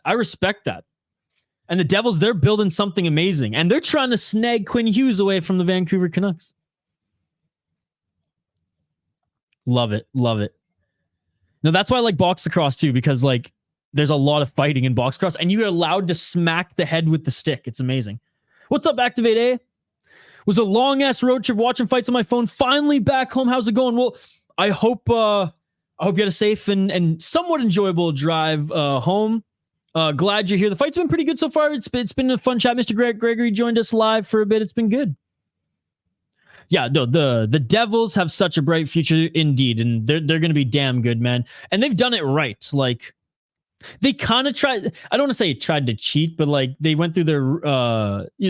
They adjusted when Taylor Hall came and they made the playoffs. They're like, oh shit, maybe we'll actually take a run at this. Didn't work out, but no, I respect what the Devils are doing, dude. The Hughes brothers are so good, man. Like they're so good, and you got two of them. All right, Gomis getting looked at by the Cutman right now. You guys heard my picks. I want to hear your picks last minute. Predictions, get them in the live chat here. Again, if you're new to the channel, we do live play-by-play commentary, reaction, and interaction with all you amazing folks in the live chat. Shane's a basketball fan. But they're going against hockey fights now, so soft. Yeah, the NHL's been going down that route for a little while now. Unfortunately, it's more of a speed and skilled game, which is why I like watching like junior hockey. The LNAH Have you heard of that league, Phony? I feel like that is the league for you, my man. The LNAH in Quebec. It is a fight league first. People go there to watch fights, and then hockey games break out. See, I've watched enough of Luke to think that no, but I think he is like, he's going to be good. He's going to be as good. I don't think he's going to surpass either of them. But we'll see. We'll see. Raptors lost Van Vliet. I got Gomis. I don't even know who Schroeder is, Shane. Darnold's going to fight in front of me last game. That's awesome. I mean, it's still alive in the sport, but it's more becoming a skill and speed game. There's no more Mika Kippersofts, in the late 2000s smoking in between periods anymore. Gomis with the win.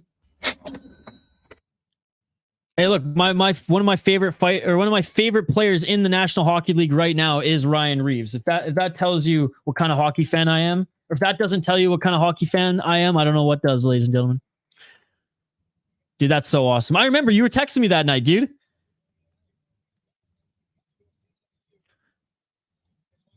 Yanis is jacked. This is a coin flip, but Gomis for me. All right, guys, round one. Let's get it. All right. Keep the comments coming. If I missed them, just get them back in the live chat and we will read them again. But let's turn our attention to the fight here. And then both throwing some kicks. Gomis very light on his feet. Look at those long legs by Gomis. Ghemmouri may be jacked, but yeah. Gomis is tall, man. He's got that range. 30 seconds into this fight. Dude, that's so awesome, man. Attaboy, Phony. I like no limit hold'em. Yeah, but you got to, like, when you go to any arena, any concert, any show, you just have to, like, prepare for that and budget for that these days, because it ain't going down, buddy. It ain't going down. Shout out the Saddle Dome, though. They have the best beer for the price. They literally call them heroin beers because they mess you up. 4 minutes on the clock. Never blacked out from drinking beer in my life. Never. Blacked out 2 Flames games and an Iron Maiden concert, and I had 4 of them. There's something in the water there. And they've even had articles written about it. Globe and Mail published about it. Oh, high kick attempt there by Gomis. Inside low kick. That's a story for another day. Every arena's like that, J Herbo. Every arena's like that. Every concert's like that. So, like, welcome to adulthood, buddy. That at every concert, every sporting event, minimum $12. Minimum $12. Ooh, oblique kick by Gomis.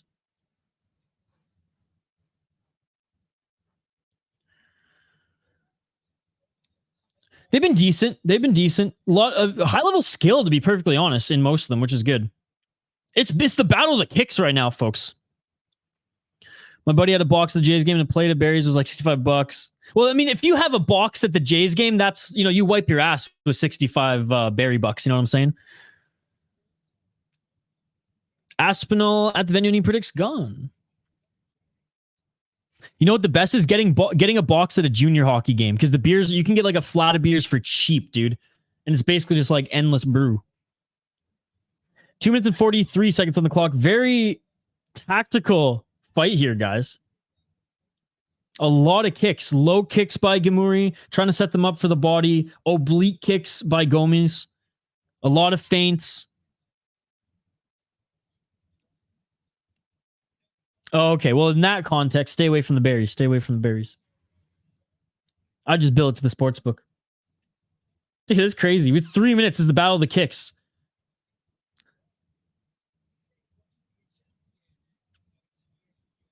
Going for the Uzbekistani. I'd have no idea what you're saying, but thank you. Thank you so much for joining the chat.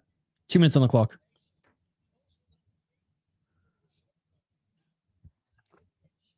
One minute 55 seconds. Spinning kick by Gomis doesn't land. Switching his stance now, putting his right leg forward is Ghemmouri. Gomis was picking apart that left knee. Gomis with a nice inside leg kick and then tried to go up. Oh, outside on that left leg again. And Gomis, light on his feet, has been attacking that left knee. Dude, I did. That was hilarious. I rewatched the card. It was actually for Fury, it was a pretty good card. That was hilarious. Oh, side kick to the knee again. Ooh, and that bent the knee away I did not like. Ghemmouri's right leg. Ouch, did you guys see that? That bent away that did not look pretty.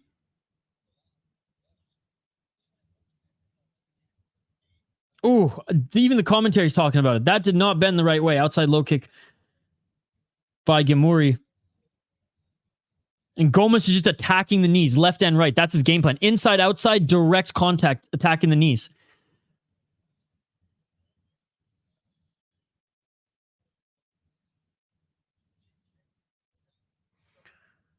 What do you think of my BCM money line plus over 1.5? I think it goes over 1.5. I think that one goes to decision. I think it's going to be grappling heavy though. Oh, and a low kick there by Gomis. 31 seconds left in the first round. I do think it's going to be grappling heavy, but I'd like to see it on the feet. I think Moisés will try to test Benoit Saint-Denis' grappling.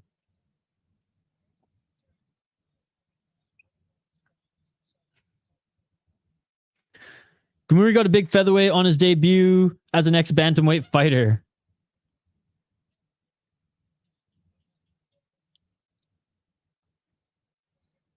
And a 1-2 there by Gomis. Tried to land that high kick, and then he lands another outside leg kick.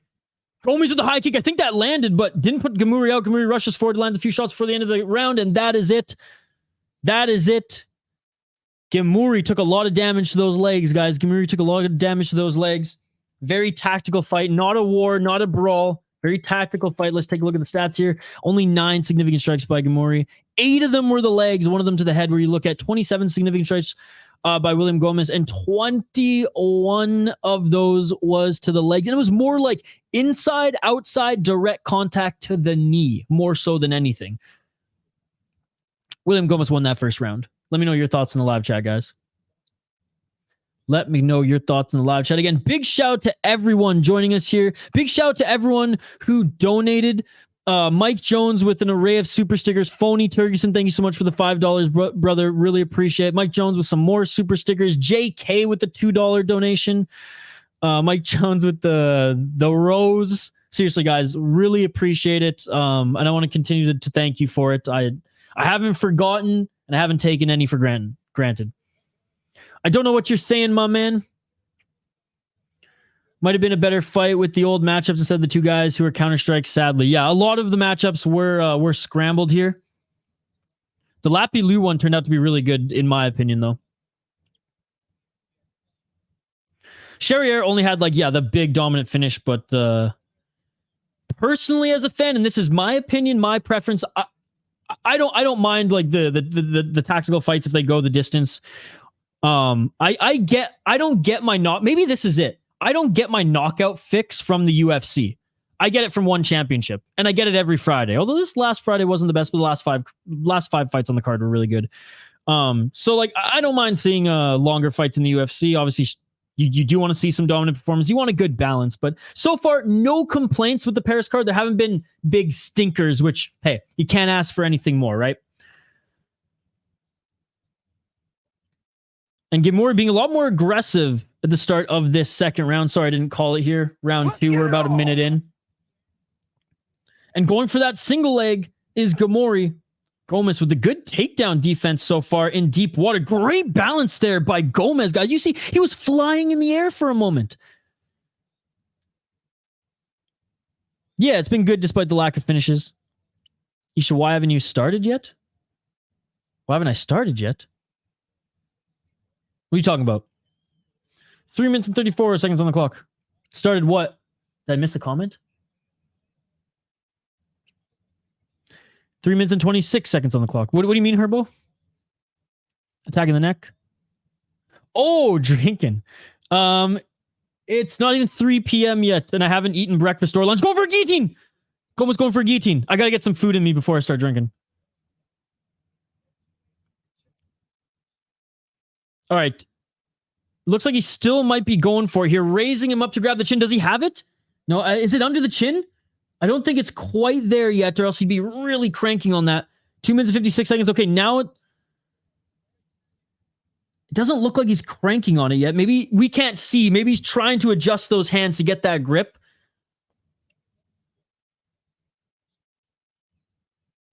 No need to be sorry, bro. No need to be sorry. I wish I was. Usually I start at noon, but we have 2 other streams. Knock on wood, we have time to do LFA. So I didn't want to I want to pace myself. I got one more cup of coffee, and eat a snack, and then we'll switch over to the wobbly pops. 5-1. Is that your predictions thus far? 2 minutes and 13 seconds. Ghemmouri clinching with Gomis right now.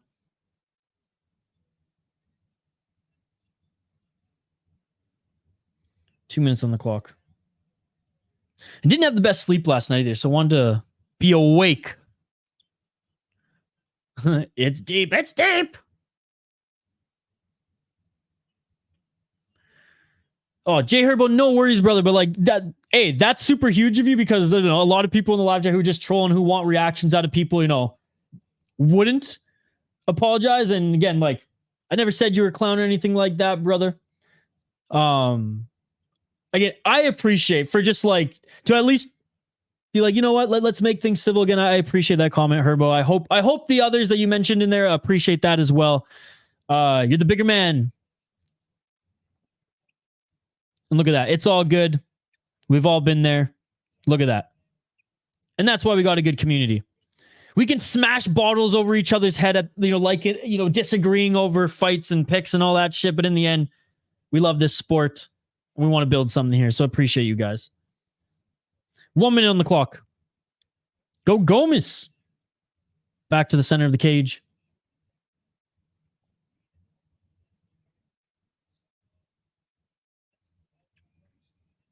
.45 seconds on the clock. Outside low kick by Gomis. Again, Gomis attacking those knees. He's making Ghemmouri switch stances. Constantly back and forth. High kick attempt by Ghemmouri. You can see there's not that snap on it. And if you look at his left leg, even just above the knee, it is even the back of it almost, it is welting all around now. No, for sure. And I didn't think it was... I didn't think the 30-27 was warranted either, but and again, and bias out of it, I just didn't think she was any good. But who cares? For me, what was, and again, now that we can kind of josh a little bit, it was just crazy that Jocelyn Edwards sparked that. Who gives a fuck about, you know what I mean? In the grand of that, for me, I was just I could see if it was the Sugar Sean, if it was a close fight against Sugar Sean and Jan, that really could fuck the chat up. And you know what? I would just let you guys run wild. But it was just funny that it was Jocelyn Edwards. I was I just don't give a fuck about her. But no, you're right. I didn't agree with that score either. All right, end of the second round. Not as exciting for me anyways, as there was a lot of grappling there by Ghemmouri. And look, he was trying to get this to the ground, trying to lay some strikes in the clinch there as William Gomis has just been piecing apart his knees and legs on the stand-up so far. 82 strikes thrown, 50 landed, 44 significant, 10 to the head, 5 to the body, 29 to the legs, ladies and gentlemen. 2 submission attempts too. So twice when he tried to go for that guillotine, he's been, we went to him in that second round. 16 significant strikes for Ghemmouri. He's just been taking a lot of shots to the knees, and he tried to implement the clinch there, as you can see that in the control time, but didn't do enough with it and actually had to defend 2 submissions. So William Gomis is up 2 rounds for me.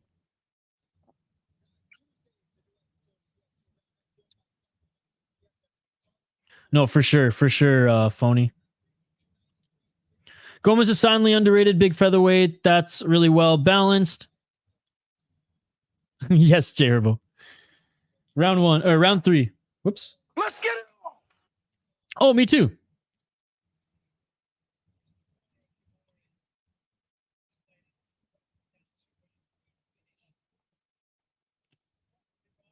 Four minutes and 35 seconds. We need some Jared Gordon and Bilal takes from JL to restore some balance.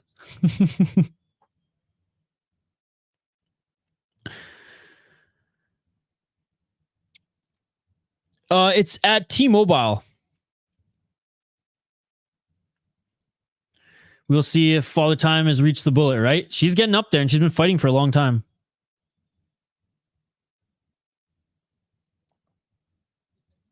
All right, third and final round. I don't know if I clicked this. I think I did. Anyways, clinching right now is Ghemmouri again. And look, I don't blame Ghemmouri for this. Because he's like, I'm on the feet, I'm getting pieced up, and it's getting harder and harder for me to shoot with his legs getting hurt here, and he just can't find that range. And gee, man, Gomis is so much longer than him. There's a good shot there by Ghemmouri. Oh, Vegas. They're doing a fight night in an arena. Home of the Golden Knights. 3 minutes and 25 seconds on the clock. Going for that right single leg again. Gomis has incredible takedown defense, dude. And he had incredible takedown defense in open water. Now Ghemmouri's pushing him up on the fence. Maybe trying to drag him out here. It's for, Mexican Independence Day. Shavkat and, what's his name? Kelvin Gastelum are supposed to fight on that card too.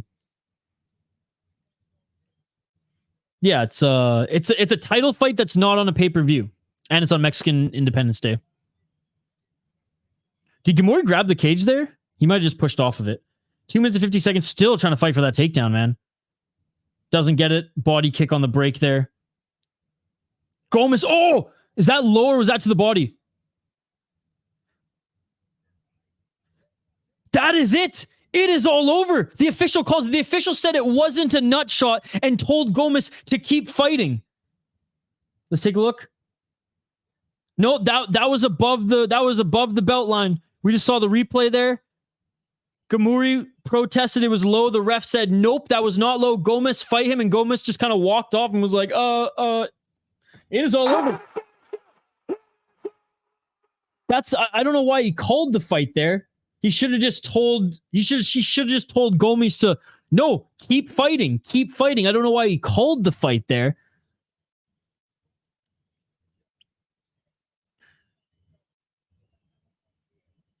Okay, well, let's take a so right on the belt line.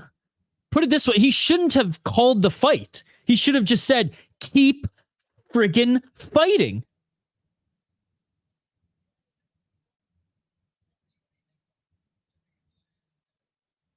It might have pulled the cup up. I don't think this was a way out. But if it wasn't as egregious as we all think it was, and as the ref thinks it was, he should have allowed the fight to continue, no? That moved the cup up badly.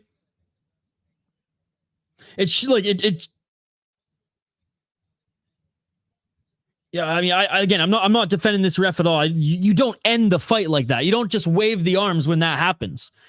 That's crazy. Ref on Fent, yeah. That was way too reactionary. Of course. We've seen so many instances like this where the fight is not over because you got kicked in the stomach and or the cup rode up a bit. Why is Gomis so well? Because he was deep. Look, we can't blame Gomis here. I'm not going to start, blaming Gomis. Gomis did nothing wrong here. He's allowed to. If he ultimately wins, then sure, he got his pay bonus. I'd be celebrating too. And it doesn't look like he's a dick. He's not like dancing around. Looks like they're having a conversation there. I don't know what's going on. All right, let's listen in. What the heck's going on here? He is a smooth striker.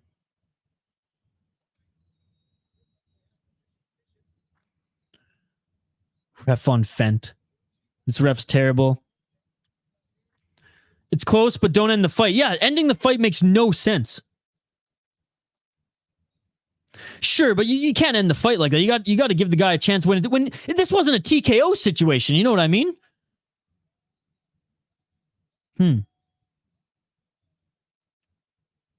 Well, this will be controversial.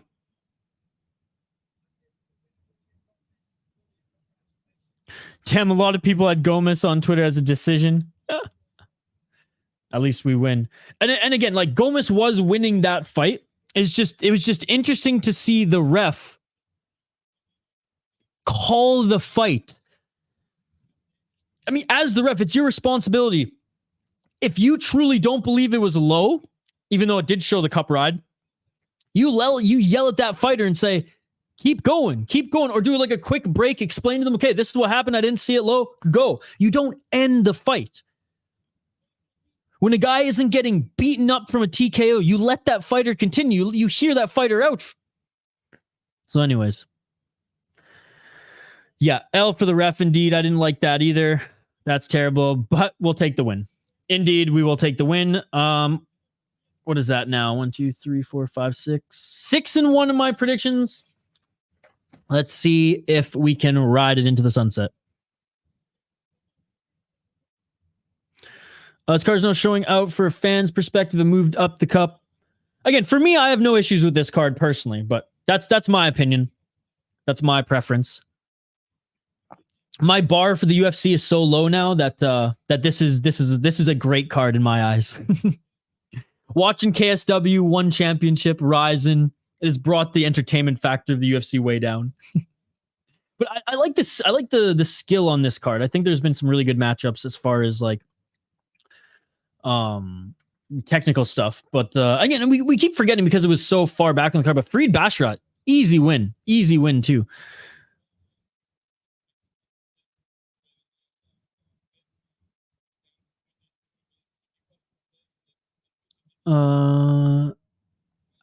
Tell me how the fight didn't end. The ref stopped it for no reason. UFC's losing. Again, I don't think Gomis is a bum. That's why I avoid props like that. But bangers are coming up. I don't trust those one-shot killers. And 2 out of his last 4 fights were impressive. I just wish there was footage of him going into a 3rd round, which there's not. There was in the second. I watched a couple of his fights that went to the 2nd round. He's again, I just don't know how good he is in the other areas because I've just seen him knock people out in the 1st round. So I'm scared with that one. I'm scared for that one. I do like how strong Oezdemir is and how good of a chin he has had throughout his career, but he has taken quite a bit of damage in his last few fights. I did like him in the 1st round against Krylov, though, and we took that fight to a decision, which is huge. But no, I'm not with Guskov on this one. Yeah, I just haven't seen enough of him. So again, I'm no expert. If you guys have seen this guy fight throughout his whole career, which is why I asked Turbo earlier in our Discord, I was like, how many fights of his have you watched? Because like, again, I just haven't been able to watch too many. And the ones I did, it was like, okay, it was as advertised. He's a striker. He's a knockout artist. This fight won't stand, says Thomas T. No, it shouldn't. It shouldn't. Yeah, this ref calling it makes no sense again. Got respect and love, no time, but Bogdan looks hungry.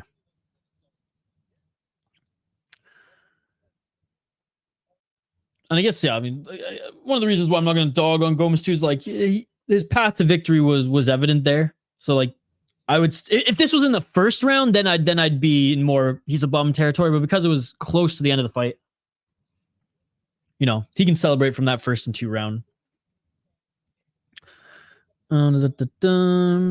I've seen 4 or 5. Yes, good striking power. Yeah, Yuri pieced up Oezdemir. Yuri's good, man. Yuri's good.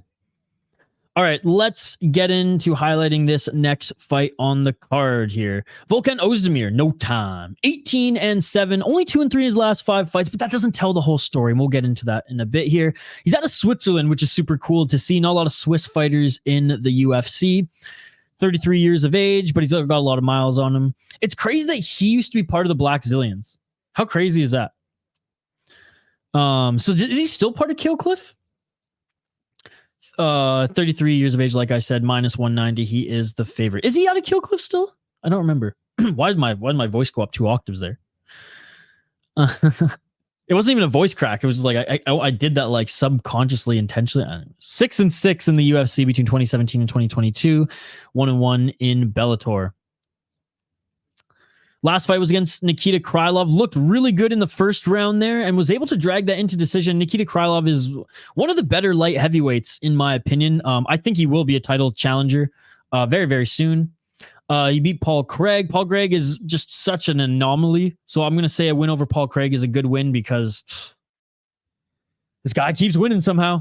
Lost to Magomed Ankalaev, not a bad loss. Lost to Yuri Prohaska, even though he got beaten up, not a bad loss, to the champion, former champion. Beat Rakic Great win. Beat Latifi. At that point, was that a respectable win in 2019? Yeah, I'd say that at that point. Latifi's fallen off since. Lost to prime Dominic Reyes. Lost to Anthony Smith when he was on his his second run. So like none of these I'm gonna really bash him for. Not bad wins. Daniel Cormier for the freaking, it was for a title if I'm not mistaken. To earn that title, beat OSP, Chirkunov, and Manua. Split decision against OSP, who was dominant back in 2017, and then knocked out both of his opponents. Yeah, I like Oezdemir. I like Oezdemir. He brings it. He's well-rounded. He brings it. He's historically had a good chin. This is a big test for the young up-and-comer, who, again, he's 30 years old, but young in the sport. 14, I guess not even too young in the sport, but just hasn't fought at the highest levels. 14-2 as a pro. He's on a 4-fight win streak. 4-1 in his last 5, plus 155. He's the slight underdog, and for good reason. He hits hard, ladies and gentlemen. An Uzbekistani out of Russia, that is to be feared. Come on, if Tapology lets me scroll, then we'll get to his resume. 12 KO TKOs, 2 submissions, 0 decisions. He's finished all his opponents. 3-0 in MMA Series Russia. But this is the thing, guys. He's got a few good wins. Like I said, 2 out of his last 4 have been good wins. And I'm counting the 20-10 heavyweight as a good win. 4-1 when you're 12-2. You better beat that guy. 7-2, that's a good win. 4-2, you better beat that guy. By the way, shout out to Muradov. We streamed this promotion, which is crazy. Not this exact card, but we streamed Muradov once before. It was literally in a high school gym. But it got like almost 10,000 views on the channel. It was nuts. He lost to a 33-8 cat. He beat a 13-3 guy, 6-4, 12-9. So he does have some good wins on his resume. Again, the 13-3 guy was in Brave, knockout in the 3rd round. But again, so many of his fights. Look at first round. Okay, I didn't watch this one. I should have. So who's watched this fight? How did he look in the third? How did he look going into the 3rd round? Let me know in the live chat. I mean, the odds are so close because he does have a good resume, but in his last 4 fights, again, 2 of those wins, you're damn right you should have won. Where Oezdemir's fighting absolute killers in the UFC still. Respect that the odds are these close, and it clearly shows that he's got some talent. He's more than just a one-shot hitter. I'm still going for Oezdemir. What did I write in my notes? Good chin, great experience. His opponent is damn dangerous, I wrote, and I highlighted that too.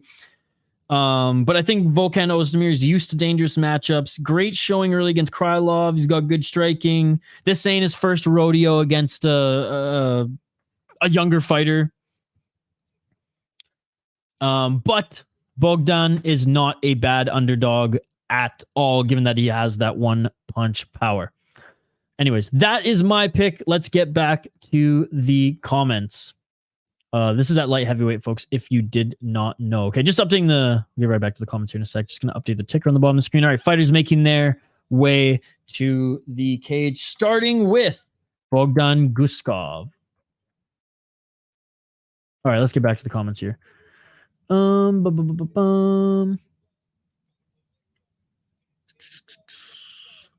Listening 4 or 5. Yes, good striking power. Okay, I remember you. Jimmy Buffett died at 76 from cancer. Oh man, rest in peace, Jimmy Buffett, man. Damn, I didn't see that. I didn't look at any news today other than fight stuff. You versus Alex P. You think that would be crazy? I do. I think it's going to be a fun striking match. Watch Alex try to take him down. That would be hilarious. Guskov got really nice movement and footwork. Okay, nice. Shane's picking Oezdemir as well. JK is going Guskov. Phony's 50-50 on it as Volkan is experienced. Do we got Volkan in the live chat, or is he's making his walkout right now? We had a different Volkan. We have our friend Volkan in the live chat. All right, we highlighted the fighters. I gave my picks. Let me know your picks in the live chat. I want to say another big shout out to everybody joining us in the live chat here today. You all are amazing. I appreciate you all. Vote in the poll question. Smash that like button if you haven't already, and subscribe to the channel. Cheeseburger in paradise. If Guskov was taller, he could be a dude from the beginning of Prometheus. That show was just on TV the other day. Dude, he looks like him a lot. He also looks kind of like a more jacked version of that dude in Mad Max, the remake. Alex P called for a grappling match. I mean, I disagree, but I don't want to jump into that because that was a hot topic last time we brought that up in the chat during that stream. Third round, sure, but I think Jan definitely outgrappled Alex, and didn't he almost get him in a choke in the first round? But anyways, gonna end the first. That's all I know. Cheeseburger in Paradise, Jimmy Buffett song. I think he had a cheeseburger blazer too that he wore to Wild Games, Minnesota Wild Games.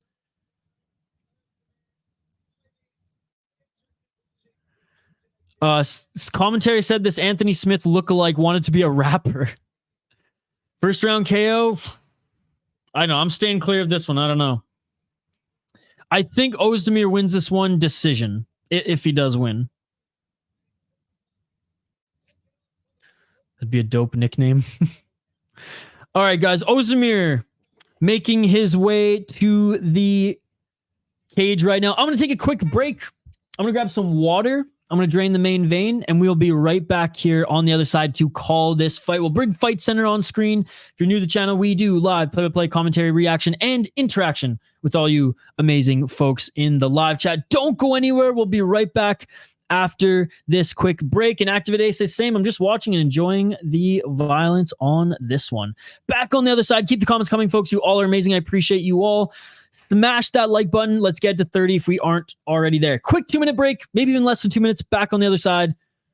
Refill your drink, refill your snack bowl, and we'll see you in a couple minutes, folks. Thank you all for joining. We'll be back 2 minutes on the other side. UFC Fight Night Gane versus Spivac, and we'll get into this Oezdemir versus Guskov fight next here on the City Life Project YouTube channel. Let's go.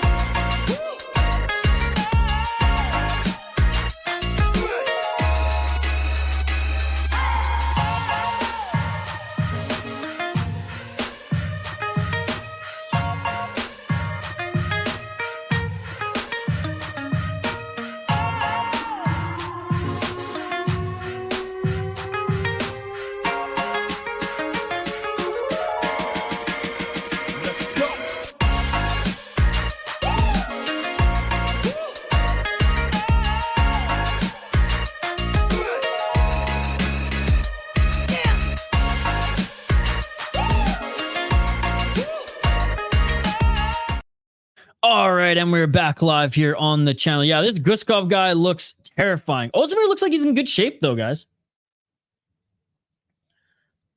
Yeah, dude, this Guskov guy looks terrifying, man. He looks like the villain in the movie. Gonna be a TKO. Thomas is going with Bogdan, Bogdan. Bogdan.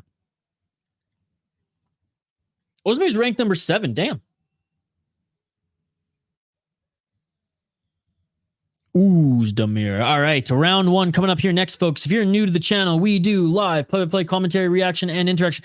Goddard here tonight. Is this his first fight that he's reffing? Again, after that last fight, the referee's like, or the UFC's like, no more French refs. Which have been doing, like, it's either been really good tonight or really bad. Not even the judge, like the officiating, the reffing. All right, round 1. I still can't believe that last fight, but anyways, we'll move on. Going for the upset, says Thomas T. Looks like Anthony Smith with no eyebrows. Looks like a mix of Anthony Smith and that dude from Mad Max. That dude spray painted his teeth. Valhalla!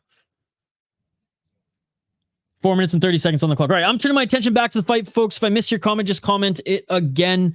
I'll get back to it once I look at the chat again here. 4 minutes and 26 seconds on the clock. Yeah, light on his feet so far is Guskov. Again, making your debut going up against the 9th ranked light heavyweight, it must mean the UFC is high on this guy, Guskov. 4 minutes and 10 seconds on the clock here. You know what? Oezdemir looks pretty light on his feet too to start. Ooh, Oezdemir landed a good shot. Did that hurt Guskov? Guskov's on the back foot there. Oezdemir landed a good shot. Outside low kick by Oezdemir. Ozdemir's got those huge legs. Oh, each of them land good shots here. Both of them landed a big shot. Oh, Guskov landed a big shot on Oezdemir. He just took 2 big shots there. What's up, female athletes? Love the channel, by the way. You post shorts of Tabitha Ricci, and I am there scrolling all day, every day. Good to see you, female athletes. Thank you so much for joining. Oezdemir going for the takedown, and he gets it with relative ease. Guskov with the high guard there for a moment, right into that modified half guard side control for Oezdemir. Good takedown there by Oezdemir. Oezdemir might looking to set up the arm triangle. No, now he's looking to pass to mount, trying to pass to mount or side control here. Trying to get his right leg out of that hook. Guskov looking to pull full guard, and he does. Oezdemir pinning Guskov up against the cage, up on his feet here, landing some good ground and pound. This is how you wrestle. This is how you ground and pound in the UFC. Great job by Oezdemir. Constantly advancing position. Doing great in the grappling. Yeah, cheers. Thank you so much. Great channel. Oh, and Oezdemir tried to take the back of Guskov. Didn't get it, but right back up to his feet. Oh, beautiful right hand by Guskov. And Oezdemir just took that one clean. Outside low kick by Oezdemir on Guskov. Good fight so far, guys. Oezdemir tried to go for that outside leg kick again. Oezdemir with that kind of Muay Thai stance. They both felt each other's power here. Oezdemir still just moving forward. Ouch indeed. And Oezdemir's wearing the damage with that. Outside low kick again. Good head movement there by Oezdemir. He dodged that one big shot, but Guskov kind of hands low, light on his feet. He's like, oh, and a nice left hook by Oezdemir. That sent Guskov walking backwards. Another left by Oezdemir, and a left by Oezdemir drops Guskov, and Oezdemir laying down the hammer fist. Oezdemir trying to end this fight. Guskov, he's scrambling, he's covering up. Good job by Guskov for covering up here. The shots by Oezdemir aren't necessarily connecting. Oezdemir trying to flatten him out. Oezdemir in full mount. Rolling is Guskov. Oezdemir now looking for the choke here. Back mount, flattened him out. Guskov flattened out by Oezdemir. Oezdemir dominant with the mount, gets the choke. Oezdemir looking for the choke, and he tapped us all over. Oezdemir with the choke in the first round. It is all over, and my win streak continues. Let's go, baby. That shit beautiful than a motherfucker. Let's go. Experience. This guy he can take a shot. I told you guys in the prediction video, Oezdemir, he can take a shot. I was scared that his chin was going to start to go. He's only 33 years old. This guy can still take damage, walk forward, and put you out. Cash that money, baby. Damn. After getting rocked too, Oezdemir started to employ better head movement after he got rocked.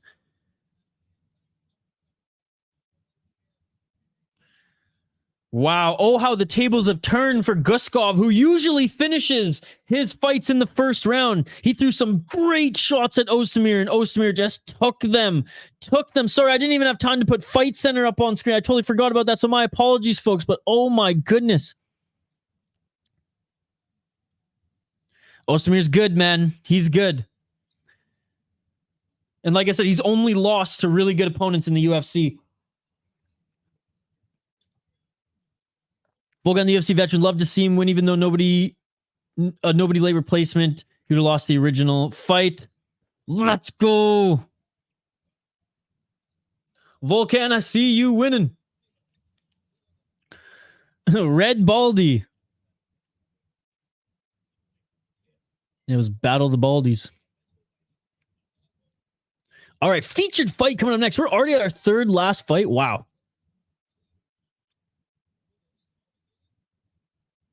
Come on, Tapology. You can do it. You can do it. All right. Well, you won't highlight these fighters just yet. Undefeated on my picks to win. Attaboy. Yeah, I got one wrong, and that was the McKee fight so far. Good fight indeed. Volkan's not in the chat anymore because he's in the ring. That's true. He'll be back in like 10 minutes. Yes, he will. Yes, he will. No, great fight. Great performance by Oezdemir. Let's take a look at the stats here for that fight. Submission victory, too. What a beauty. 11 significant strikes apiece. They each only landed 11 significant strikes. Oezdemir had a little bit more control time. 1-for-1 on the takedown, 1 submission attempt, and it put him out. Again, props for Guskov for it. Again, taking this on short notice. Going up against a guy as good as Oezdemir.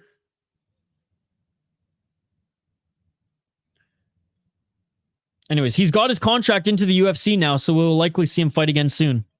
Heck of a chin. Oh, yeah.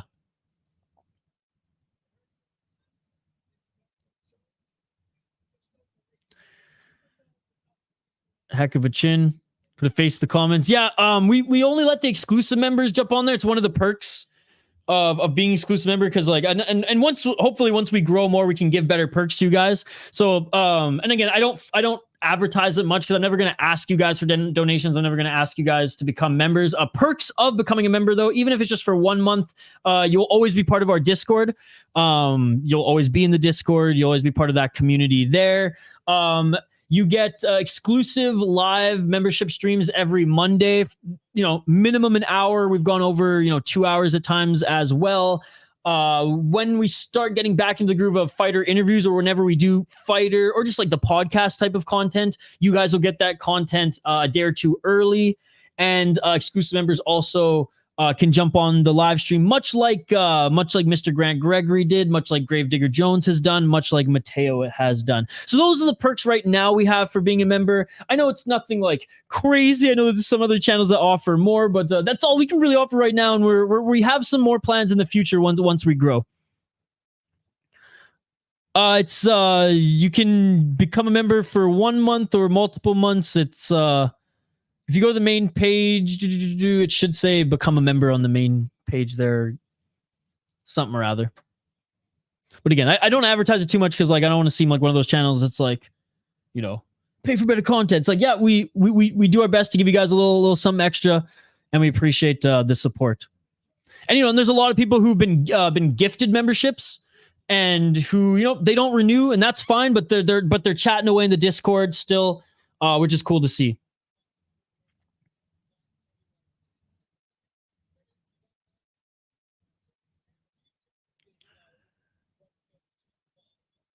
Money's not an issue. I want to grow us. I got dough. That's not an issue. Hey, appreciate it, buddy. So on the main page, I think around the subscribe, it says you can become a member there. Whoops. If Benoit Saint-Denis wins, I think he has to fight a ranked opponent. How much to buy everyone a membership in the live chat? I think it's $5 a month. Yeah, $5 a month. I'm not sure if there's a deal if you buy multiple months, though, for people. Mr. Grant Gregory has gifted subscriptions out before. He gifted like 20 in the last 2 months. I don't know if he's still in the live chat here now. I'm like the worst at promoting it because like I've never done it. I've become a member for on a few people's channels, but I've never given out memberships. I don't know how that works. But it would be... But I would ask Mr. Grant Greg if he's still here, how that works. Or if he's active in Discord, maybe someone can ask him. Or just wait till the next time he's here and you can ask him how it works. I'm new to your channel, but I always have an amazing time here. Keeps my day going good. Appreciate it. Appreciate it. And then again, phone. I mean, the sentiments I appreciate, man. You saying that. That's amazing. I don't want to steer you in any wrong direction, though, in doing so. Maybe wait until Mr. Grant Gregory's in the chat or whatever, and you can ask him how it's done. Or if there's anybody else in the chat who knows, but yeah. How about if we get 65 likes, I'll buy the top 10 chatters a membership. I'm going to leave that on screen here. You guys heard that. Let's get this video to 65 likes, ladies and gentlemen. Let's get it to 65 likes. Again, Surf's Up, appreciate you. Phony, appreciate you. Herbo. Thomas T, Jules, Mike Jones, female athletes, JK, Activate A, Shane, Reload. I'm not going to go through the entire chat here, but this is just the active chatters. Appreciate you guys. Thank you so much for joining us here today for some UFC. I want to see them likes. I want to see them likes too, guys. Smash that like button. That shit beautiful than a motherfucker. Let's go. Oh, here, I'll turn this down a bit. Sorry, that's why it's so loud. I cranked up Grant's channel, but that channel shares the same channel my pad as the sounds. I was like, why is it so loud? I hope we see the same Benoit Saint-Denis as we see against Bonfim. Yeah, it's weird. I forgot Moisés came to the UFC through Contender Series. It feels like he's been around longer, but I guess Contender Series has been around for a little while now. All right, featured fight at 155. Both these guys jacked 155ers, or bigger 155ers as well. It's so funny that like back in the day we called 155 like the little guy division. Now there's like some absolute, like now like OAM fighting, 155. The guy looks yoked, probably walking in the cage closer to like 175.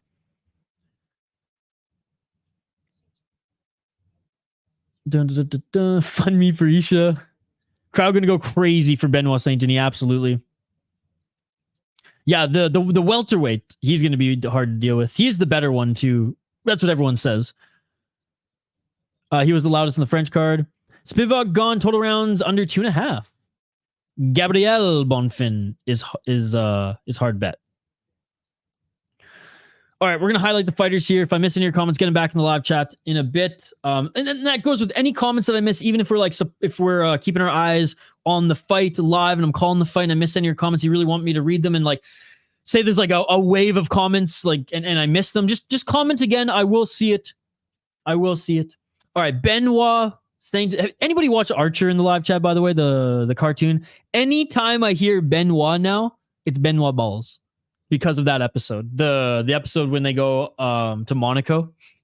Archer's one of my favorite cartoons. I think it's incredible. The last few seasons weren't that great, but oh man, the first 7 or 8, unbelievable. Season 3 is my favorite, the Pirate King one, but the Monaco episode's really good. So we got Benoit balls, Saint-Denis here.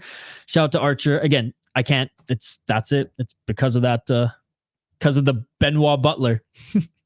11-1 as a pro, 4-1 in his last 5 fights. -165. He is the slight favorite against the more experienced Thiago Moisés, 27 years old. God of War, Benoit Saint-Denis. Dun, dun, dun, dun. 2 KO TKOs, 9 submissions, 0 decisions. So he's finished all his fights. He's a very good grappler. He's pretty well-rounded. He's got some good power in his mitts as well. 3-1 in the UFC. 4-1 no contest in Brave. And upon looking at this, you're like, damn, he must be really good because if he got a decision in Brave and his last name is not an Ov or an Iev, I mean, that's something special. Nah, he just ended his fights. He didn't even leave it to the judges in Brave. He didn't leave it to the biased judges in Brave, which is amazing. He's only lost it to Zaleski. And Zaleski, solid fighter, man. There's honestly no shame in that, especially going the distance with Zaleski, who, if I'm not mistaken, finishes a lot of his fights and is pretty solid everywhere.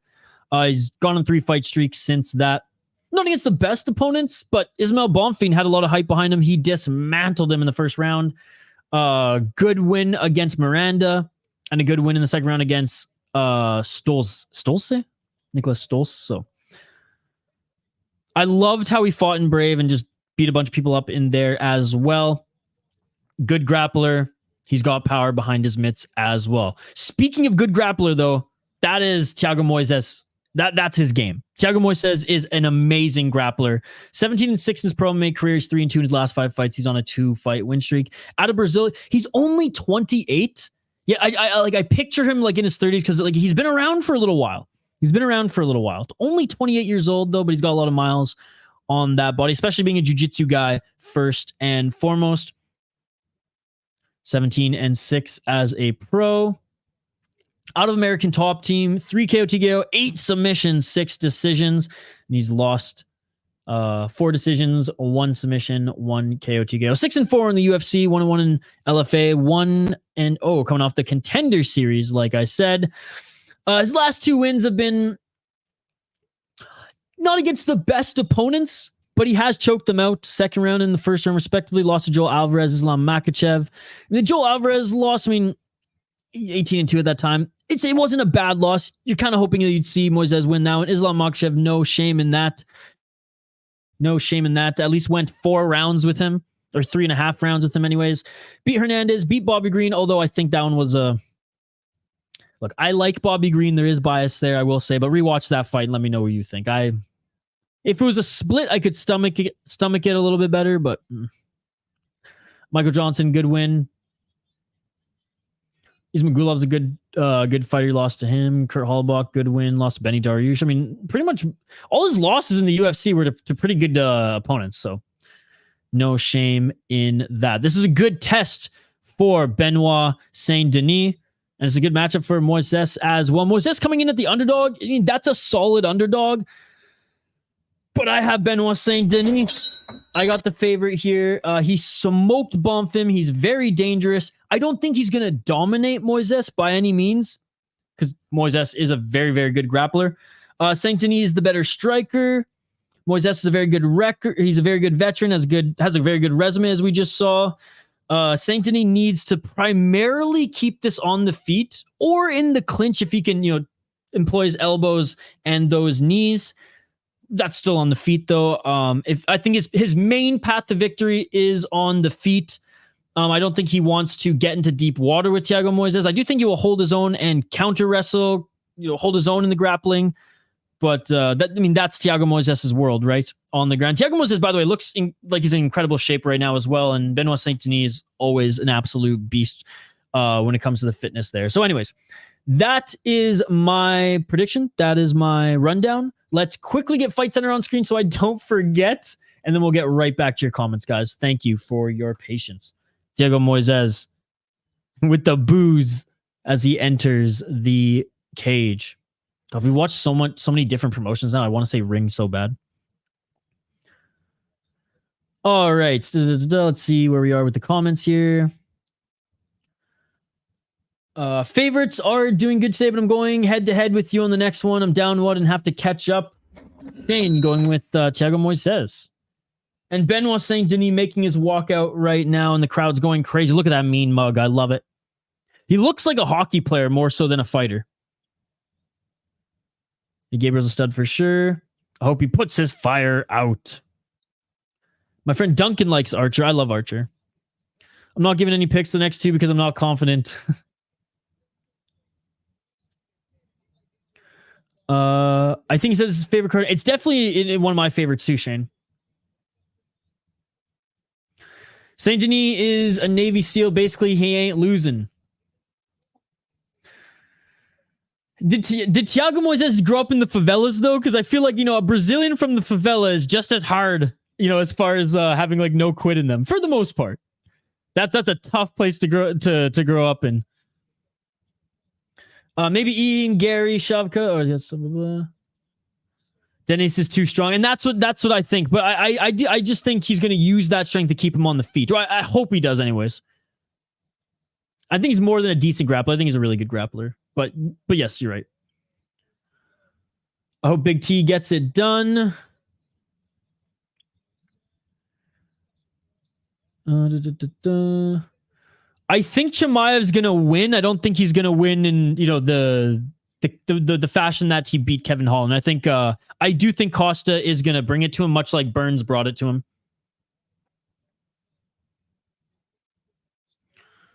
Mike Jones with Shane on the Moisés. Kurbanov, assalamu alaikum from Dagestan. What's up, buddy? Thank you so much for joining. Good to see you too.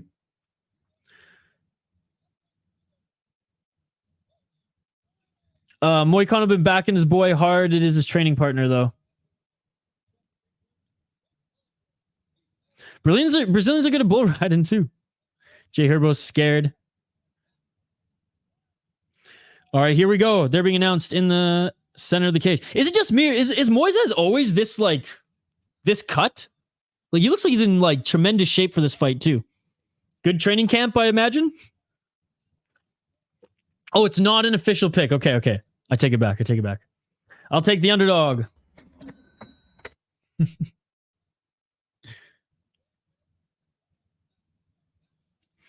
Costa, egomania with self-esteem, and the best Twitter account in the world. The best MMA Twitter account in the world, I should say. Derek Lewis is really good on Instagram. I think he got banned, though. He was a pretty good troll on Instagram. Low key to Freddie Gibbs. I don't know if there's any like hip-hop fans. And actually, we do have a lot of hip-hop fans out there. Freddie Gibbs, he was so fucking funny on Instagram. He got his banned, too, for a while. Tainted Brazilian beef. Horse meat. Not official, but I wish luck to everyone who had money on the dog. All right, round one, ladies and gentlemen. Let's get it on. Yeah, Benoit Saint-Denis with the inside low kick to start here. Look at the chant. I love this. I love this.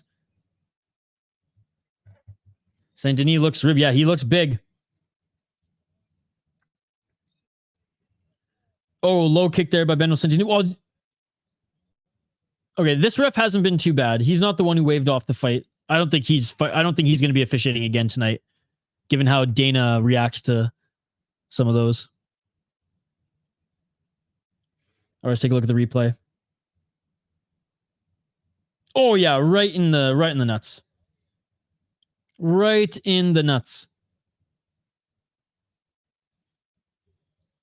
Dude, I love this crowd. This is amazing.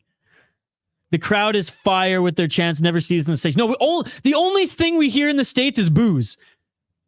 The only thing we hear in the States is booze when they start wrestling. What do I think about Zabit? He's my favorite fighter from that region to ever have stepped foot in the UFC. I think Zabit is was one of my favorite fighters. It's unfortunate that he hung him up early in his career. I absolutely love Zabit. He was scheduled viewing for me. I think he was one of the most gifted strikers, and the fact that he had a wrestling background, but chose to strike in like such a crazy fashion. Oh, Magomed Sharipov, Zabit Magomed Sharipov, he was one of my favorites, man. And he's still in his early 30s. If he ever decides to make a comeback, I think he might put on a couple more good performances. But yeah, he's one of the biggest what ifs in the UFC. Yeah, stop this fight. He got kicked in the nuts. Just kidding. All right, we're back. Let's get 4 minutes and 27 seconds on the clock. High kick attempt there by Moisés. Body kick by Saint-Denis. That's the thing. When Saint-Denis hits, it's hard, man.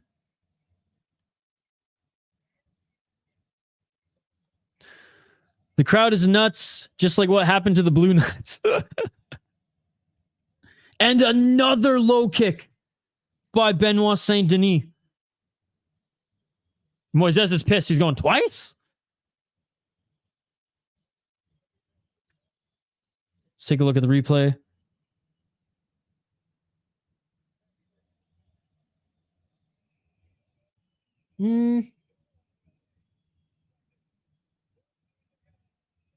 I mean, that one was a lot closer to the center line, but it could have been the same thing as the cup moving up. You should translate their chants. I got my volume on 1, dude, so I can't even hear them. I'm not listening through the headphones. I'm listening to my levels through the headphones. Oh, Benoit Saint-Denis with a good shot there. Landed a few good strikes. Benoit Saint-Denis running forward with the kick. Moisés with a good leg check, and Moisés with a good kick to the body. Moisés trying to land that counter right. 3 minutes and 38 seconds. Straight punch by Saint-Denis. The cup protects you from serious injuries, but speaking from experience, when your nuts bounce the side of that hard cup, it hurts. Yes, indeed. This crowd is crazy. And Benoit Saint-Denis, look for the back take. He's got a hook in through the shoulders. 3 minutes and 18 seconds on the clock. Let's DQ this guy. I don't care as long as my parlay lives.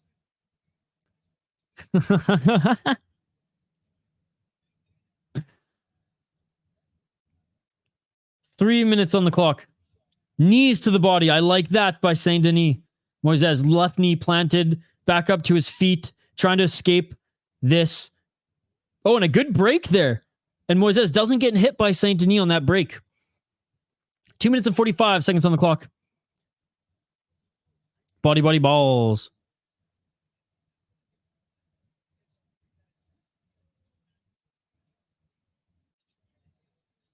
I think they're just chanting BSD. Oh, and a nice left by Saint-Denis. Moisés trying to counter here, but Saint-Denis getting the better of him. Moisés did land a good right hand.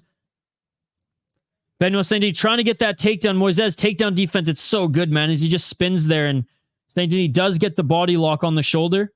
Or was on the shoulder, now it's on the body. Saint-Denis trying to pick him up and drag him off the fence, but again, oh, and he does it there, and he does it.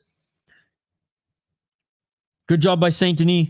Finally getting that takedown. Hey, appreciate you, buddy. Thank you so much for joining. Oh, look for the leg lock. And Moisés tried to get back up to his feet. Saint-Denis pushes him back down. Saint-Denis with the body lock. Side control here.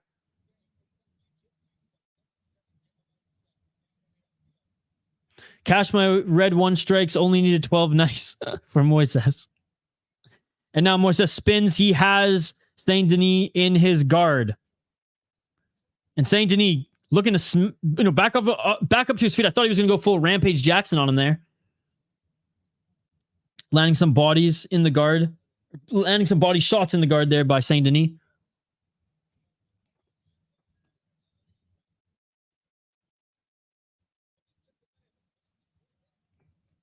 And Moisés, that tight guard here.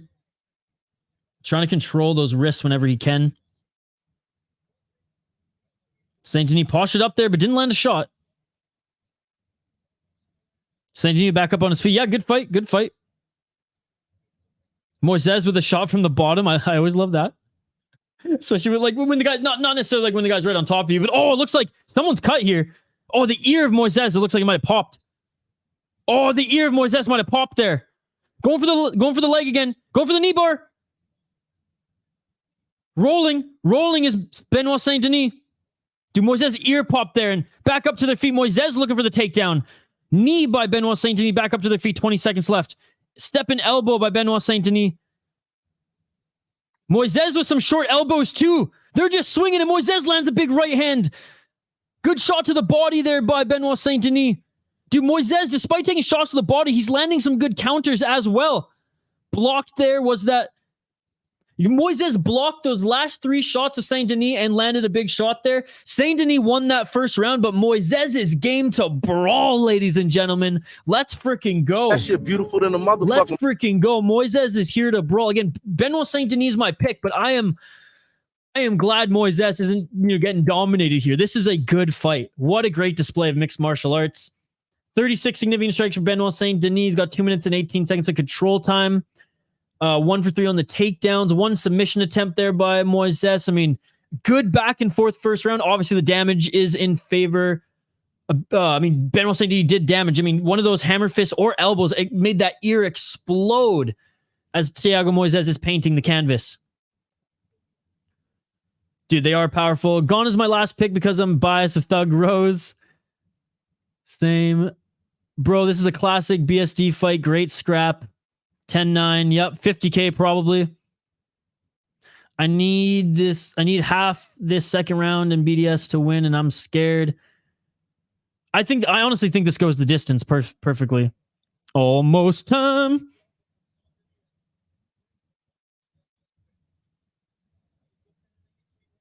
Oh, it was an eyebrow. Okay, so it wasn't the ear. I thought the ear exploded. It was an eyebrow above the right eye. Round 2. Let's hope this UFC Cutman is as good as the Cage Fury FC Cutman last night. Rose USA. 4 minutes and 41 seconds on the clock here. Moisés on the back foot, but Moisés has been landing some decent counters. But I know Saint-Denis obviously just been laying more damage. Saint-Denis can't get Moisés to the ground again here. Good knee to the leg by Saint-Denis. Nasty cut on the left side of the eye by Moisés. Not leaking yet. Just throwing knees there. Moisés back up to his feet. Cage grab. Cage grab. Moisés with the cage grab there. That honestly, I think, negated the takedown. The ref has to be on this, dude. That was a bad cage grab by Moisés. 3 minutes and 53 seconds on the clock. Still in control, though, is Saint-Denis. Maybe it wasn't as bad as I thought because the broadcast isn't even talking about it. Maybe it was just a quick second.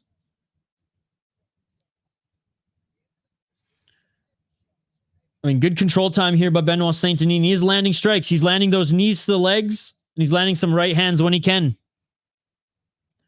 Thiago Moisés is not an easy fighter to take down. All right, they separate. 3 minutes and 21 seconds on the clock. Terrible cage grab. Okay, I'm not the only one who saw that. 3 minutes and 12 seconds. Straight right by Benoit Saint-Denis. Benoit Saint-Denis, he just throws those bombs, man. Can't wait for the next fight.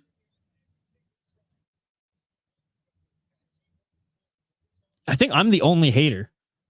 Actually, I have no idea what the poll question is like right now.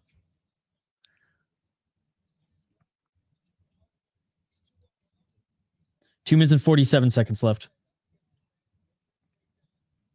And yeah, Benoit Saint-Denis now almost lapping Moisés' significant strikes. Moisés looking for the takedown. Moisés can't take him down with these. Moisés has the double leg though, and Moisés gets the takedown away from the cage dude. Beautiful takedown there by Moisés. But scrambling here is Benoit Saint-Denis. He's got the rubber guard employed. Trying to push Saint-Denis off of him. 2 minutes and 24 seconds on the clock. Great scramble. Great job by Saint-Denis getting back up to his feet. He lands a left elbow on Moisés while he was getting up. Moisés covering up with that right. He's trying to land elbows as well. I just love how Moisés, being more of a grappler, is game to strike as well. So respect, man. Oh, and Saint-Denis beating him up now. Takes him back to the ground. None of these shots are landing. They've all been covered, but absolute control here by Saint-Denis for most of this second round. No worries, Mike Jones. See you in a bit. Over 1.5 was a lock. Yeah, I was thinking so too. Moisés, yeah, that eyebrow. 1 minute 33 seconds on the clock. And Moisés looking to get back up to his feet again.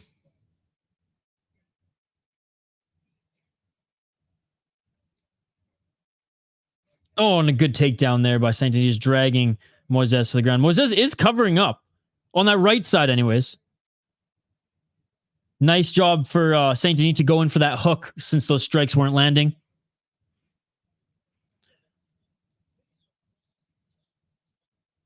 Cage grab should earn you a free penalty kick in the nuts from your opponent. Is this going to be it? No, Moisés is covering up here. The ref can't end the fight when he's covering up all those shots. Don't be trigger hungry here, ref. Your countryman did not have a good job last time out.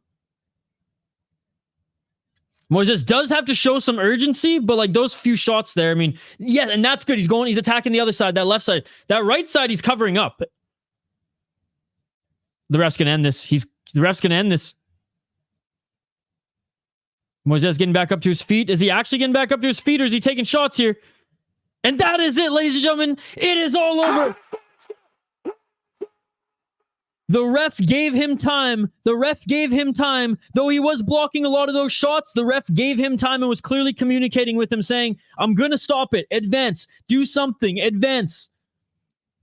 You know what? I thought the ref was going to be trigger hungry there, and he wasn't. Props to him. Thiago Moisés, I didn't think he was folding there. I thought he was just covering, really trying to get back up his feet. Maybe he took a few shots in that flurry and was just like, I can't do it anymore. Great win by Benoit Saint-Denis. That shit beautiful than a motherfucker. Like I said, Saint-Denis is a beast. Honestly, love Saint-Denis. I picked him to win. I'm actually very impressed with Thiago Moisés as well. I didn't think he was going to look... I didn't think he was going to put that much... I didn't think he was going to put up that much of a fight. And saying that, I did say this fight would go to distance. That's not to say that I didn't think he was actually going to like strike with him, be a threat with those leg locks turning into them. But at the end of the day, I thought this was going to go to the distance. So I am impressed with Benoit Saint-Denis. I'm also just very happy that Thiago Moisés, brawled, man. Like I'm just swooning overall. This was a great fight. God of War, Special Forces. Favorites are 4-0 on this card. Doug Rose and Gane need to pull through. Wasn't arguing with you, but yes, Saint-Denis is not losing. 1-2 so far. He's good, man. He's good. And he hits so hard. And again, his only loss was against a really, really good opponent.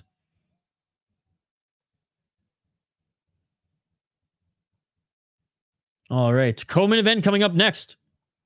Again, I'm just so pumped that Thiago Moisés was that game to brawl, like, you know, just to have a good fight like that. He didn't make it boring at all. Yeah, Moisés was done there. He didn't make it boring at all. Saint-Denis he's just that much of a force, man. He's just that much of a force, and that's awesome to see. But a good fight overall, and honestly, like I said, respect to Moisés. That was a tough freaking fight. And he left it all out there. You can tell, which was awesome. Benoit Saint-Denis is the real deal. Let's get this guy a ranked opponent next. Wait, was Moisés ranked? I don't think Moisés was ranked. No. Thank you so much for the $5 donation again. I've just been lazy, man. I've unpacked it. I have to screw it into the wall here. Less being lazy and more just in my free time this week. Like this morning, to be perfect. I guess it's a little bit lazy. I will take it on the chin. I should make time for that. And I will going into next week. I've just been working so much. When I'm not streaming, I promise you guys this. I'm working or sleeping at my desk. Like I said, trying to extend some of these clients into, well, at least into the next 3 months of work. So I've just been so busy. Literally this morning, I was clipping YouTube videos for that WVU podcast. So I didn't, and you know what? I should have thought of you guys first. I should have said, fuck work. And I should have actually, hung the fight clock. Because it's literally in the packaging. Well, most of it. I have the screw still in the packaging there. It will be up next week, I promise. Thank you so much for the $5 donation, Phony. Appreciate you, buddy.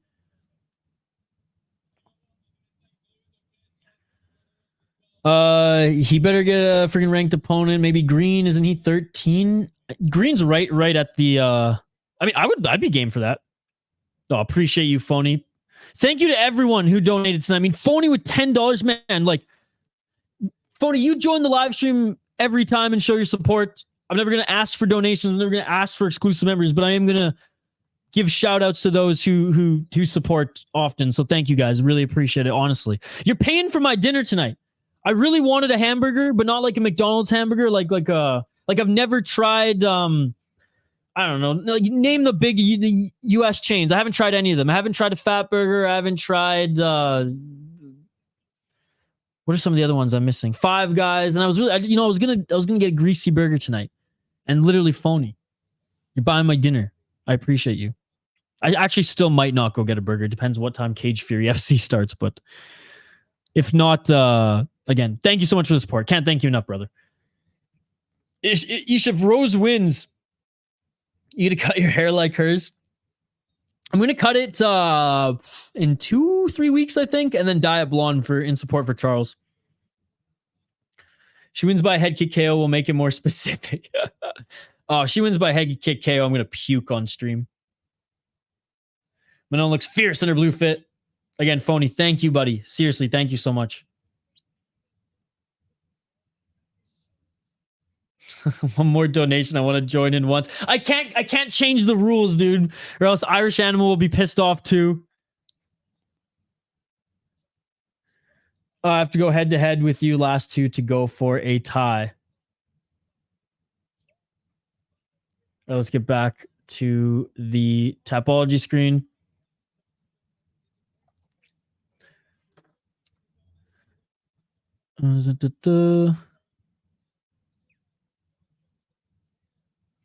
And the only reason I say that I don't want to bend the rules because it takes away for some of those exclusive members who maybe could only afford to be exclusive members. Like I know Gravedigger Jones, like he's like, there's some months I can't even afford to do that. And, we got to give them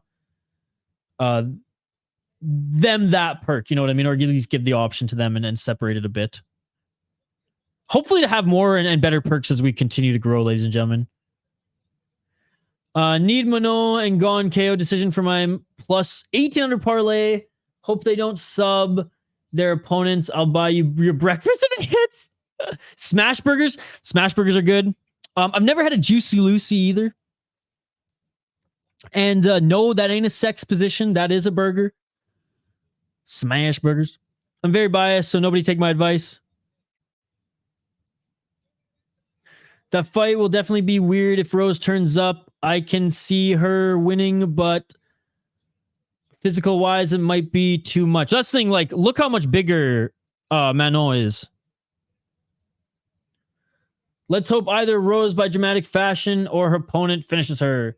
Thug Rose is going to destroy this chick. Plus 400 inside. The distance is tempting.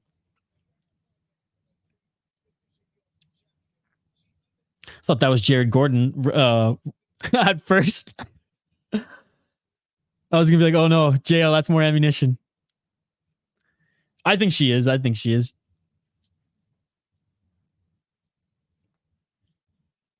Manon's never making 115. I'll tell you that much. Not in her wildest dreams. I think she just overall, like, she walks around bigger, and she's a bigger woman, has a little bit more muscle.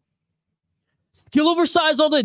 True. But if Rose wants to use her elite grappling, is it going to be hard? Like, she might have to go full jiu-jitsu versus, the wrestling, because I think Manon just might overpower her in that sense. But Rose does hit hard for a 115-pounder. What Rose shall we see? That's the thing. Are we going to see the Rose, who beat Wei Li, who beat I mean, she's beaten everybody, right? She's beaten everybody except for Carla, funny enough. Jesus Christ. Don't get me wrong, they both skilled, but Rose is definitely more talented. Oh yeah. All around, Rose is the more well-rounded fighter. Khabib, what's going on, Khabib Nurmagomedov? BSD is one of my favorite fighters in the UFC right now. He can come back from one of the worst beatings in the UFC. Dude, he's awesome. She's dangerous on her feet and the ground. Rose has been out a minute. She bulked up a little. Technique beats power. I love Joanna Wei Li. I would love to see the rematch because I think Wei Li has leveled up so much. I love Wei Li Zhang, by the way. But no.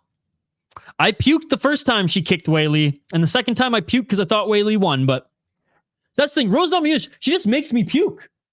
And it's not because she's a good fighter. It's just because like the way some of the fights end, because I'm either like rooting for Wei Li and I'm like, oh no. I'm like sick to my stomach that like Wei Li lost. So I'm like throwing up there. I threw up because the fucking fight against Carla Esparza was just disgusting. And the performance against Jillian Robertson is in grappling. It's like, come on, Rose, you have some nasty submissions. You can't even beat Jillian Robertson in Fury. Come on. Grass Fiorot. It be best for Rose not to listen to her man.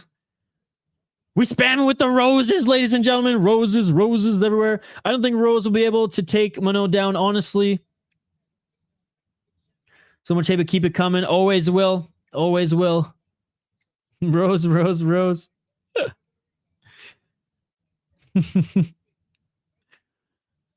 Again, it's like 50% a bit, 15% actual, like, I will never forgive you for what you did to me that night.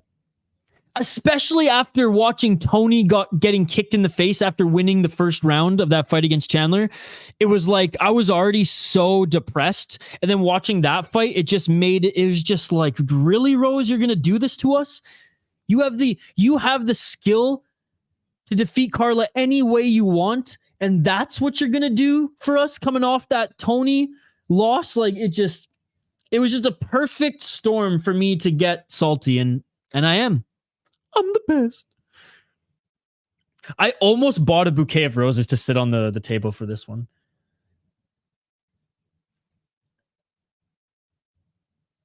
Mike Jones is the florist. She seems 1 foot out the door, though, the way she speaks. Shane, you going for Rose? Is that the prediction from Shane? I love this. Keep them coming. You have to let that hate flow through you. That's what they say, don't they? I was the best. Age. All right, let's highlight these fighters. If I miss your comment, I will get back to it, folks. Don't you worry. Keep spamming with the roses. Manon Fior, the beast, 10-1 in her pro MMA career. She's on 5-0 in her last 5 fights. She's the minus 200 favorite. That's crazy. I mean, that's what I'm saying. Like, Rose Namajunas, it's good value at plus 160. The former champ, arguably one of the most talented women's fighters that we've seen in the UFC.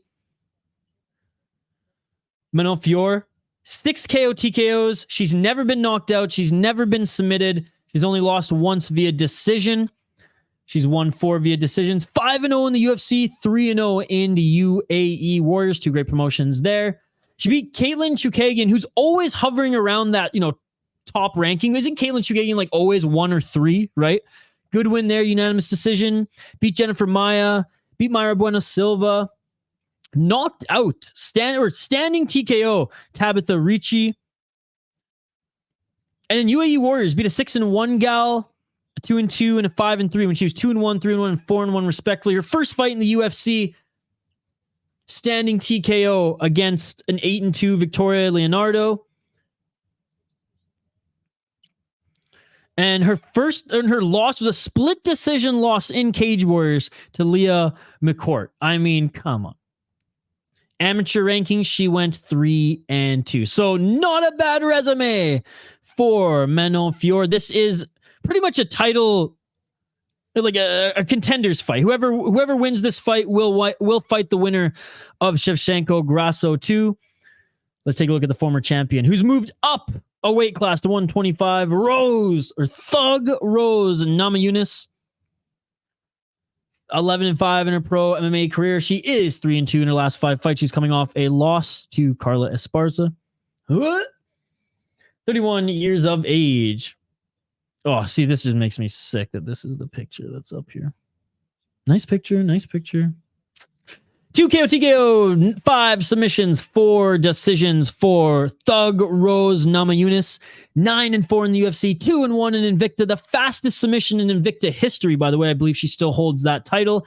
She lost to Jillian Robertson in grappling. She lost to Carla Esparza. She lost her title to Carla Esparza.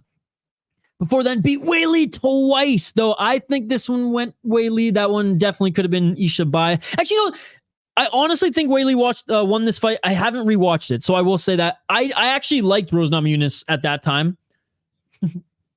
I didn't hate her, I should say, but I was rooting for Weili. So there could have been a little bit of bias. I've only watched that fight once, but can't argue with this one. Put Weili out with that beautiful head kick. Beat Jessica Andrade for the belt.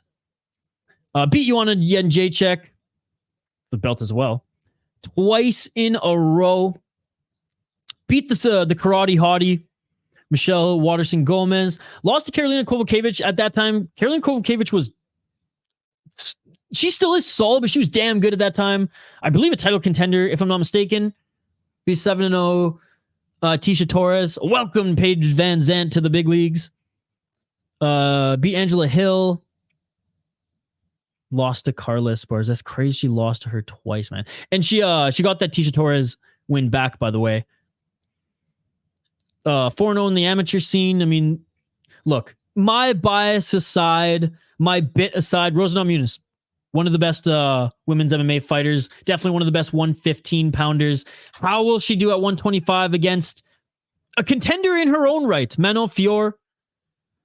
I'm going with Manon, ladies and gentlemen, and there's no bias in that pick. Okay, there's a little bias in that pick, I'm not going to lie. But that's not a cop-out. She is the favorite. She was minus 195 the other day, so she's minus 200 at closing. Great wins on the resume. Smoked everyone on the way up. Literally smoked everyone on the way up because she lost her first fight and has just smoked everyone since. I think she has better striking, pure boxing than Rose. I think she's stronger than Rose. Rose, her head might not be in the game, as you know, a lot of people have alluded to. Rose is way more well-rounded. Rose does have a better grappling game, but can she out-muscle? Again, I know jiu-jitsu. Jiu-jitsu is made for the smaller fighter to win, but can she out? This isn't just jiu-jitsu though. This is MMA, and she lost to a bigger Jillian Robertson as well in grappling. So I'm just saying, can she be overpowered strength-wise? Even not to say that she's going to get out-grappled by Manon, but can Manon counter? Can Manon dictate where this fight stays for the most part, or just keep Rose from submitting her or landing any ground and pound? I think there's a chance there for sure. Having said that, Rose is more well-rounded. There's no doubt in my mind that Manon Fiorot is hungrier. There's no doubt in my mind. Rose has already tasted gold a couple times. She's already said that, like, you know what? Fighting isn't everything to her, which I don't blame her. I'm not going to hold that against her, but up against someone as hungry as Manon who wants that title fight, hell, probably, fought a top contender in Chukagian in her last fight. Probably thought she was going to get the title fight there, but you don't want to pass up a fight against Rose, which, hey, this is going to make her money. It's a co-main event in front of her fans. Like, I get why she took this fight. Yeah, that's the thing. Rose moving up to get her motivated again could be a blessing or a curse. Let's find out, ladies and gentlemen. Let's find out. I'm going for Manon Fiorot. I'll get back to you guys' comments in a sec here. I'm going to update Fight Center on the screen as the fighters get announced by Bruce Buffer. And this is the co-main of the evening, ladies and gentlemen. I will check back on your guys' comments. Co-main event of the evening. All right, let's take a look at the comments here. Manon looking what? 15 pounds heavier? Oh, yeah. Oh, yeah.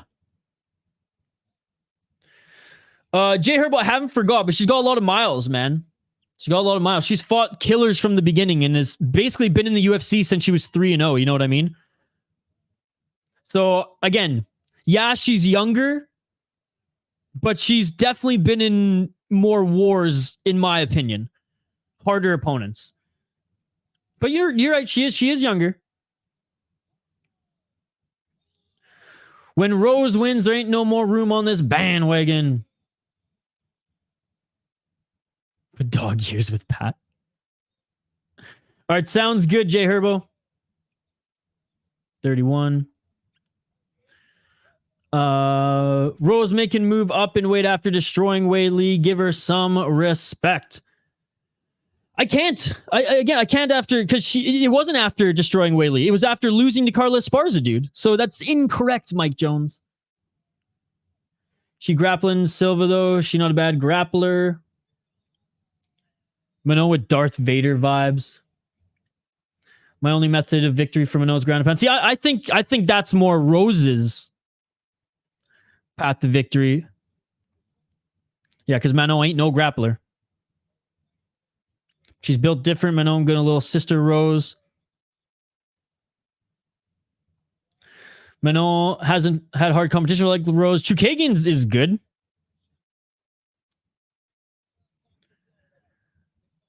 No loyalty. All right, round one, ladies and gentlemen. Sorry I didn't catch up on the comments there. We'll get back to them here in a bit. Can she come back? Rose Namajunas. All right, round one. Let's get it on. Monry Polarian, it just started right now. 4 minutes and 40 seconds on the clock. Rose can sub her, but I wouldn't bet on it. Rose had a lot of downtime with fights, but she knows how to surprise. Absolutely.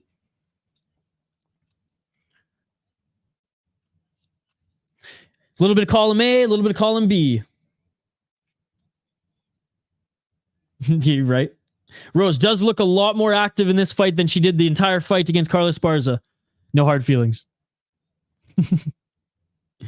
Rose trying with that counter left, doesn't land. All right, I'm going to keep my eyes glued on this. Keep the comments coming. I will get back to them when I can. 4 minutes and 5 seconds on the clock here. Nice right hand by Fiorot. Fiorot trying to get that straight left jab rolling, but Rose with a good footwork to start. Active footwork by Rose. Manon lands that one right, straight right. Rose with a nice counter left. Why didn't we see this Rose against Carla? You know what I'm saying? 3 minutes and 36 seconds on the clock. Rose trying to enter with the uppercut. That was a nice entry there. Didn't land, but nice entry. What's up, Andrew? Good to see you. Fair, but like, it's fair for us to say she does here too when she moves up a weight class too, and Fiorot definitely cuts more weight than her. And Rose going for the takedown, easily stuffed by Manon. Oh, Rose with a nice left. And I'm not being biased in my commentary, Mike Jones. You can be you be thankful for that. Pretty good, Andrew. Pretty good. 2 minutes and 51 seconds on the clock. Rose with that step back left hook. It's landing. 2 minutes and 40 seconds. Looking for that oblique kick is Manon. I don't think it landed clean. Again, big shout out to everyone joining us here. Manon's got to keep her hands up a little bit more. She's dropping them. Oh, there's that counter left by Rose. Man, she's looking good. Credit where credit is due. She's back, man. Her timing looks good. Her counters look good. 2 minutes and 18 seconds. I will never root for Rose Namajunas again, but I will appreciate a good performance by her every time, guys.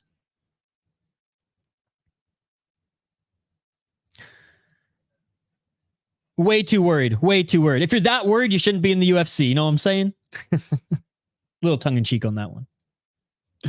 Nice left uppercut by Rose. Rose's counter game giving Manon some problems here. Rose with the outside leg kick.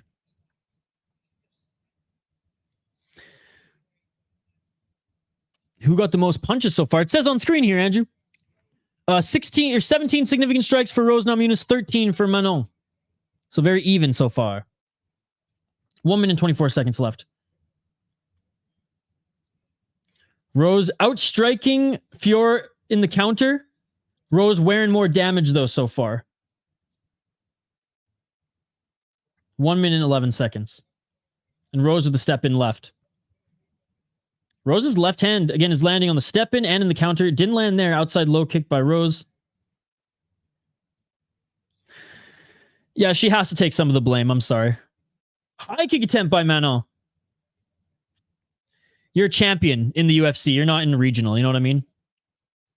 So I'll say it's 95% her fault. I'll give 5% blame to Pat Barry. Rose doing good. Oh, nice left hand there by Fiorot. That hurt Rose as Rose desperately went for the single leg.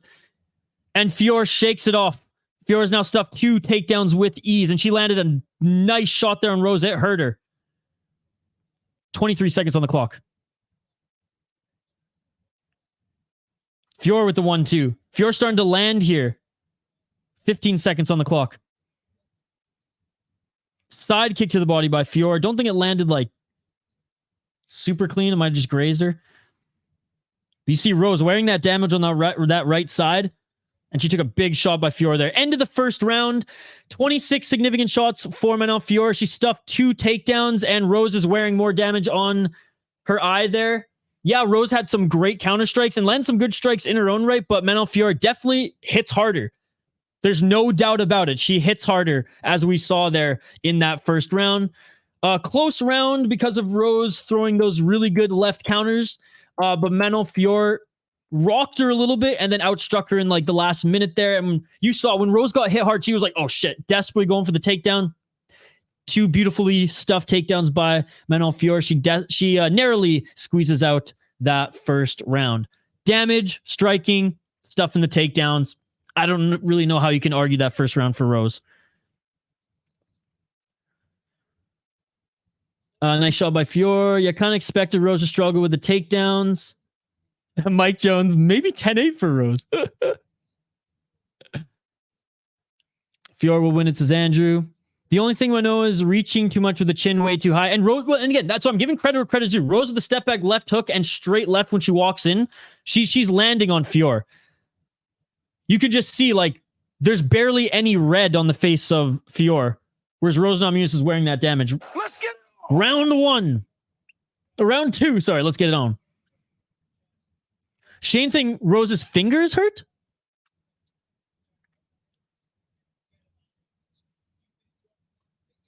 Nice, Andrew. That sounds awesome. More damage on the nose than the eye? Okay. I was reading the comments and didn't look at any of the fighters on the bench there, so thanks for bringing that up. All right. 4 minutes and 22 seconds in the second round. I'm going to look back in the comments here in a sec, but we're going to keep our attention on the fight, guys. But keep the comments coming. I will adjust them when I can. 4 minutes and 13 seconds on the clock here. And a nice 1-2 there by Fiorot. Rose took a little tumble there, not because of the shot. I think she's tripped. Manon Fior with the body lock here.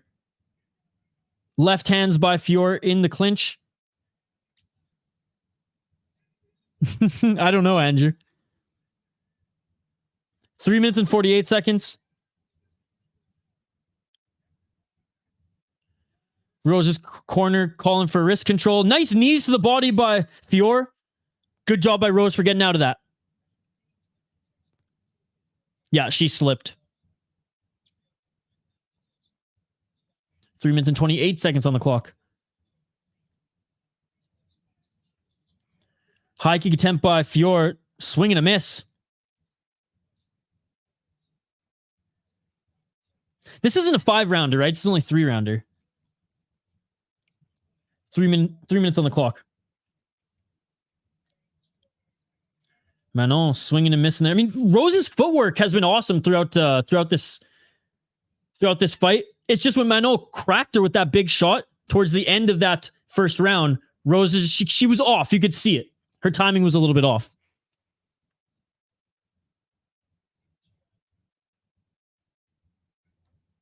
Thanks for joining, Andrew. Appreciate you, buddy. And no worries about not joining everywhere. You join and at least like the videos and the stream every time, dude. So I appreciate you. 2 minutes and 33 seconds on the clock. Manon with the right hand. Manon mixing it up with the kickboxing too. Those side kicks to the body.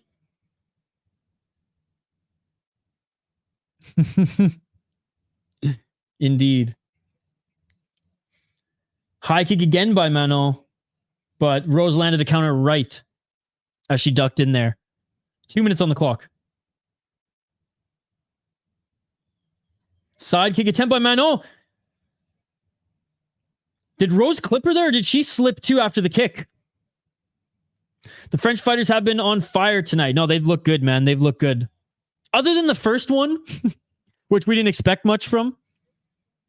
Oh, a nice right hand by Rose on the break. Yeah, they each slipped there.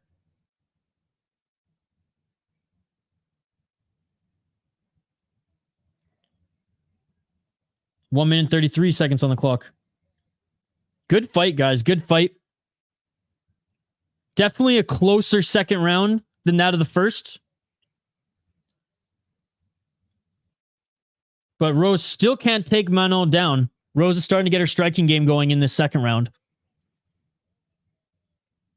Oh, and nasty cut there.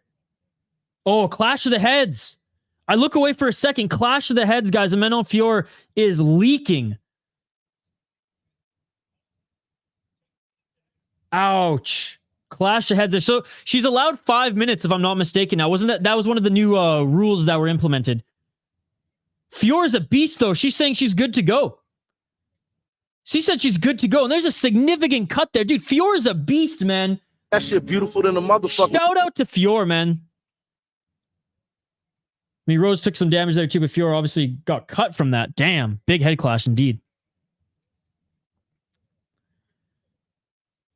And Rose again, right hand to try to set up the takedown. Can't do it. She's going to have to keep this on the feet. Doesn't look like she's going to be able to take Fior to the ground. Side kick again by Fior.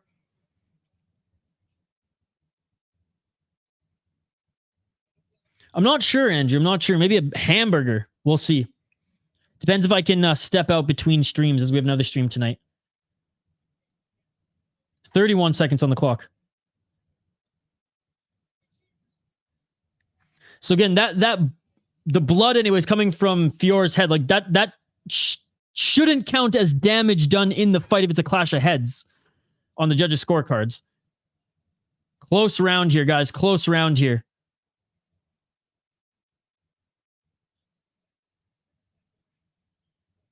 Each of them landed a counter there in that exchange. All right, end of the second round. I could honestly see that second round going either way. So it's either 1-1 going into the third, or Manon's up 2-1. Manon is up in the significant strikes. 50 strikes significant on 167 thrown. Control time really doesn't matter in this one at all. Rose Namajunas 0 for 4 on the takedowns. again, the only damage Rose has really done on Fior, like the visible damage, is that clash of heads, which you can't really take account for in the judges' scorecards. I think Rose got the better strikes, landed the better strikes in that round. So that is my like narrow way of saying Rose won the second round. It could go either way. Manon Fior, in my mind, definitely won that first round, though. So it's either 2-2 for Fior or 1-1 going into the third. Let me know your thoughts in the live chat. Bowl of Southern Chili. That sounds good, Gravedigger Jones. I think Rose game plan was to wrestle. She's just not strong enough. Andrew says 1-1. Shane says, I don't know if you heard the broadcaster, but they said her right middle finger is injured. I didn't hear it. I have the volume pretty much not on at all, Shane. Manon dominating 2-0. She's good. She is good. I know Rose is hard-headed, but damn. That clash of head.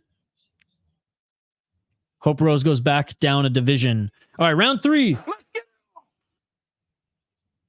4 minutes and 38 seconds on the clock. I mean, yeah, both them tough as nails for being able to continue that quickly after that clash of heads, but again, Manon Fior is the one leaking. She's wearing the damage. She's painting the mat right now. Need a Rose KO or robbery. Fiorot. 4 minutes and 18 seconds on the clock. Rose with the outside leg kick. Good job on Rose. She's starting to throw that leg kick more on Fior, who's pretty heavy leaning on that right leg, as Activate even pointed out. She's leaning so heavily forward that she leaves her chin out there. 3 minutes and 59 seconds. Third and final round.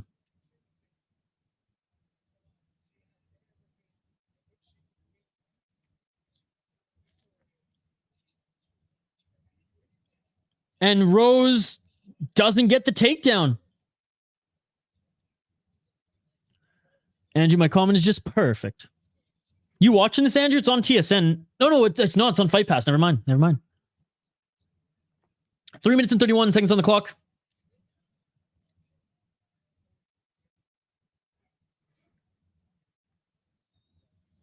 Three minutes and 22 seconds, and with the step-in oblique kick by Fior.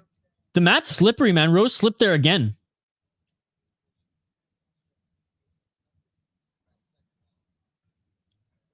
Three minutes on the clock.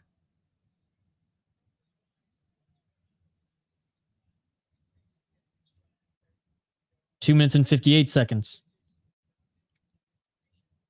Oh, big feint there by Fiorot with threatening that side and or oblique kick again. Rose changes stances and Fior attacks on that. Doesn't land clean, though. Honestly, this is close because neither of them have really landed many clean shots in this third round. Rose with a good shot there.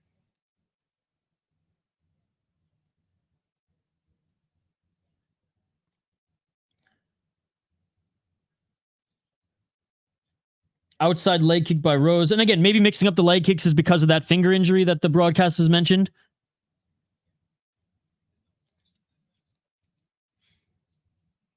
2 minutes and 15 seconds on the clock. Step in, right jab by Fior that just clipped Rose. 2 minutes on the clock. And a little exchange there. They each land a right. 1 minute and 54 seconds on the clock. Man, I wish this was 5 rounds. Me too, man. This is a good scrap.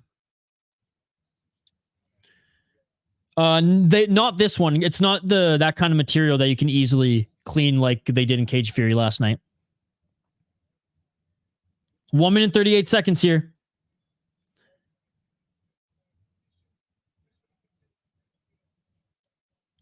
And this third round's very close. Each of them have landed pretty evenly, if I'm not mistaken.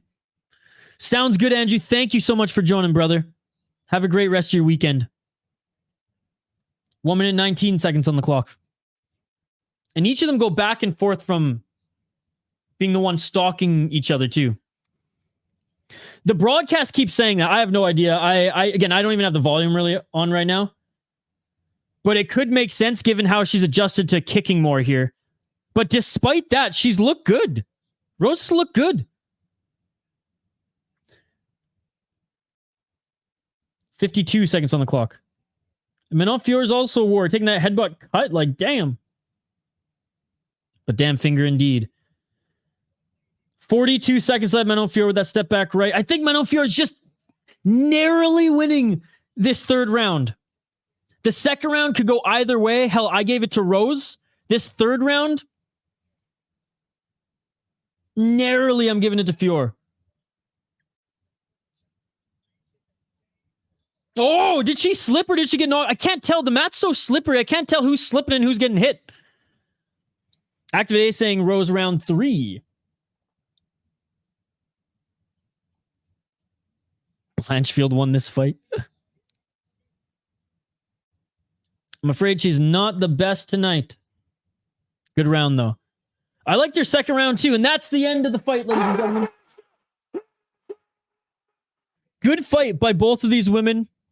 I think the first round, hands down, went to Manon Fiorot. I think there's no argument there. Second and third could go either way. Activate A. You're pretty confident Rose won that second, or that Manon Fiorot won that second round, and you said Rose won the third. I'm opposite. I think Rose won the second round, and Manon Fiorot won the third. But I'm not attached to either. Like, it could have gone either way for me there. But Manon Fiorot winning the first round, that is fact for in my eyes.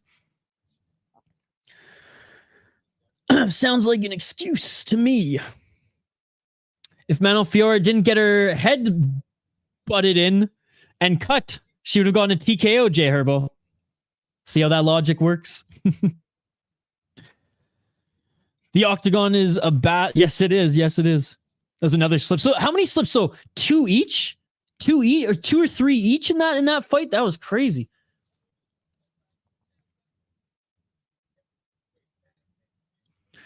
But yes, that finger, that does suck. That does suck. I mean, Kinoshita broke his foot and still won a fight, ladies and gentlemen. Just saying, just saying. I had to buy you 30-20. I don't think it's that big. We'll see the official scorecards here. 76 significant strikes to 52, but better accuracy by Rose. Rose did land I thought Rose landed more leg strikes than she did, to be honest. Especially in that third round. I thought she landed more. I do think Fiorot won this fight at least 2 rounds. Rose won either the second or the third. That's what the chat's saying right now. I think she won the second. But I don't have the live like strikes per round. I'm just looking on Fight Center. That 30-27 is garbage. That 30-27 is garbage. The 27 or the Manon Fiorot won. That one judge, he did that. Oh, man, I don't get that 30-20. So these judges, they're all about strikes because there was no grappling in that one, and whoever had the most strikes won. And you know what? If you look at Manon Fiorot, and again, guys, don't get crazy in the live chat. I know that I agree that was a bad scorecard. If you look at Manon Fiorot, other than that cut from the head class, she's wearing 0 damage, guys. Maybe a little bit of a bloody nose. Whereas you look at Rose and she's definitely wearing more damage. I think it was the right decision. That 30-27 is garbage. Mike Jones thought it was 30-27 Manon too. Okay, well, maybe it's not garbage. I don't mean to disrespect you guys. I think it was a little bit closer. Didn't mean to disrespect anybody by saying that. Hate to see my girl go down. Hopefully the judges are as big a fans as I am. Manu won 30-27. Okay, activate Ace at 30-27. Okay, never mind. Oh, no, you're just reading what the judges said. I think it's too uncomfortable. Manon got this. Viva la vida, baby. She did look like she slipped, so it can be 30-27, I guess. Rose isn't get a belt in the division regardless of fingers. Yeah, that's my thoughts on it too. Viva la France. Whoever had a main card parlay with every favorite is getting paid. I hate Rose lost, but it was a clear 30-27. Look at me. Look at me arguing against that. I'm not arguing, but you know, that, oh, how the tables have turned. No, I'm just kidding. I'm going to say this as little cheeky as I can. I am going to sport a smile. Great win by Manon Fiorot. No, Rose Namajunas, she looked good in that fight. Nothing but respect to that performance. She was game to brawl. Will I ever support her again? As a fight fan, no. Will I give props and respect to where it is deserved? Absolutely. And I give her the respect in this one. It was the right decision, but she came in there and brawled. I only have one fight wrong in my predictions, and that was freaking Reese McKee, ladies and gentlemen. God damn.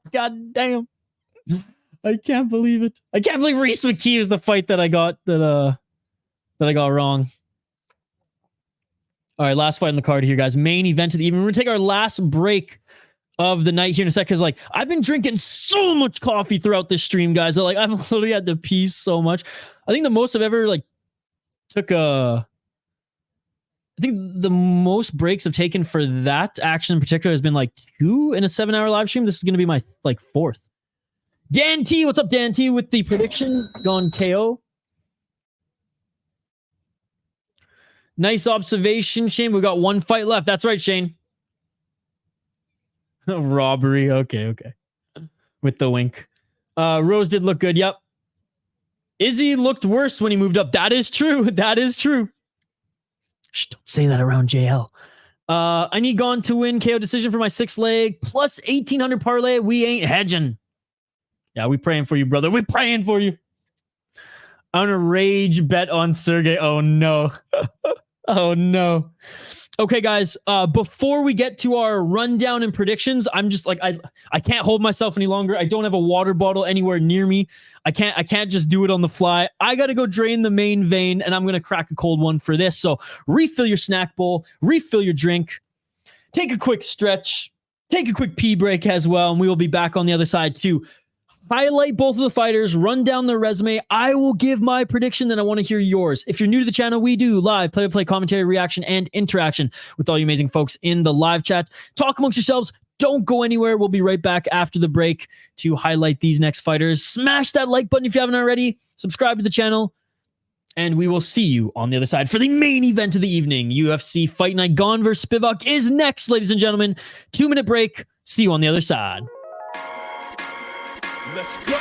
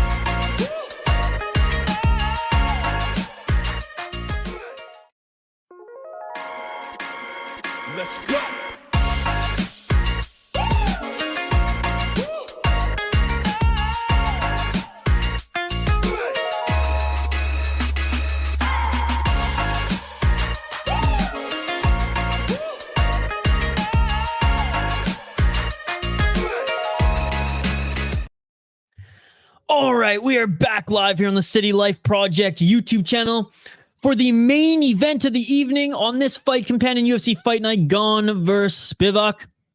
Thank you all for joining. So far, doing good in my predictions. We're not going to have any trolls in the live chat here today saying, oh my God, you screwed me in your prediction video, motherfucker. No, today it's pretty good. My only bad pick was Reese McKee. And he had a late comeback flurry in that fight too. Let's get back to the live chat quickly before 8-unit rage bet. If God subs him, I'm gonna be pissed. End of the night. Sprinkle Spivac and pass. He ain't subbing him. Should hedge a little. Money in hand is better than money in my mouth. I'm just imagining Spivac going for a sloppy takedown and Gane catching a neck. Again, yeah, Aaron, that was absolute garbage, dude. All I gotta say is Blanchfield beat both them easy. Easy's a stretch. I think Blanchfield was humanized a little bit more in that last one, you know. Her striking wasn't even as good as I thought it was. So if Manon can defend a takedown or two and keep it on the feet, I still think Manon's a better striker. I thought Blanchfield was so much better on the feet than she was. It wasn't even that she got cracked a couple times, that it just was sloppy. But hey, she's just getting better and she's younger. I do think Blanchfield will be champion in her UFC career. Activate, he submitted top 5 guys. Activate 8 agrees with UJ Herbo.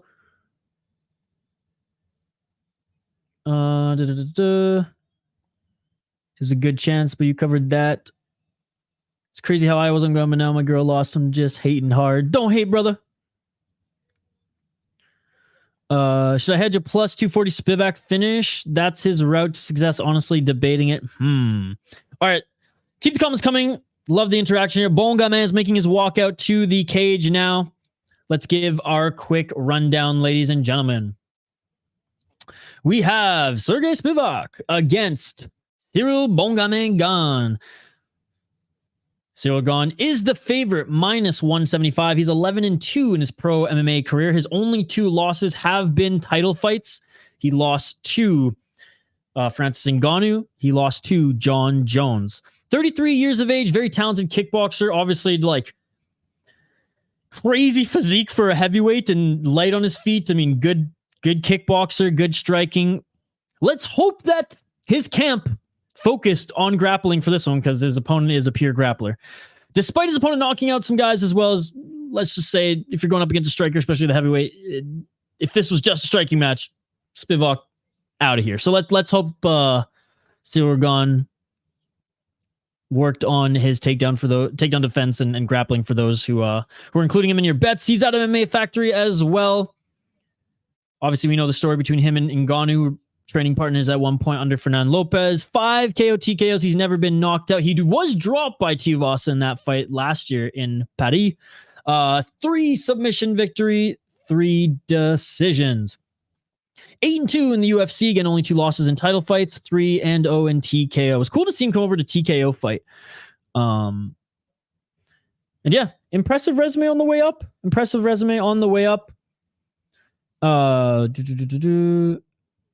When he was 3-0, he beat a 9-0 guy, 7-2 Dontel Mize. Dontel Mize kind of sucks, but hey, 7-2 at that time. 17-5 Boser, who had the experience on him. Junior Dos Santos was on his way out at that time, and he hit him in the back of the head a few times. That seems to be what Gane does. Rosenstrike is a good win. Volkov is a good win. Lewis obviously a good win. No one thought Gane was going to wrestle him, but he did. Tuivasa, good win. I had Ciryl Gane winning that one, but Tuivasa is a good win. And obviously, John Jones just dismantled him. Looking at his opponent, Serghei Spivac, who's on a 3-fight win streak. He is 4-1 in his last 5 fights. 16-3. He's only lost 3 fights, ladies and gentlemen. He is the slight underdog at plus 150. The polar bear, Serghei Spivac.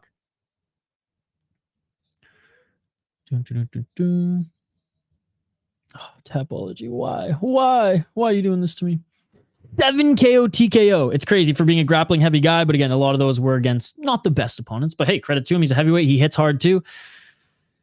7 submissions, 2 decisions, 7-3 in the UFC, 6-0 in World Warriors Fighting Championship. Hey, first one ever to, I believe, in the UFC submit Derek Lewis. So you got to give him credit where credit is due. Despite Derek Lewis apparently having health issues, we'll take that excuse out of it. He's got a submission win against fucking Derek Lewis. That's huge. Beat a Augusto Sakai, Greg Hart. So like these two wins they're not good. Sakai wasn't that good. Like Sakai he was cut right after that. Greg Hardy is not an MMA fighter. Lost Tom Aspinall. That's not a bad. That's not something to be ashamed of at all. He went to decision with Alexei Olenek though, and Olenek's a good grappler in his own right, but Olenek was like 41 at that time. Olenek, by the way, he's boxing right now. He had his first professional boxing match in Russia, and he knocked out a Russian in 3 or 5 seconds. It was awesome. Anyways, beat Jaron Vandera, who hasn't, you know what I mean? Lost to Tybura. Again, Tybura's okay. Beat Tai Tuivasa. That was huge, but Tai Tuivasa doesn't have a ground game. So again, it's just like, I'm not impressed with his performance. You know what I mean? I think, look, you're top of the division in the UFC. No disrespect there. I just think that he is meh everywhere. And again, you're in the UFC, so meh is a high bar. You know what I'm saying? Like, dismantle guys in different promotions and probably out-grapple them too. But relative dominance, he's meh everywhere, and he's just good in grappling. Maybe great in grappling. Again, I don't want to be disrespectful. But like, I don't know. I think Gane might be a little too strong for him. Let's see what I have in my final notes here before I get your guys' comments. Bold. Spivac ain't that great, Isha. That's what I have. He can grapple. I truly believe Gane 100% trained grappling since his last 2 losses. Gane is the way better striker. Spivac is fine, but not great anywhere except maybe grappling. Maybe. Spivac is younger, though. He does have the youth factor, but is he in the athletic shape of a Ciryl Gane? Clearly not. Not that matters. Gane is in way better shape, can hurt his opponents when his wires cross and when he's on. If Gane keeps it on the feet, fancy footwork, not allowing Spivac to get those. Because Spivac takes guys to the ground with the body lock, not from single legs. I think if Gane keeps it on the ground, doesn't allow him to get the body lock, it should be an easy win. Rangy strikes will be huge. Spivac does have one way to victory, and that is up against the cage or getting that body lock, dragging him to the ground. I don't think he's good enough to get the single legs against Gane. And in the clinch, Gane might be dangerous with his Muay Thai background. Going with Gane, that is my pick. Sorry if I missed some of your comments here as the fight has begun. I'm going to bring the ticker back on the screen. All right, what did I miss in the live chat?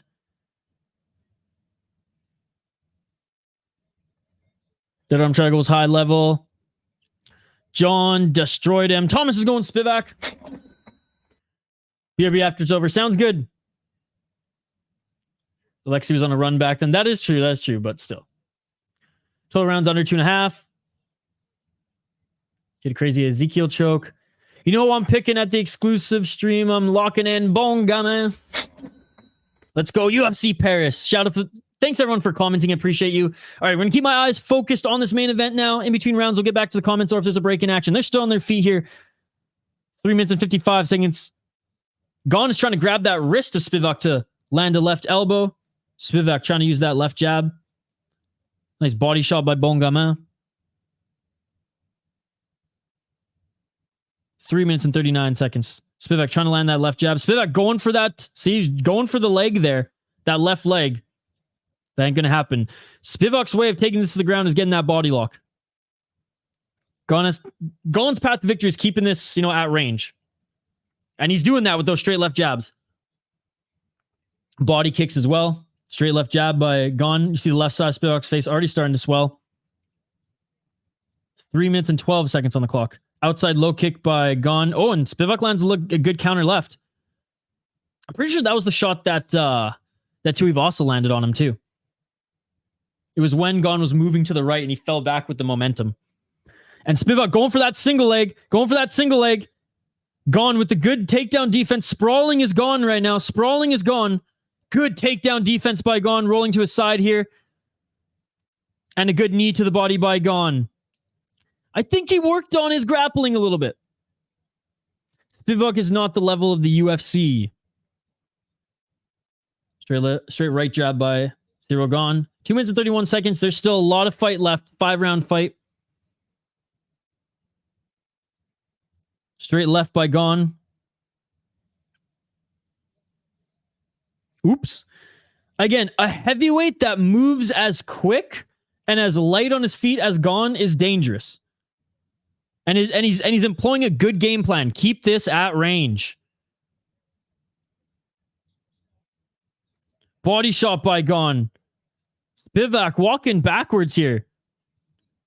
Gane mixing it up, body and the head here. And Gane doing a good job of grabbing those wrists and landing those shots, using Spivac's weight as his enemy, bringing him in and landing that shot there. Obviously, Gane's form is better than mine there. Spivac throwing a big right hand. It looks like he was poked in the eye. Mark Goddard missed it.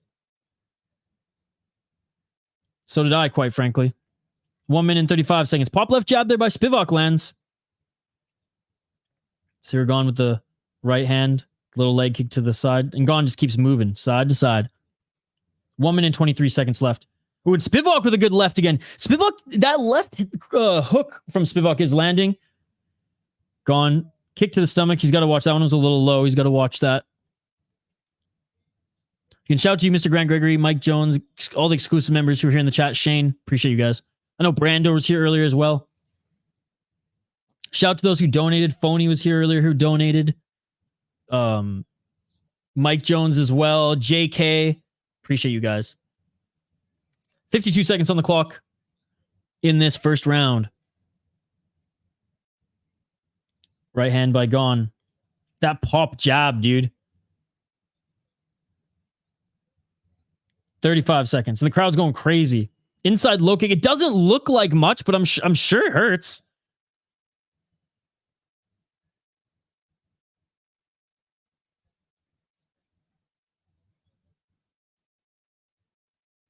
High kick attempt by Gane. Outside low kick by Spivac. Good move there. When Gane was a little off balance. So not a bad shot there. Left by Gane. I don't think he got through the guard, though. Double left jab and a body shot there by Gane. And that will do it for the first round. Gane lands the last shot. Oh, big knee to the body. And let's see I want to see the eye poke. I want to see the eye poke. Yeah, mixing up the body shots and the combos there by Gane. Spivac standing up in the corner, which is good. But unable to get any grappling going. His eye doesn't seem too swollen, so that's good. That's good. So it wasn't too egregious. Might have just... Because Gane does, gauge the distance with that hand, and maybe it just crossed the eye there. Which can still be dangerous, especially with his gloves. You don't want any cuts or anything to the eye, but didn't look too egregious there. First round, he looks unbeatable. Spivac looks confused. Now what do? I can't take this cat down. I can't take this cat down. And what's crazy, Ciryl Gane could have gone for more of a ground game control there with that reversal and was like, no, come at me, brother. Phony, like I said, Gane's got no finish. He's so scared. I disagree, Phony. I don't think he's scared at all. I think he is a kickboxer, first and foremost. He stuffed the takedown. I think he's looking really good. I think he's absolutely dominating Spivac right now, personally. 37 significant strikes to 9. Yeah, disagree that he's scared. And whether he has finish or not, I mean, he's putting on an exciting fight, in my opinion. Or a good fight, in my opinion. Very technical. Spivac walking him down, Gane up. Really? I feel like I'm watching a different fight than you, I think. My perspective is totally off then. Because we're looking at this fight two different ways. 4 minutes and 22 seconds, which is fine. But again, I respectfully disagree, buddy. This is a good round for Gane. That was a great job by Gane. Love that he isn't overdoing any shots. 4 minutes on the clock. 4 minutes. I think Gane has more to it. I think he could be more dominant right now. And he's still, piecing this guy up. 3 minutes and 45 seconds on the clock. Spivac has, and I'm not taking anything away from the few shots that he's landed. His left hook, Gane hasn't found an answer to yet. Another nice knee to the body by Gane. Ciryl gone with another shot to the body there. Ciryl gone with trying to employ that short right elbow. No, and Spivac's not like super scared or anything either, but he is losing this fight. Like, other than what, 3 left hooks and 2 left jabs, like really what has he done in this fight? He has 11 significant strikes.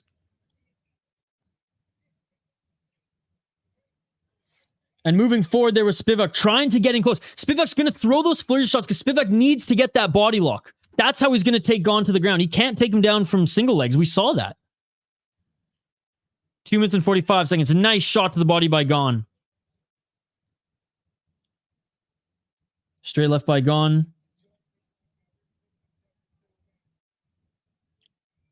25 body shots by Gane to 1 by Spivac. Knee to the body by Gane. Right hand by Gane. Gane grabbing that wrist again to try to land that step-in elbow. How is that not finishing, not trying to finish the fight when you try to elbow someone in the face? Spivac's getting outstruck 100%, dude. 67-11 right now. Another big right by Gane. Gane is schooling him in the feet. Spivac with a counter right. But Gane with big shots again. Gane swinging a little bit more, throwing a little caution to the wind here. Gane goes for the legs and Spivac tries his best to get his hands on him. Yep. Another big shot by Gane. Spivac's fading. I don't think he's playing too much possum here. He does have to watch. Oh, Gane with those freaking hammer fists again. He's got to watch the back of the head. Here we go. Another shot to the side of the head. Why does Gane do those stupid hammer fists? I don't get it. Oh, another hammer fist to the side of the head. And it is all over. Gane clearly got walked down. With that comment.